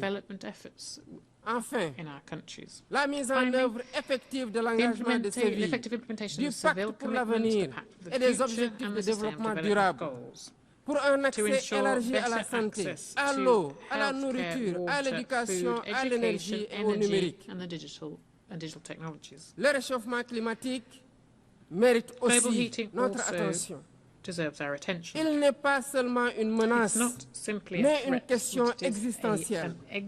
Une réalité qui frappe plus durement ceux qui y contribuent le moins, comme l'Afrique, avec moins de 4% des émissions mondiales. Africa only contributes 4% of global emissions. And however, drought, flooding, coastal erosion, food insecurity are part and parcel now of the lives of our peoples. This is a double burden that has become untenable. Senegal would reiterate its commitment to the Paris Climate Agreement and calls for a just and fair climate transition through the use of available resources to ensure universal access to electricity and launch competitive industrial development. The fight against climate change will, of course, need significant funding for adaptation, improved access to climate funds, and also guarantees for technology transfer. Senegal welcomes the creation of a loss and damage fund and calls for greater solidarity on an international level to replenish the fund so that operations in the field can be financed. Excellencies, ladies and gentlemen, face aux urgences et aux défis nombreux et complexes, nous ne sommes pas démunis. Le monde dispose des moyens nécessaires pour nourrir ceux qui ont faim, éduquer nos enfants, soigner les malades et faire taire les armes. Le véritable obstacle n'est ni financier, ni technique, ni matériel.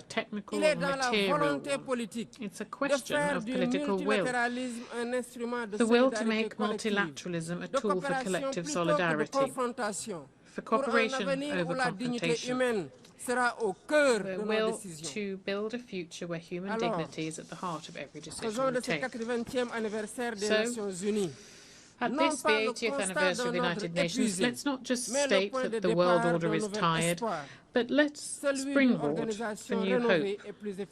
A hope for a more effective organization to benefit the people it represents. Senegal remains committed to work to this end with all members of the organization. We are ready to build bridges, to enact reforms, and to continue our common endeavour to build a world of peace, justice and solidarity. I wish every success for the work of the 80th session of the UN General Assembly, and I thank you for your kind attention. Au nom de l'Assemblée générale, je tiens à remercier le président de la République du Sénégal.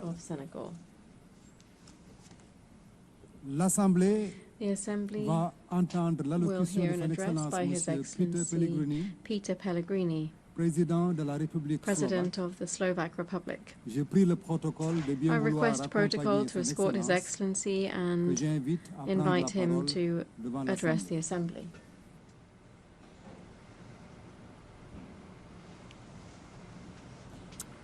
Excellencies, ladies and gentlemen, it is an honor to address this Assembly to mark the 80th anniversary of the United Nations on behalf of Slovakia.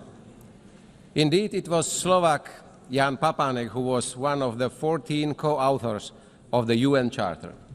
It proves that also small nations can be part of big things and to contribute to international peace order.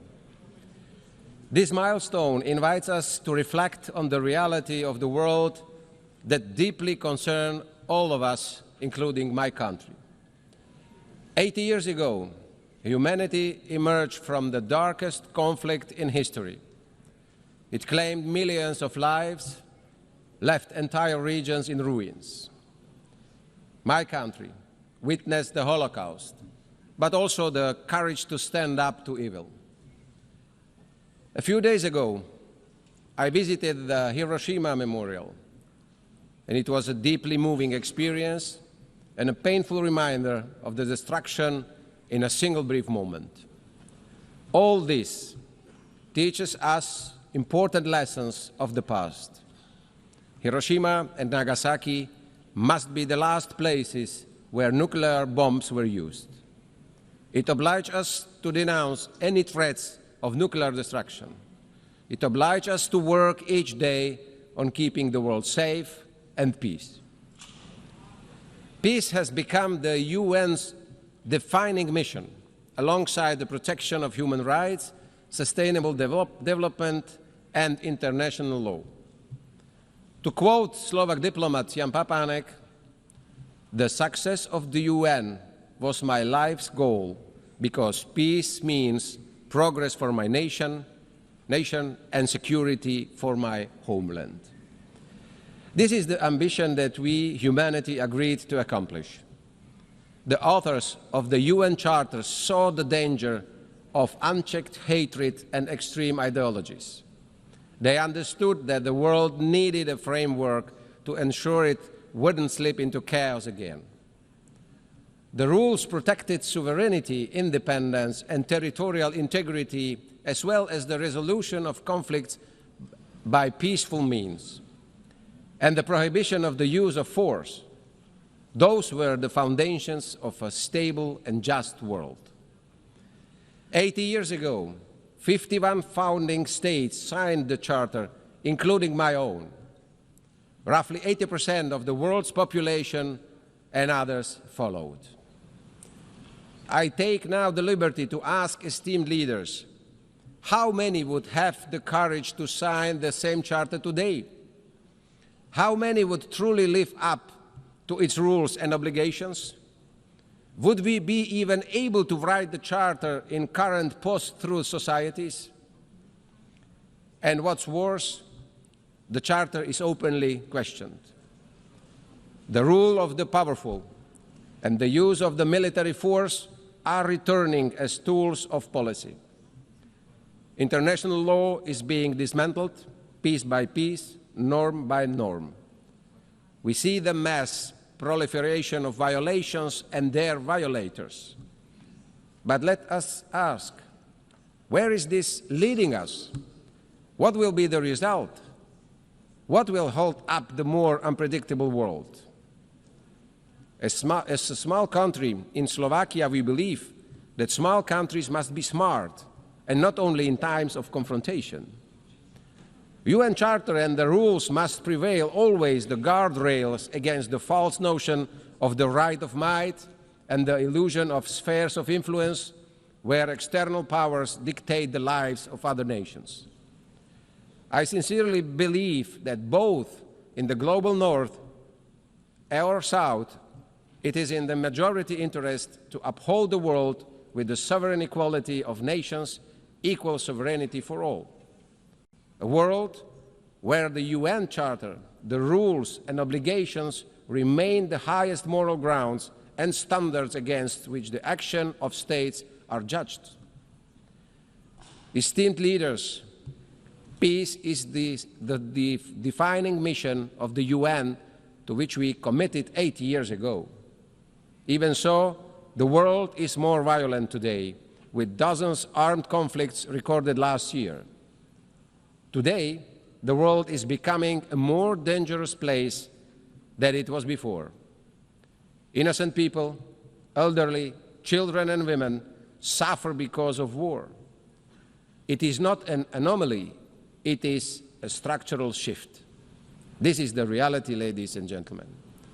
The Security Council, to which we have entrusted the greatest powers and special responsibility for maintaining peace, cannot pretend that it's succeeding. It's failing. The war in Ukraine reminds us daily how fragile peace is when the UN Charter is disregarded and international law is ignored. As its neighbor, Slovakia witnesses the immense cost of this war. Sadly, despite all efforts towards a peaceful settlement, Ukraine must defend itself against Russia. This is despite the groundwork for diplomatic talks being set at the US-Russia summit in Alaska, despite the clear agreement that negotiations would soon continue with Ukraine being included. Ladies and gentlemen, instead, 2 weeks ago, the airspace of Poland, our neighbor and ally, was seriously violated by Russian drones, a flagrant violation of sovereignty, international law, and direct threat to shared Euro-Atlantic security, equally as we saw it also in Estonia and Romania. I want to express my firm support and solidarity with our allies. The door open to negotiations should never be mistaken for weakness or an invitation to further violence. My country calls for too early peace. We call on commitment and concrete steps in line with the result of summit in Alaska. We continue to be ready to contribute to it and to support the guarantees ensuring the future peace that stands the test of time. In the Middle East, after the horrific act of terrorism, Israel has the right to defend itself. Hostages must return home. In Gaza, children and families do not feel safe anywhere, neither in hospitals nor in their temporary shelters. Esteemed leaders, the thin line between legitimate defense and unacceptable suffering is being painfully tested. We must allow access to humanitarian aid for those who need it. We hear the quest by Palestinians to have their own state. And I am proud that Slovakia does not need to make big gestures today, because for more than 3 decades, or 3 decades ago, we have recognized the right of Palestinian people to decide upon their fate. In Bratislava, we already have the embassy of the Palestine, and we believe in two-state solution. But this is achievable only at the table by diplomatic means, based on the will to live side by side as Palestine and Israel. Ladies and gentlemen, the world is changing at unprecedented speed. The triple planetary crisis and quick progress in artificial intelligence are moving far faster than we are able to react. Slovakia has been an active voice in both global climate debates and discussions on the artificial intelligence. I don't want to sound doom and gloom. In fact, we must get ready for the new era, the unstoppable revolution. We need a responsible approach from all international institutions, the private sector, and also the governments. My country wants to contribute and to steer the debates and find solutions by hosting all the actors at the Summit on Education and AI in Bratislava, in our capital, in November this year. Finally, at the UN's 80, I want to return to the matter of how to make it fit for the next decades. To be diplomatic yet frank, in recent years, it has not always been in the best condition to meet its tasks. Its credibility has been reducing. Yet it would be unfair and incorrect to say it is irrelevant or incapable. Over the past 8 decades, the UN has provided us a space to speak on equal footing and to be listened to. Enemies can meet here eye to eye. It has succeeded in a wide range of areas. There have been groundbreaking agreements in many fields, including human rights, disarmament, climate, and health. G7, G20, BRICS, and other regional organizations with their own goals will never be able to fully substitute UN.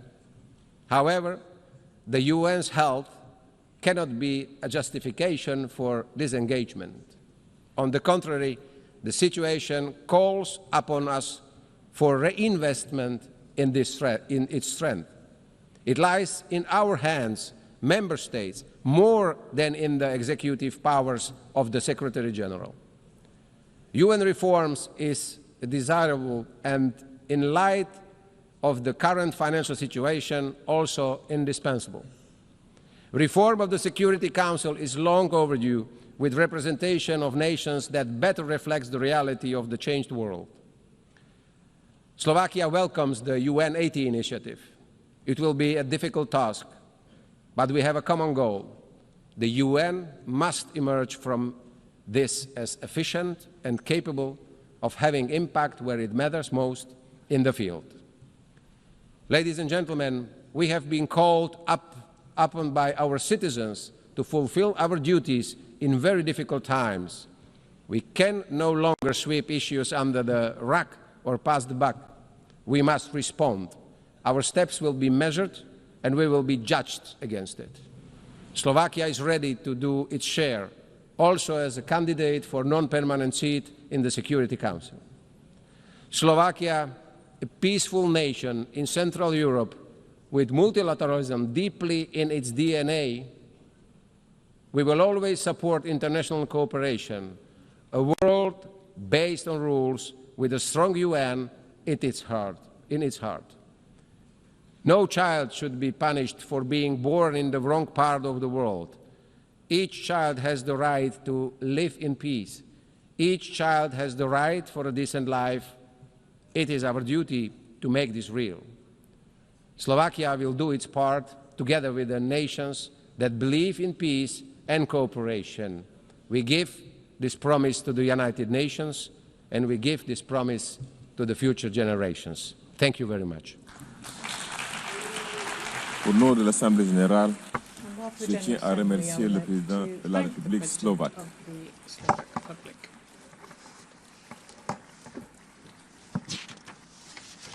L'Assemblée va maintenant entendre l'allocution de son Excellence Madame Hilda Heine, présidente de la République des îles Marshall. J'écris le protocole de bien vouloir accompagner son Excellence et je l'invite à prendre la parole devant l'Assemblée générale.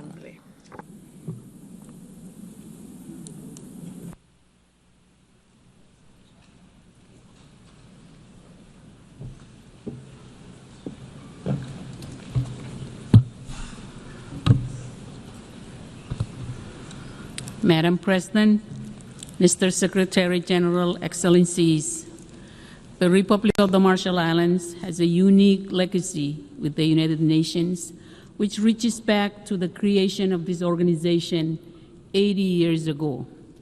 As a strategic UN trusteeship, It was the UN flag which flew first over our islands, and it inspired us to define our nation and speak up when we saw injustice. The UN was founded on a commitment to never again tolerate aggression, to avoid the very kind of geopolitical tension or even future open conflict between superpowers now openly foretold today in my own Pacific Islands region and far beyond. At a time when international cooperation is in dire need, the very foundations of global order are now more uncertain than ever. My low-lying atoll nation bears witness to the sharpest edge of climate change, which the Pacific Islands Forum leaders have consistently defined as the region's #1 security threat.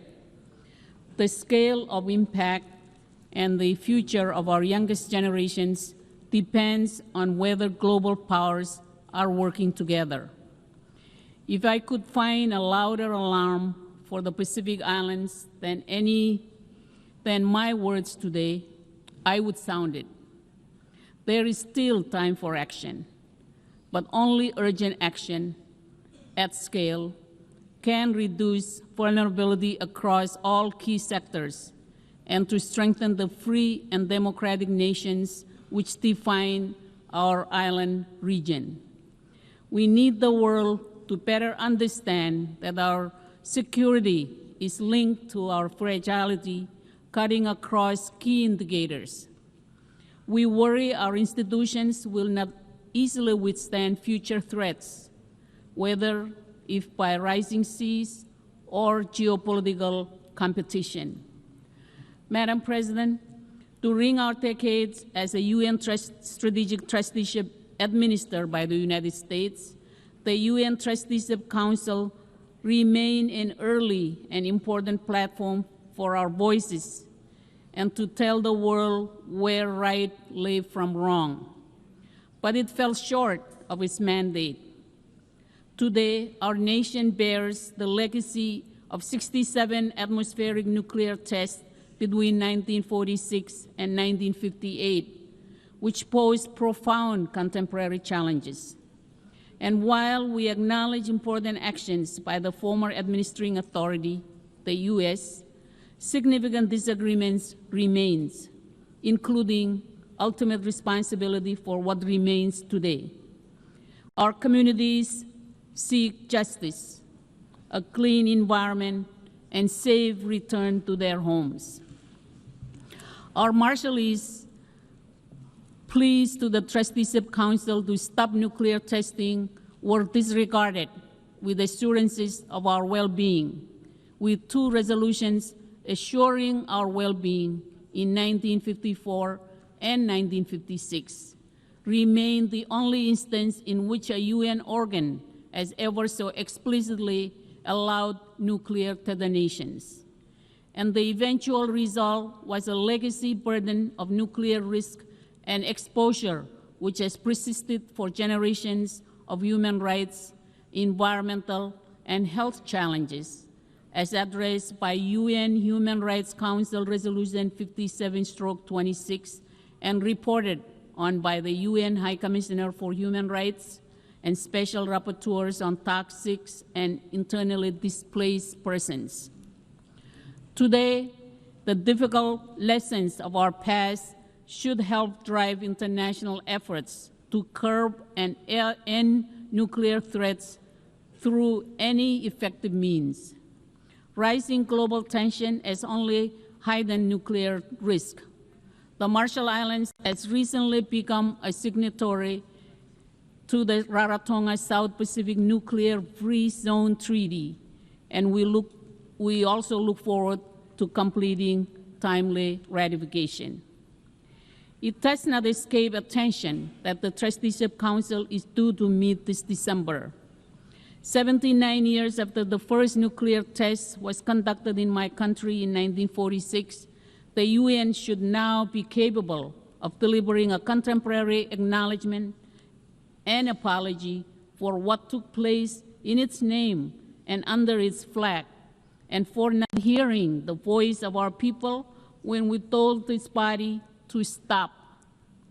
Perhaps after 34 years since our admission as a member of this body in 1991, the appropriate UN organs can help to bring healing and closure over decisions which never should have been made.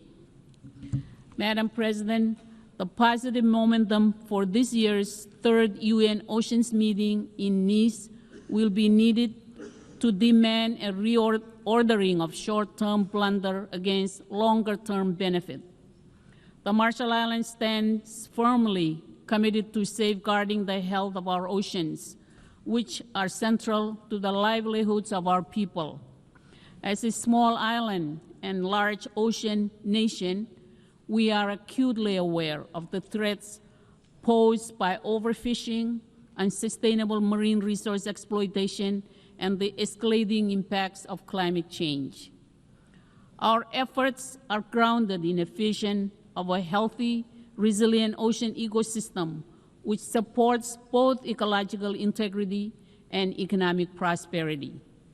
As stewards of the Pacific Ocean, we urge the international community to take bold action to scale up efforts in addressing marine pollution, ocean acidification, and supporting small island developing states in strengthening our management capacity.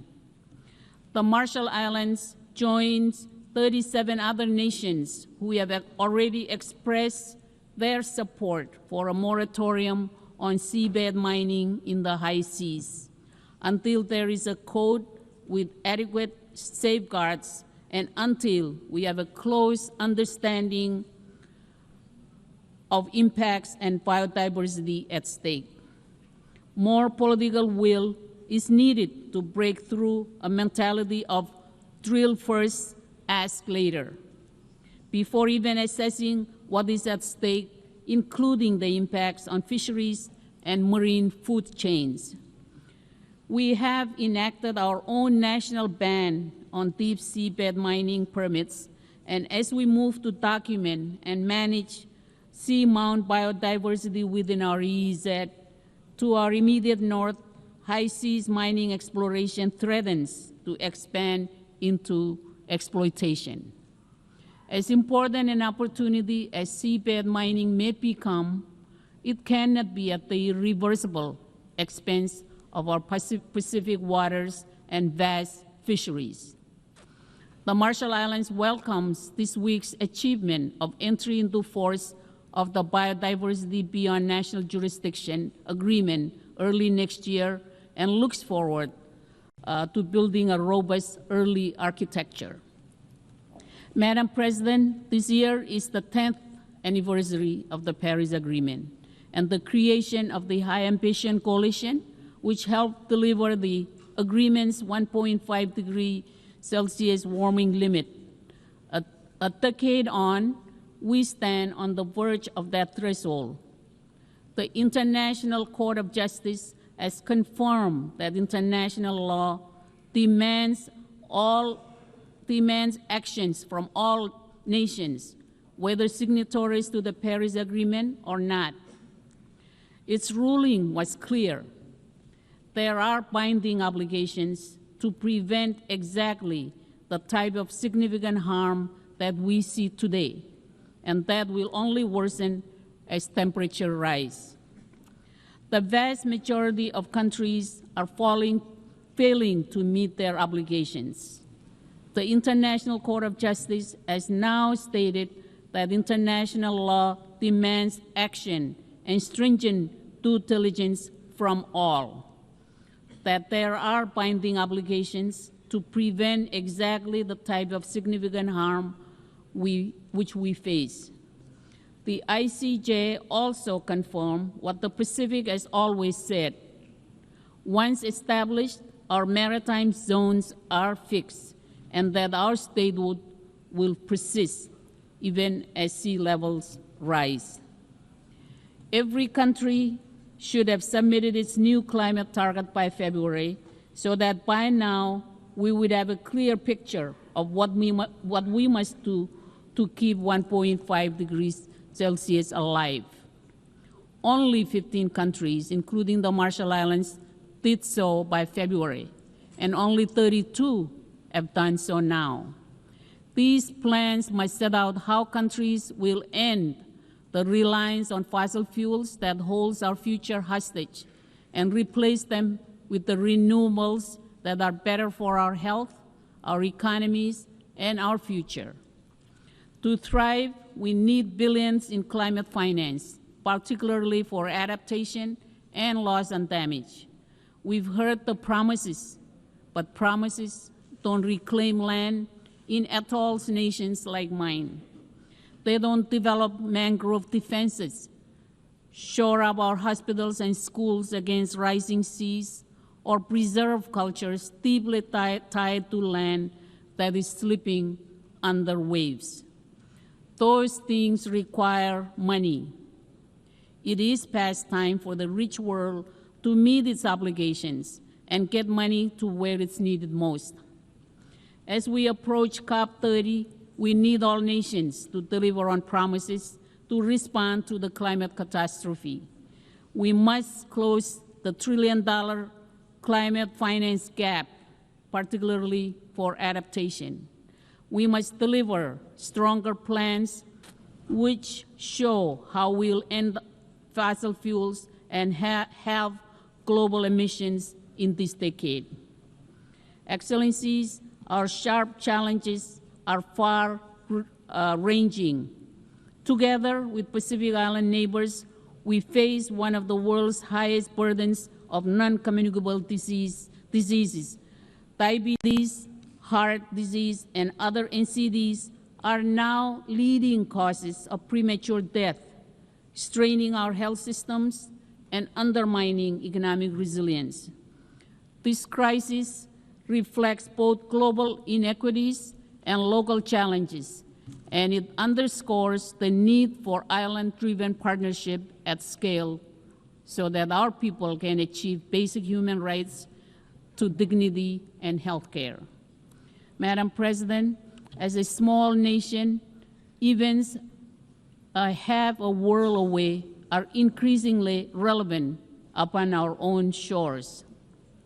Starting with the 2014 occupation of Crimea, Russian aggression in Ukraine has lacked any basis in international law and has pushed the world deeper into global tension. Accountability must be applied to all, and while strong leadership is needed to help fairly resolve and address this difficult crisis, it must also closely and directly involve Ukraine itself. And while the Pacific Islands are halfway across the world, we should have a very direct interest in how small and vulnerable democracies are treated in the footsteps of larger powers. Madam President, a more effective UN Security Council is needed to meet modern challenges. The Marshall Islands considers Japan and India, among others, to meet objective consideration as permanent members of the UN Security Council. Madam President, the island nation of Taiwan has been repeatedly excluded from important international engagements throughout the UN system, despite its role as an important partner to the Marshall Islands and the world in the SDGs, in technical cooperation, and in promoting regional peace. UNCA Resolution 2758 has been repeatedly and falsely portrayed as a consensus on a one China UN law. Never has there been such gaslighting in this institution. While this resolution does address who sits behind a nameplate at the UN, it does not confer or justify any basis for coercion or seizing sovereign control of an independent democratic nation. The UN Secretariat should further end discriminatory practices against Taiwanese passport holders, including journalists, and all member states should understand that these and other politically influenced practices where Resolution 2758 is misrepresented will never be justification under international law for military invasion or coercive acts against Taiwan. Madam President, in 1961, United States President John F. Kennedy addressed this hall and said of the UN that, quote, either it will grow to meet the challenges of our age, or it will be gone with the wind, without influence, without force, and without respect, unquote. It described the UN as two forces. One is composed of those who are trying to build the kind of world described in Articles 1 and 2 of the Charter. The other, seeking a far different world, would undermine this organization in the process. Madam President, the threat of nuclear war that confronted the world in 1961 remains today, though now at an even greater scale. When President Kennedy spoke in 1961, climate change wasn't as widely understood. Today, we are confronted with a range of deep risks, any one of which does not bode well for the future of this world, let alone taken together. The hope for our youngest and future generations is in the profound vision of nations committed to peace and multilateralism. I thank you all. Comoltada. Au nom de l'Assemblée générale, je tiens à remercier la présidente de la République des îles Marshall. L'Assemblée va maintenant The Assembly will now hear an address by His Excellency Mr. Faustin Archange Touadéra, Head of State of the Central African Republic. I request protocol to escort His Excellency and invite him to address the Assembly.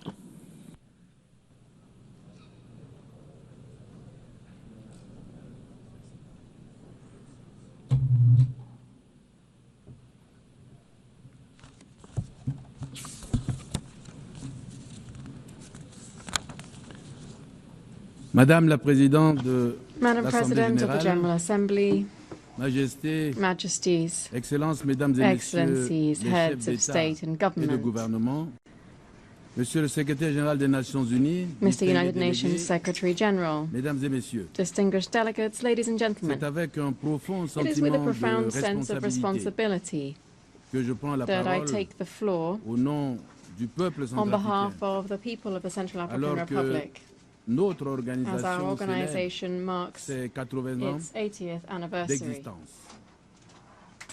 Cet anniversaire nous rappelle This une anniversary vérité reminds simple. us of a simple Nos truth. destins sont liés. Our destinies are intertwined. L'humanité est une et indivisible. Humanity is one and Nos indivisible. peuples ne peuvent prospérer Our peoples que si can la only paix est prosper assurée, if peace is secured, si le développement if est development partagé is shared, et si la and dignité if humaine human est dignity garantie is pour guaranteed for all.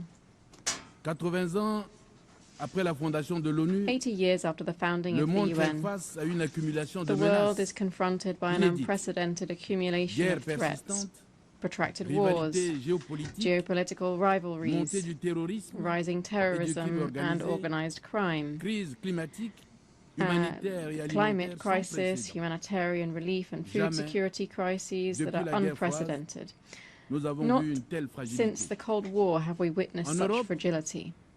La guerre en Ukraine In continue de Europe, causer the war in d'immenses Ukraine souffrances humaines continues to cause immense human et de suffering fragiliser la and stabilité to mondiale. undermine global stability. Au Moyen-Orient, In the Middle les East, violences the persistantes entre persistent Israël violence et la between Palestine Israel and Palestine plongent des générations plunges entières dans la entire douleur generations into compromettent les grief espoirs and de undermines the coexistence prospects for peaceful coexistence. En Afrique, In Africa, les crises au Soudan, the crises in à l'est de Sudan, la République in démocratique the east of the du Democratic Republic of the Congo, Congo, au Sahel in the et dans Sahel, la Corne de and l'Afrique in the Horn of Africa, rappellent la fragilité recall des the équilibres fragility of et l'urgence the equilibrium d'un that soutien we accru have struck à la and the prévention urgency et à la for résolution enhanced pacifique support des for différends. prevention and the peaceful settlement of disputes. Face à cette situation Faced dramatique, with these tragic la situations, République the centrafricaine Central African propose Republic proposes the strengthening of the United Nations mechanisms for preventive diplomacy through the creation of a global conflict prevention fund financed by the major powers and administered transparently.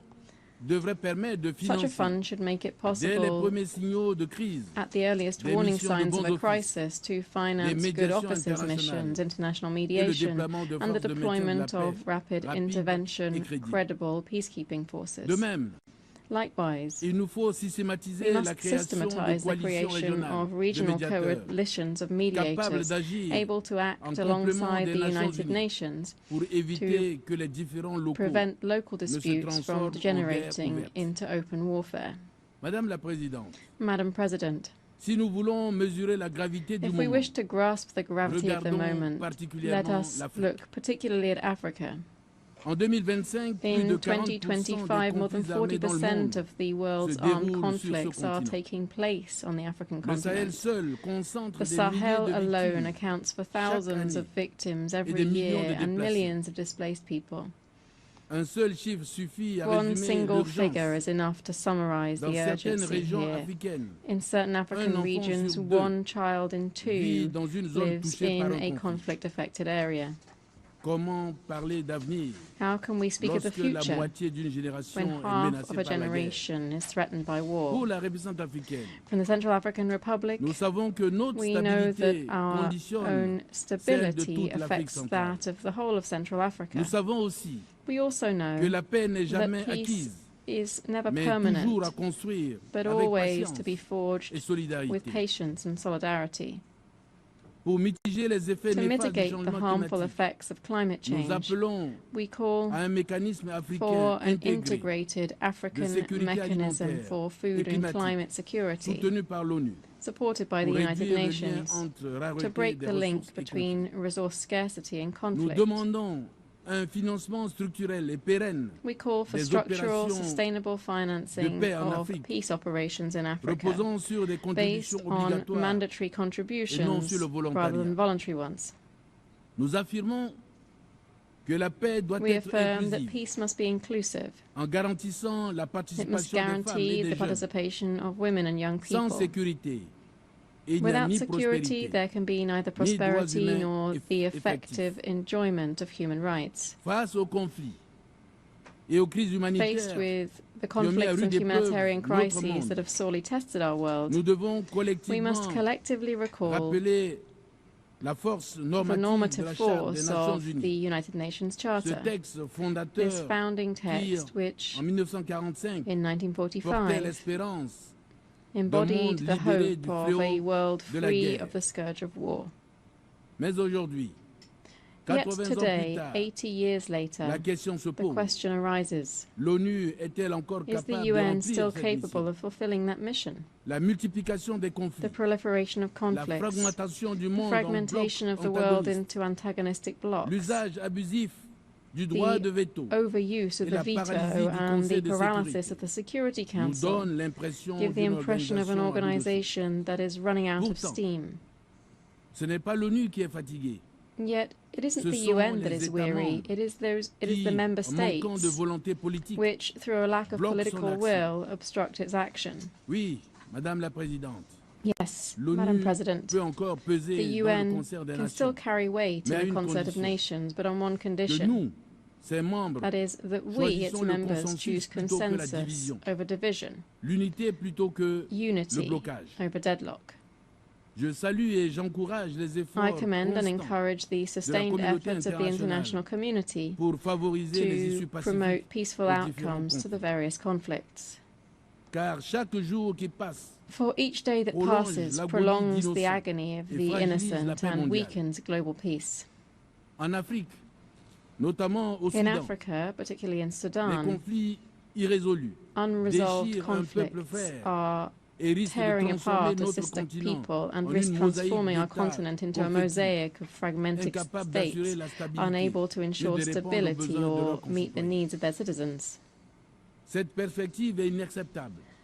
This prospect is unacceptable. Africa calls for urgent mobilization, not to further militarize our land, but to invest in peace, mediation, and inclusive dialogue. It's for this reason that my country supports the Quad Declaration initiated by Egypt, Saudi Arabia, the United Arab Emirates, and the United States of America concerning the restoration of peace and security in Sudan. In my own country, the Central African Republic, we've chosen the path of dialogue.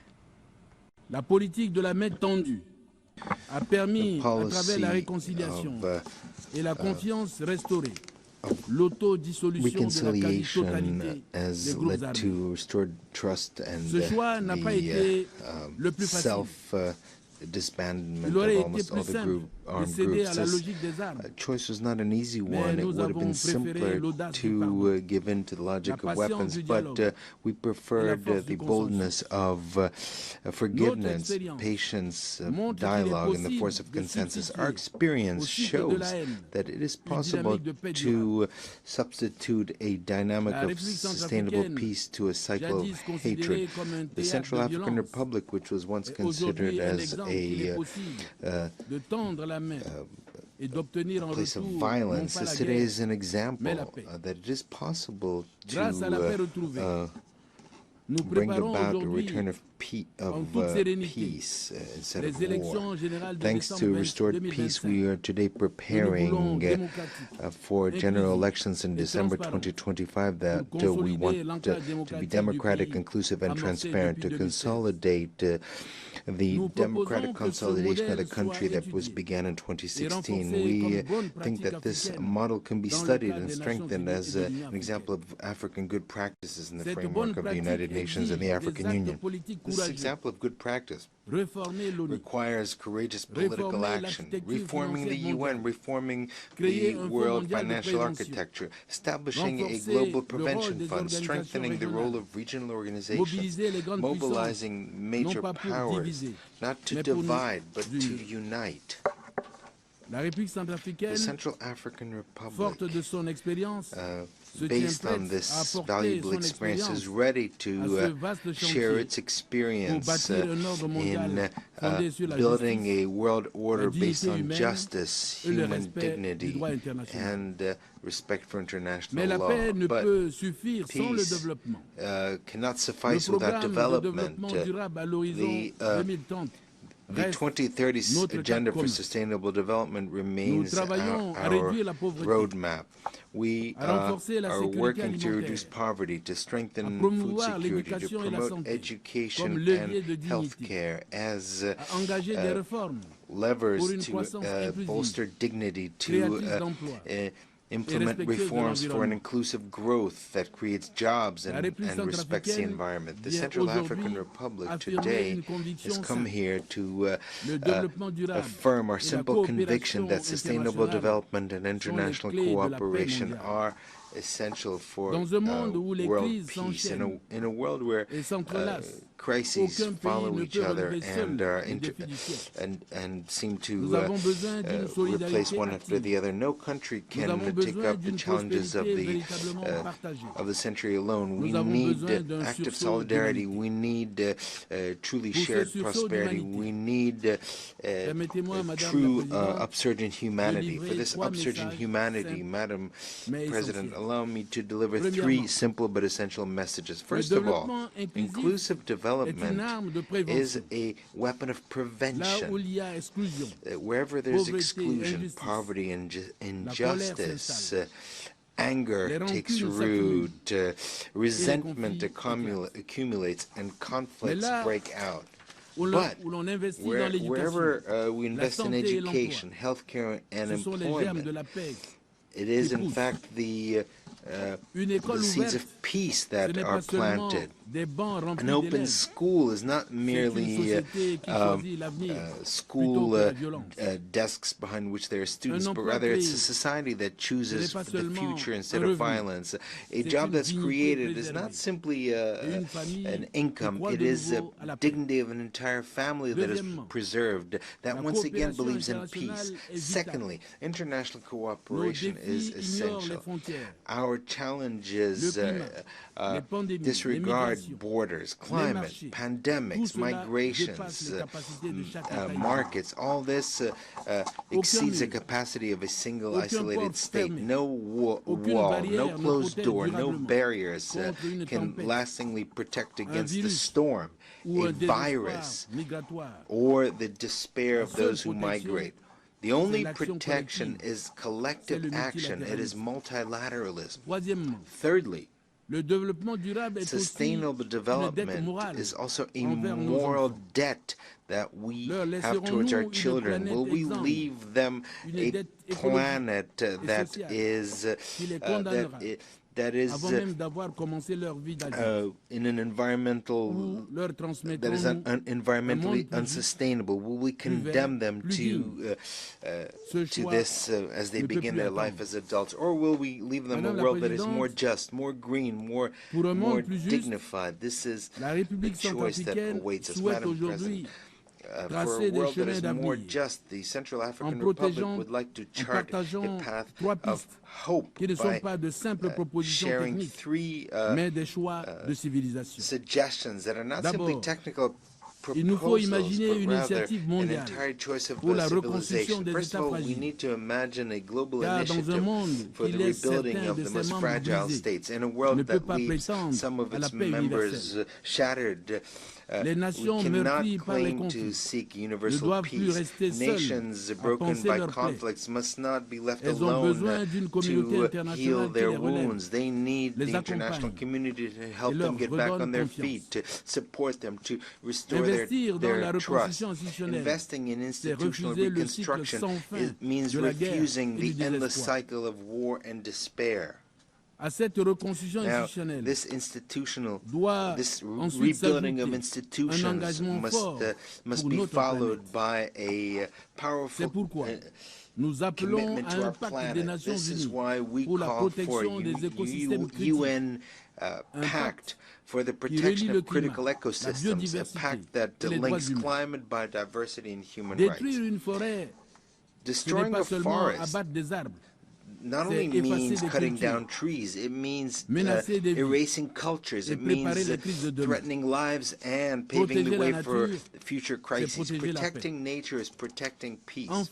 Lastly, the time has come for ambitious dreams for Africa. That is the idea behind a green corridor, a development corridor in Central Africa, which brings together modern infrastructure, clean energies, and regional integration. From Bangui to Kinshasa, from Douala to Libreville, this corridor would be a bridge between our peoples and a promise of the future for all of humankind, because Africa is not a continent that needs simply help, but it's a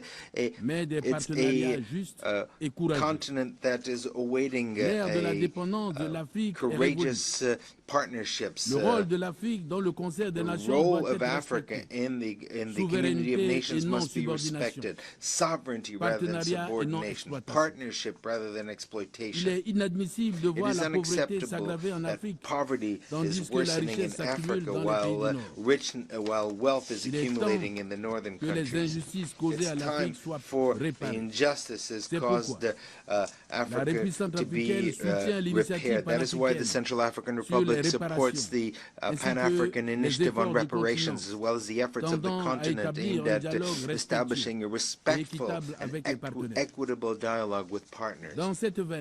Along these lines, my country supports the initiative for global governance launched on the 1st of September of this year by China, and that is a continuation of global initiatives for development, security, and civilization, stressing the need for the development of a more just and more equitable system of international governance. Madam President, we all agree on the principle of sustainable development. However, two obstacles stand in that way: financing and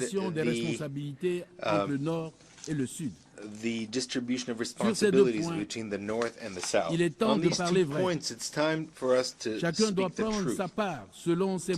Each one should bear the burden based on their historic responsibilities, because solidarity is not a moral option, it is a political obligation. That political obligation implies that sustainable development is the very condition of our common future.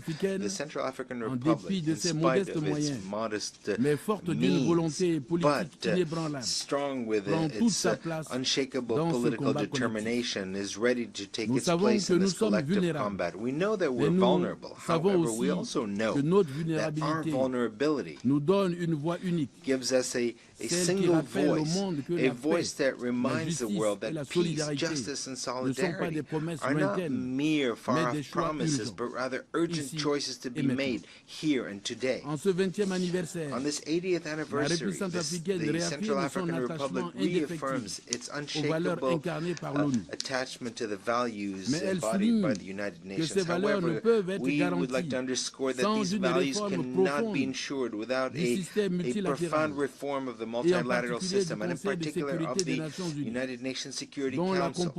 Its current composition has become obsolete and even illegitimate. 80 years ago, when the United Nations was born, Africa was not free. Most of our countries still were living under colonial control. Our voice did not count at the time. Today, Africa is 1,400,000,000 inhabitants. In 30 years, there'll be 2,500,000,000. 1 human being in 4 will be African. Africa will be the youngest continent, and the one that will play a decisive role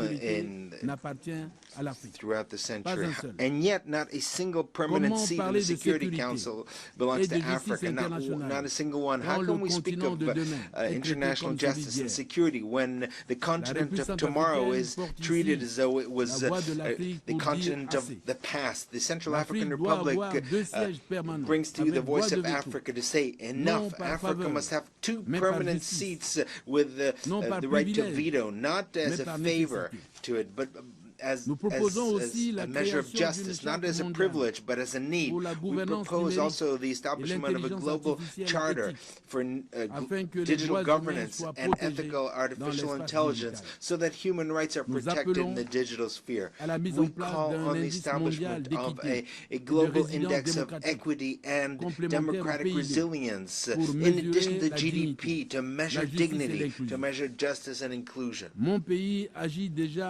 My country is already acting within its means. We have validated our 3rd national report on Resolution 1325, Women, Peace and Security. We have updated our follow-up plan of Beijing Plus 30.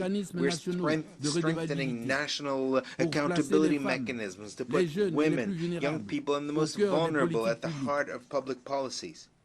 On this 80th anniversary of the UN, let us recall the vision of its founders to substitute the force of the powerful by the force of law, and to build a future of dignity for all. Thank you very much. Je remercie le président de la République centrafricaine. I thank the President of the Central African Republic. L'Assemblée va maintenant entendre l'allocution de Excellency, the Assembly will now hear an address by His Excellency Bajram Begai, President of the Republic of Albania. I request protocol to escort His Excellency and invite him to address the Assembly.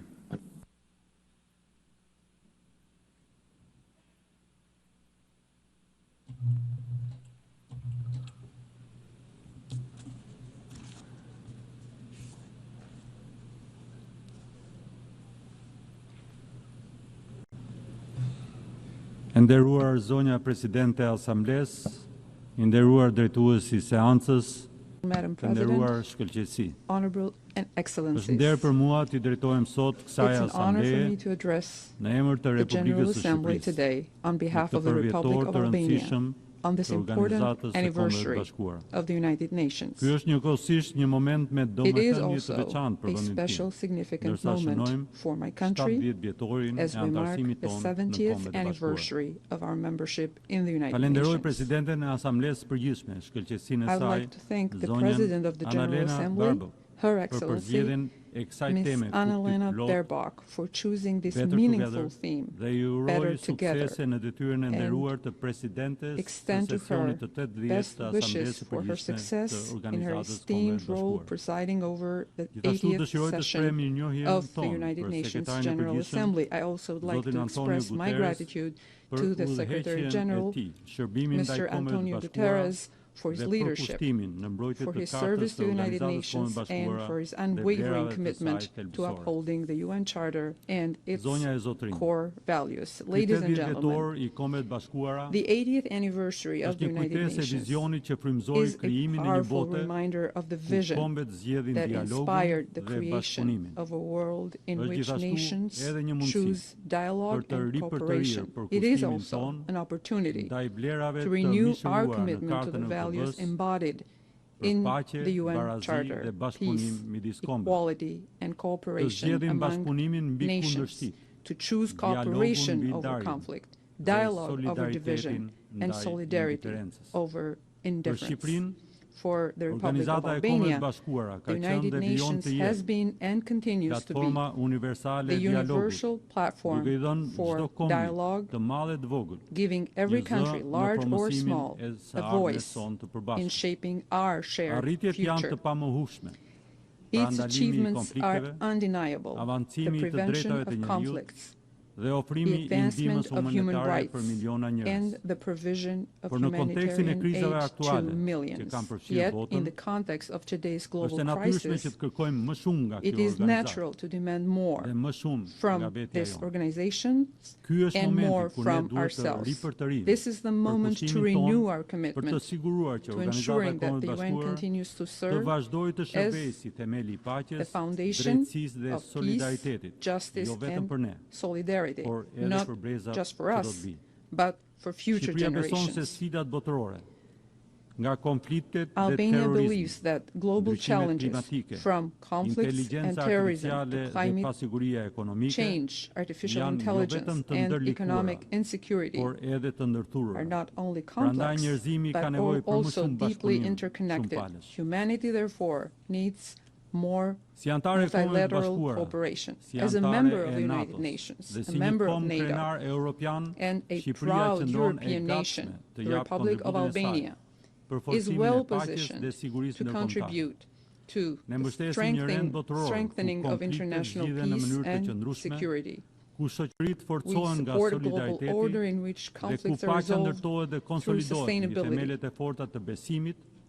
Societies are strengthened by solidarity, and peace is built and maintained on foundations of trust, cooperation, and progress. Albania remains firmly committed to the UN Charter and will continue to contribute to peacekeeping missions, humanitarian efforts, and the building of a world in which disagreements are resolved through dialogue and diplomacy.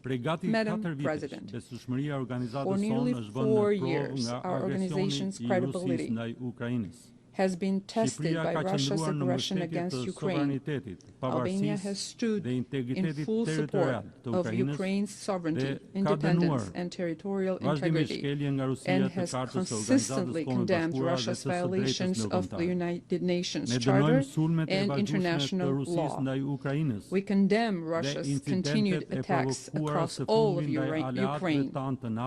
At the same time, we recognize and value diplomatic efforts under the leadership of President Trump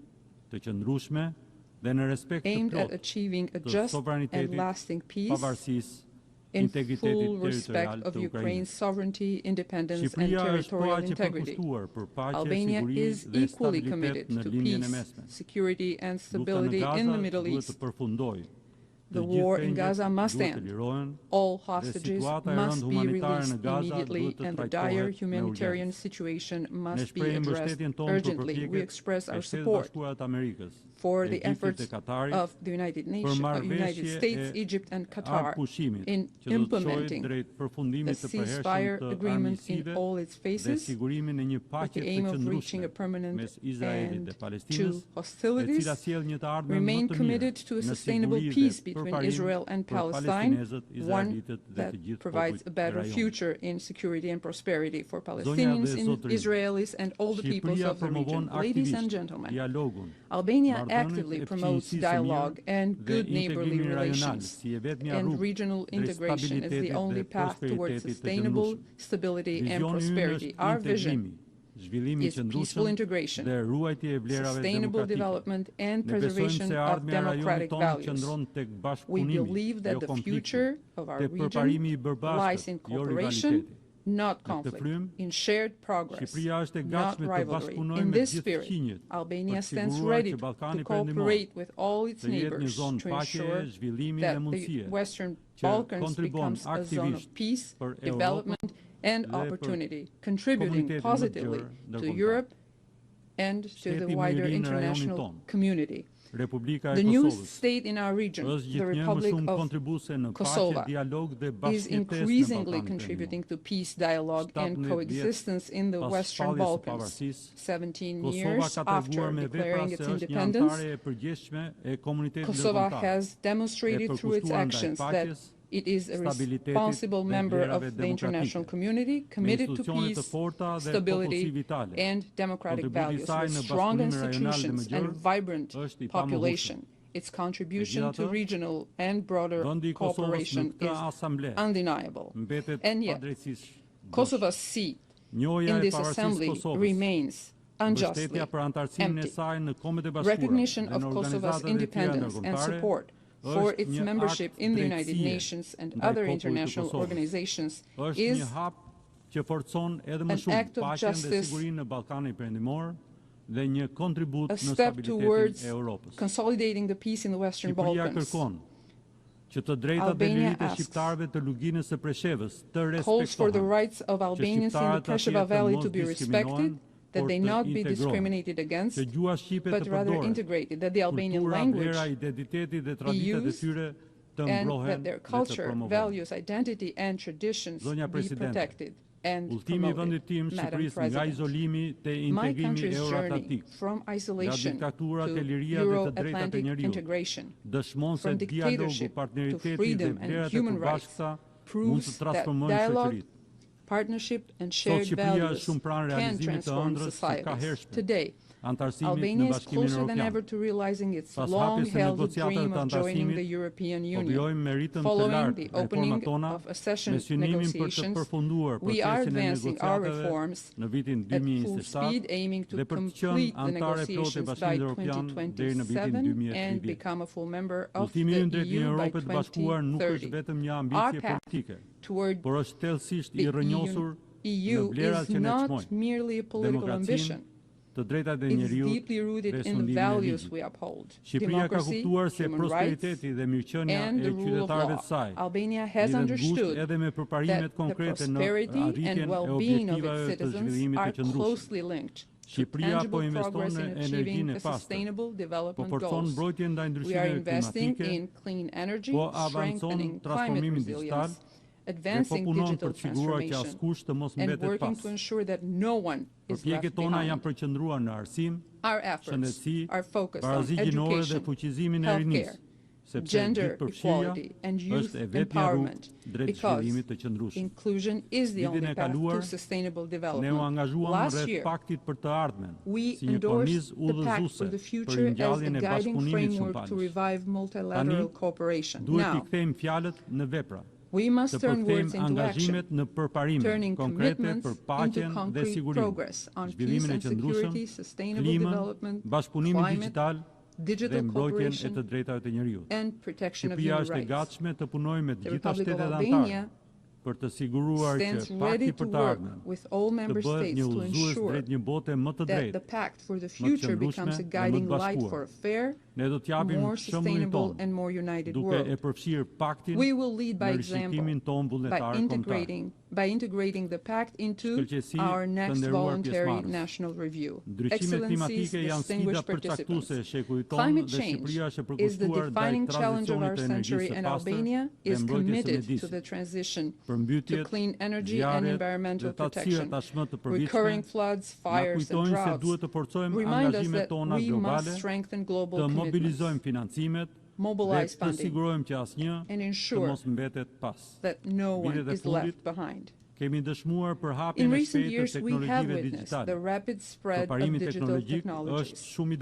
Technological progress is valuable only when it advances in a parallel with human progress. We must remain faithful to our values, placing technology at the service of humanity. No matter how advanced, the problems of this world cannot be solved by artificial intelligence alone, but by human intelligence and compassion. The digital age must be guided by international cooperation, ethical standards, and respect for human rights. For Albania, digital transformation is a national priority. We have undertaken ambitious reforms to digitize public services, increase transparency, and fight corruption. Albania is proud to co-lead with Kenya the review process of the World Summit on the Information Society and will work with all member states to ensure a successful outcome. Madam President, human rights and the dignity of every individual must remain at the heart of our mission. Albania has demonstrated through its democratic transformation that societies thrive when individual freedoms are protected, when women and youth are empowered, and when diversity is embraced as a strength. We are honored to bring our experience to the Human Rights Council, where we have worked tirelessly to promote the universality of human rights and the indivisibility of all freedoms. During our mandate, we have focused on protecting vulnerable groups, advancing gender equality, and defending the rights of those most at risk of violation. We will continue to raise our voice against discrimination, intolerance, and violence whenever they occur. Albania is proud of the progress it has made in advancing gender equality, not only as a moral obligation, but as a driver of societal development. Today, women hold some of the highest offices in our country, dhe të punoj me partnerët për ta bërë barazimin në realitet të prekshëm për gjithë. Asnjë kombë nuk mund të projektojë një të ardhmen të mirë pa vendosur rinin në qendër të strategjive kombëtare. Përmes reformave në arsim, transformimit digital dhe punësimit, Shqipëria po punon për të zgjeruar mundësitë që të rinjtë të mësojnë, të sjellin risi dhe të marrin pjesë plotësisht në shoqëri. Ne besojmë se investimi tek të rinjt është investimi më i efektshëm për paqe, mirëqenie dhe zhvillim të qëndrueshëm.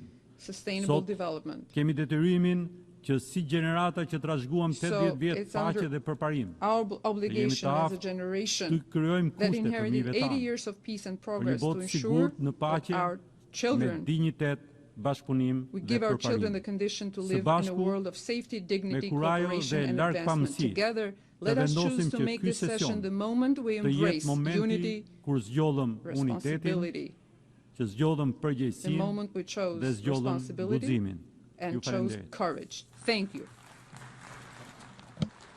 Au nom de l'Assemblée générale, je tiens à remercier le président de la République d'Albanie. I wish to thank the President of the Republic of Albania.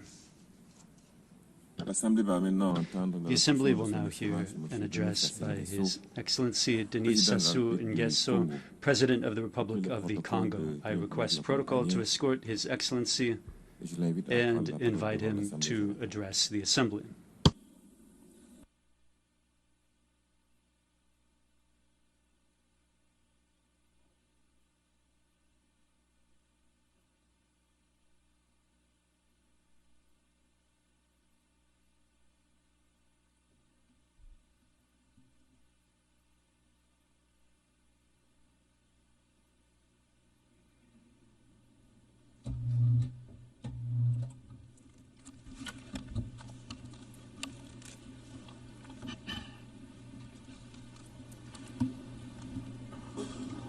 Madame la Présidente de l'Assemblée President Générale, of the General Assembly, Monsieur le Secrétaire Général Secretary de General l'Organisation des Nations of Unies, the United Nations, Mesdames et Messieurs les chefs d'État heads of et state de gouvernement, and government, distingués délégués, distinguished delegates, Mesdames et Messieurs, ladies and gentlemen,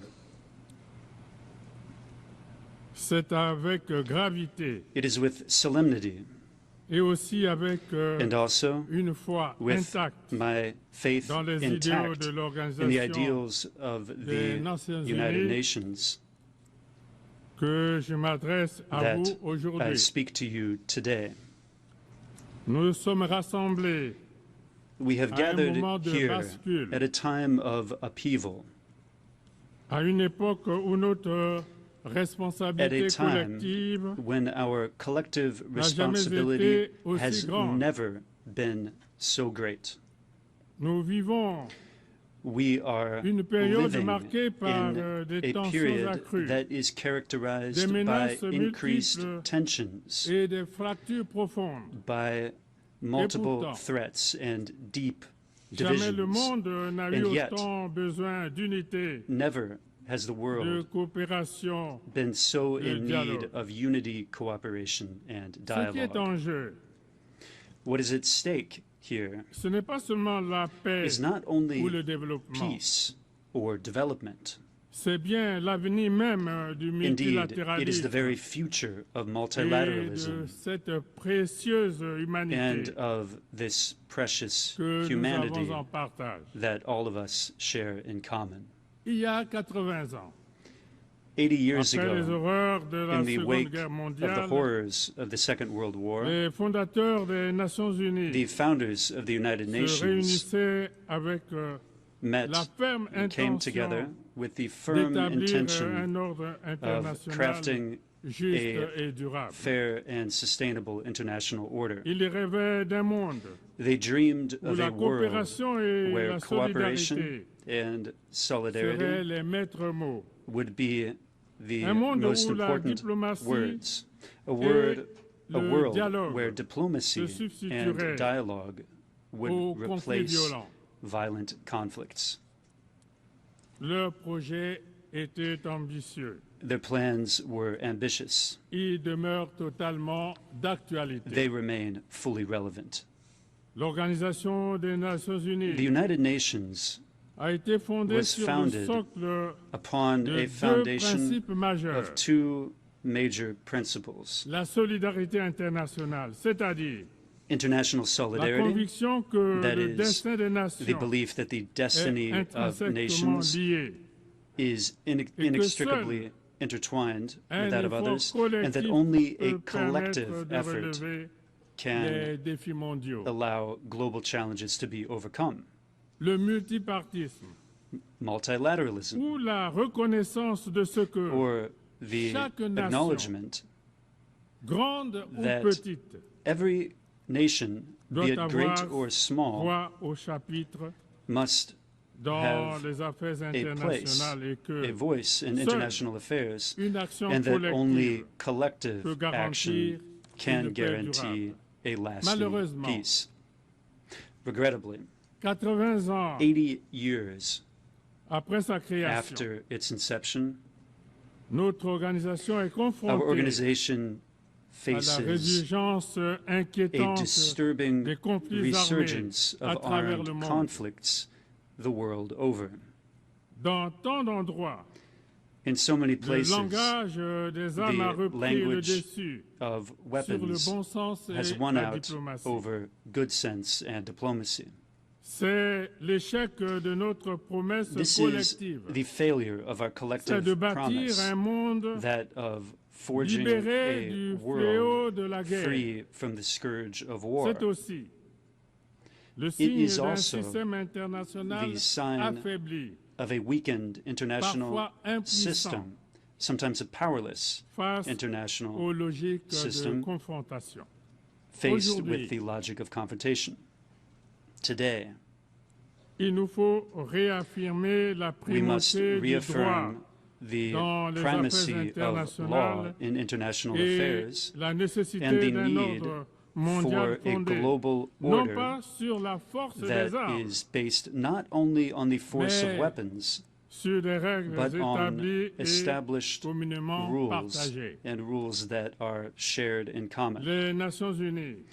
The United Nations must once more become an effective tool for conflict prevention and mediation. As an actor committed to peace and justice that works for friendship among all the peoples of the world, the Congo supports peaceful coexistence, reciprocal tolerance, and mutual understanding. This is why, in the Middle East, my country is a staunch supporter of the two-state solution, an Israeli and Palestinian state living side by side in peace. In the Caribbean, my country will continue to support the Cuban people, exhausted by decades of an embargo which is today incomprehensible. Trade tensions, technological and geopolitical tensions among great powers, which we are witnessing today, are clearly fragmenting our world and fueling distrust among nations. They are weakening international chains of solidarity, and they are undermining our capacity to tackle together the great global challenges with serious repercussions for the economies of developing countries. This is illustrated, inter alia, by instability on the markets,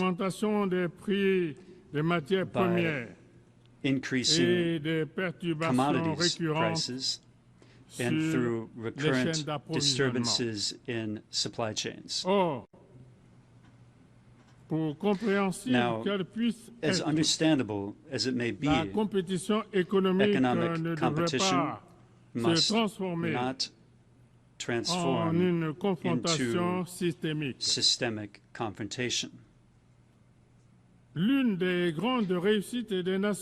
of the greatest successes of the United Nations was undeniably establishing a sound platform for cooperation among nations. But today, this multilateralism is under threat by national egotism and by unilateral policies, which are a source of harmful diplomatic crises. This tendency needs to be rolled back.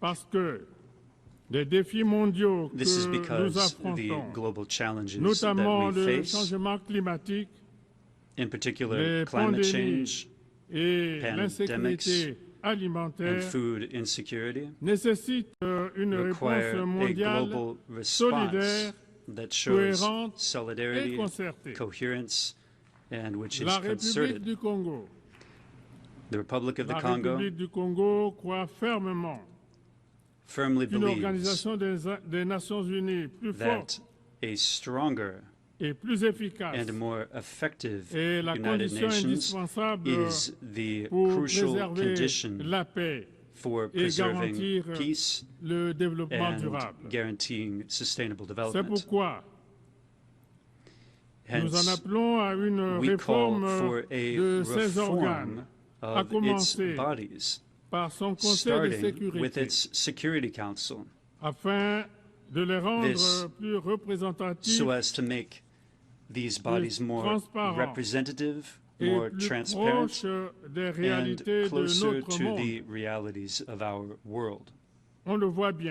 One can see clearly that the Security Council, in its current composition, no longer reflects the geopolitical balance of our world. Thus, the urgent need to reform it, not in theory, but in practice. Africa cannot remain marginalized.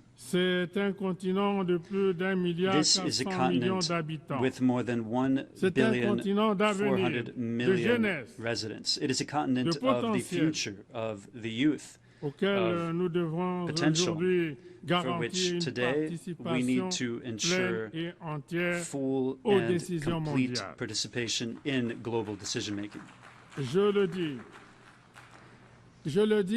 I wish to state forcefully, Africa deserves permanent representation on the United Nations Security Council.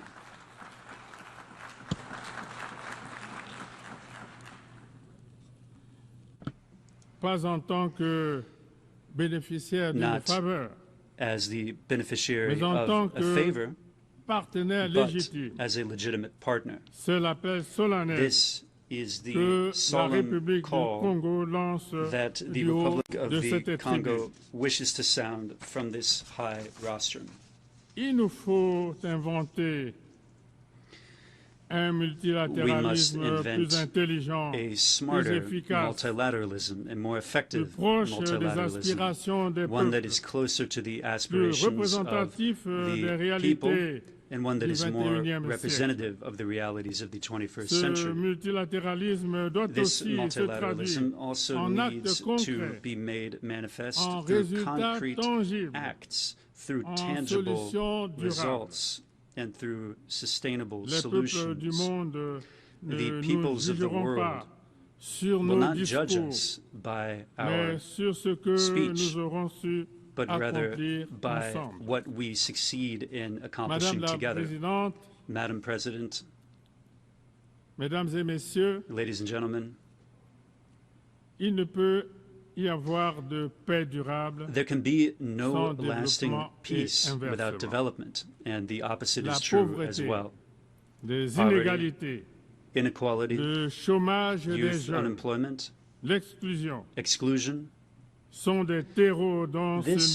is the ground that produces frustration, instability, and violent extremism.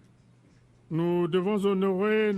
must honor our commitments for the financing of the Sustainable Development Goals and put an end to the machinery that strangles vulnerable economies, such as unsustainable debt or unfair trade rules. International solidarity remains vital to allow for developing countries to successfully weather their transition toward a more prosperous future. This is the reason why we need to invest massively in education, in health, agriculture, infrastructure, new technologies, artificial intelligence, inter alia. The climate is a very big challenge today. It goes beyond all borders, beyond all divisions, and beyond all ideologies. It is already striking our cities, our countrysides, and our ecosystems. It is exacerbating conflicts, destroying cultures that have been around for millennia, and it is compelling entire families to tread the path of exile. Faced with this, we don't have the right to act in scattershot fashion. We need to close ranks with solidarity and with resolve. Cela implique le respect des engagements This means respecting the commitments of the Paris Agreement. Un soutien massif It means à massive l'adaptation pour les support pays for les the plus adaptation vulnérables of the most vulnerable et countries. une transformation profonde And it means de a nos deep modes de production, transformation de of our consommation means et de of financement. production, consumption, and financing. C'est l'occasion de saluer This is the opportunity l'adoption par to hail l'Assemblée the générale des Nations adoption Unies by the United Nations de la General Assembly résolution sur la of the décennie resolution on mondiale the du global boisement decade et du for reboisement forestation que and mon pays a reforestation, initié which my country comme l'une des initiated solutions susceptibles as one of these de faire solutions avancer notre combat conducive commun to making en faveur inroads de la in our préservation common de struggle to l'environnement preserve the et environment l'atténuation and des to ravages mitigate liés the au changement ravages climatique. of climate change. Le climat The ne climate doit pas devenir un nouveau must not facteur de become a new division factor nord-sud. that divides Il the doit North être un facteur and the South. d'unité It must be mondiale, a factor for un global motif unity, de solidarité planétaire, a means of le solidarity mobile d'une throughout the espérance planet, partagée. and a vehicle Madame la for shared Présidente, hope. Mesdames et Madam Messieurs, President, ladies and gentlemen, au moment où les nations du at a monde time when the sont nations of the world confrontées à de graves défis, face serious challenges, certains de ces défis ayant clairement some un of these retentissement challenges existentiel, are clearly existential voilà que in s'enclenche une terms of their nouvelle et repercussions. And inquiétante now, course aux something new armements. and disturbing is unfolding. Les An dépenses arms race. militaires mondiales atteignent Global aujourd'hui military des spending niveaux today records, has alors reached même record levels, que des millions d'êtres humains even while vivent millions dans of human l'extrême beings pauvreté, live in extreme avec un accès poverty réduit à l'eau potable, with à une éducation reduced de access qualité to drinking water, et aux soins reduced de access santé to primaire. quality education and primary Des traités health care. sur le désarmement sont remis en Disarmament cause, treaties have been called tandis into que question, la prolifération des armes de while the destruction massive, proliferation of weapons of mass notamment destruction, nucléaires, in particular revient nuclear au weapons, cœur des préoccupations. is becoming again a Cette central dérive concern. est dangereuse This à is tous a égards. dangerous slide in every way. Elle ne rend pas notre monde plus sûr. It is not making our Bien au world any contraire. safer. Quite the Elle contrary. elle It expose is aux périls les plus graves, exposing the dont world to the le most risque d'une serious conflagration généralisée jeopardy, qui échapperait including the à risk of tout a contrôle. generalized conflagration, which could rage À son out of engagement control en completely. faveur de la paix et de la Faithful to its sécurité commitment internationale. to peace and La international République security, du Congo the réitère Republic son of the appel Congo en reiterates faveur its call d'un désarmement mondial. for global disarmament. Le moment est venu The time has come de nous investir tous for all of us dans la recherche de solutions to qui renforcent invest notre in sécurité collective, searching for solutions that la strengthen our stabilité collective et security la prospérité de stability, tous les peuples, and the prosperity of all plutôt peoples. que de nourrir This le instead cercle of vicieux fueling et the vicious destructeur and destructive des conflits cycle of et de la conflicts and violence. Madame la Présidente, Madam Mesdames et President, Messieurs, ladies and gentlemen, dans ce monde in instable, this unstable world, beaucoup many doutent people aujourd'hui.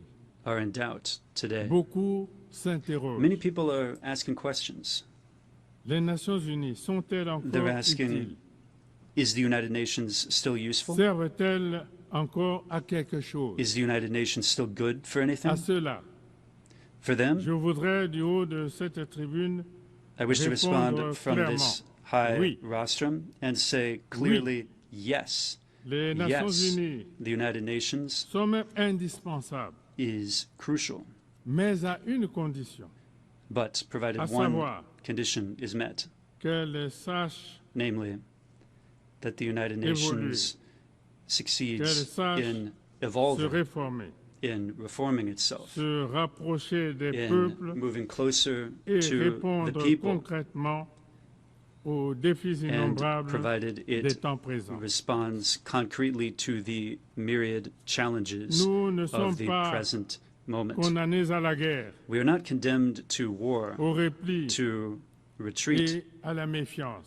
and to distrust. Nous avons encore We le still choix, have the choice, celui du courage, the choice of de la courage, solidarité et solidarity, de la responsabilité. and responsibility. Alors, ensemble, unis Therefore, together, dans la diversité, united in diversity, faisons vivre let les us promesses bring to life fondatrices the de notre founding organisation, à promises of our savoir la organization, paix, la namely dignité peace, et le progrès. dignity, and progress. Ne laissons pas Let us l'histoire not allow se faire history to sans be nous. made Je without vous us. remercie. I thank you.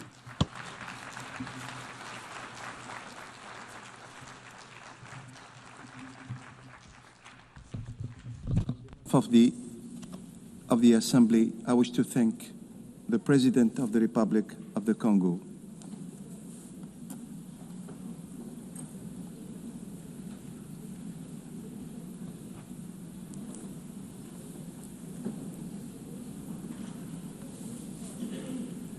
Now the Assembly will hear an address by His Excellency Andry Nirina Rojolina, President of the Republic of Madagascar. I request kindly the protocol to escort His Excellency and invite him to address the Assembly.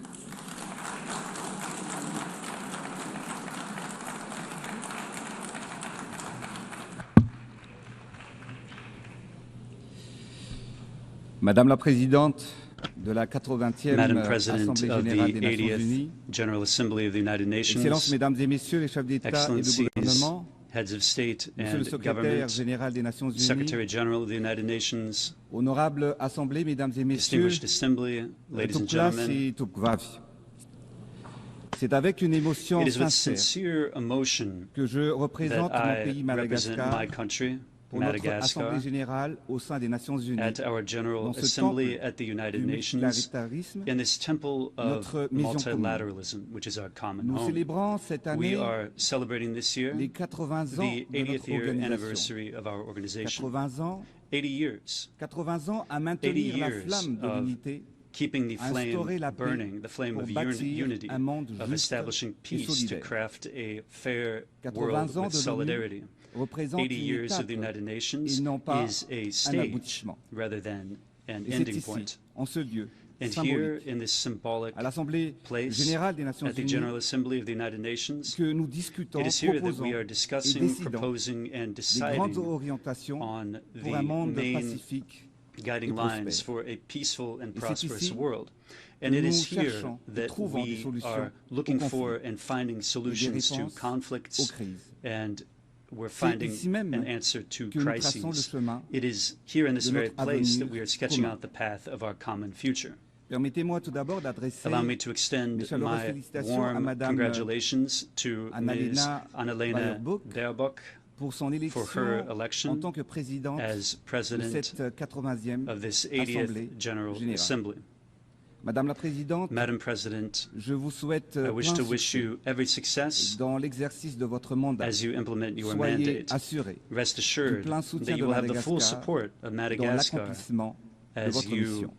carry Je out your voudrais mission. également saluer le I secrétaire also général des wish Nations to Unies, hail the Secretary dont General of the United l'engagement et le Nations, leadership whose nous commitment rappellent and notre leadership mission, remind qui us est de of our placer mission, l'humain which is to au put cœur de human nos actions. beings at the heart Mesdames et of messieurs, all of our actions. l'ONU Ladies and a gentlemen, toujours the porté UN un has idéal, always conveyed an celui de ideal, bâtir ensemble that of un monde de forging paix, a world de justice together, a et world of d'espérance. peace, justice, and Le hope. thème choisi cette The année, topic chosen this mieux year, ensemble, better together, 80 ans et plus 80 years pour la paix, and more le for développement peace, development, et les droits humains and et les human droits de rights, l'homme, nous rappelle que depuis reminds plusieurs us décennies, that for several les decades, Nations Unies the rassemblent United les peuples et les Nations nations has been bringing pour people promouvoir and la nations paix, together to promote favoriser peace, le développement foster et défendre development, les droits humains. and protect human rights. Aujourd'hui, Today, more than ever, we must reaffirm our collective commitment to build a future of solidarity to overcome challenges, because by pooling our efforts, we can transform the hopes of humanity into reality for everyone. This theme gets to the heart of our priorities. And this is why, since the proclamation of our independence 65 years ago, Madagascar joined the United Nations. This shows my country's belief in the ideals of peace, solidarity, and cooperation among people, the ideals championed in the Charter. Today, to further strengthen this conviction and in order to ensure the continuity of the work of the United Nations in Madagascar, we are going to provide several thousand square meters of office space so as to host a hub for a larger presence of the United Nations on the territory of Madagascar.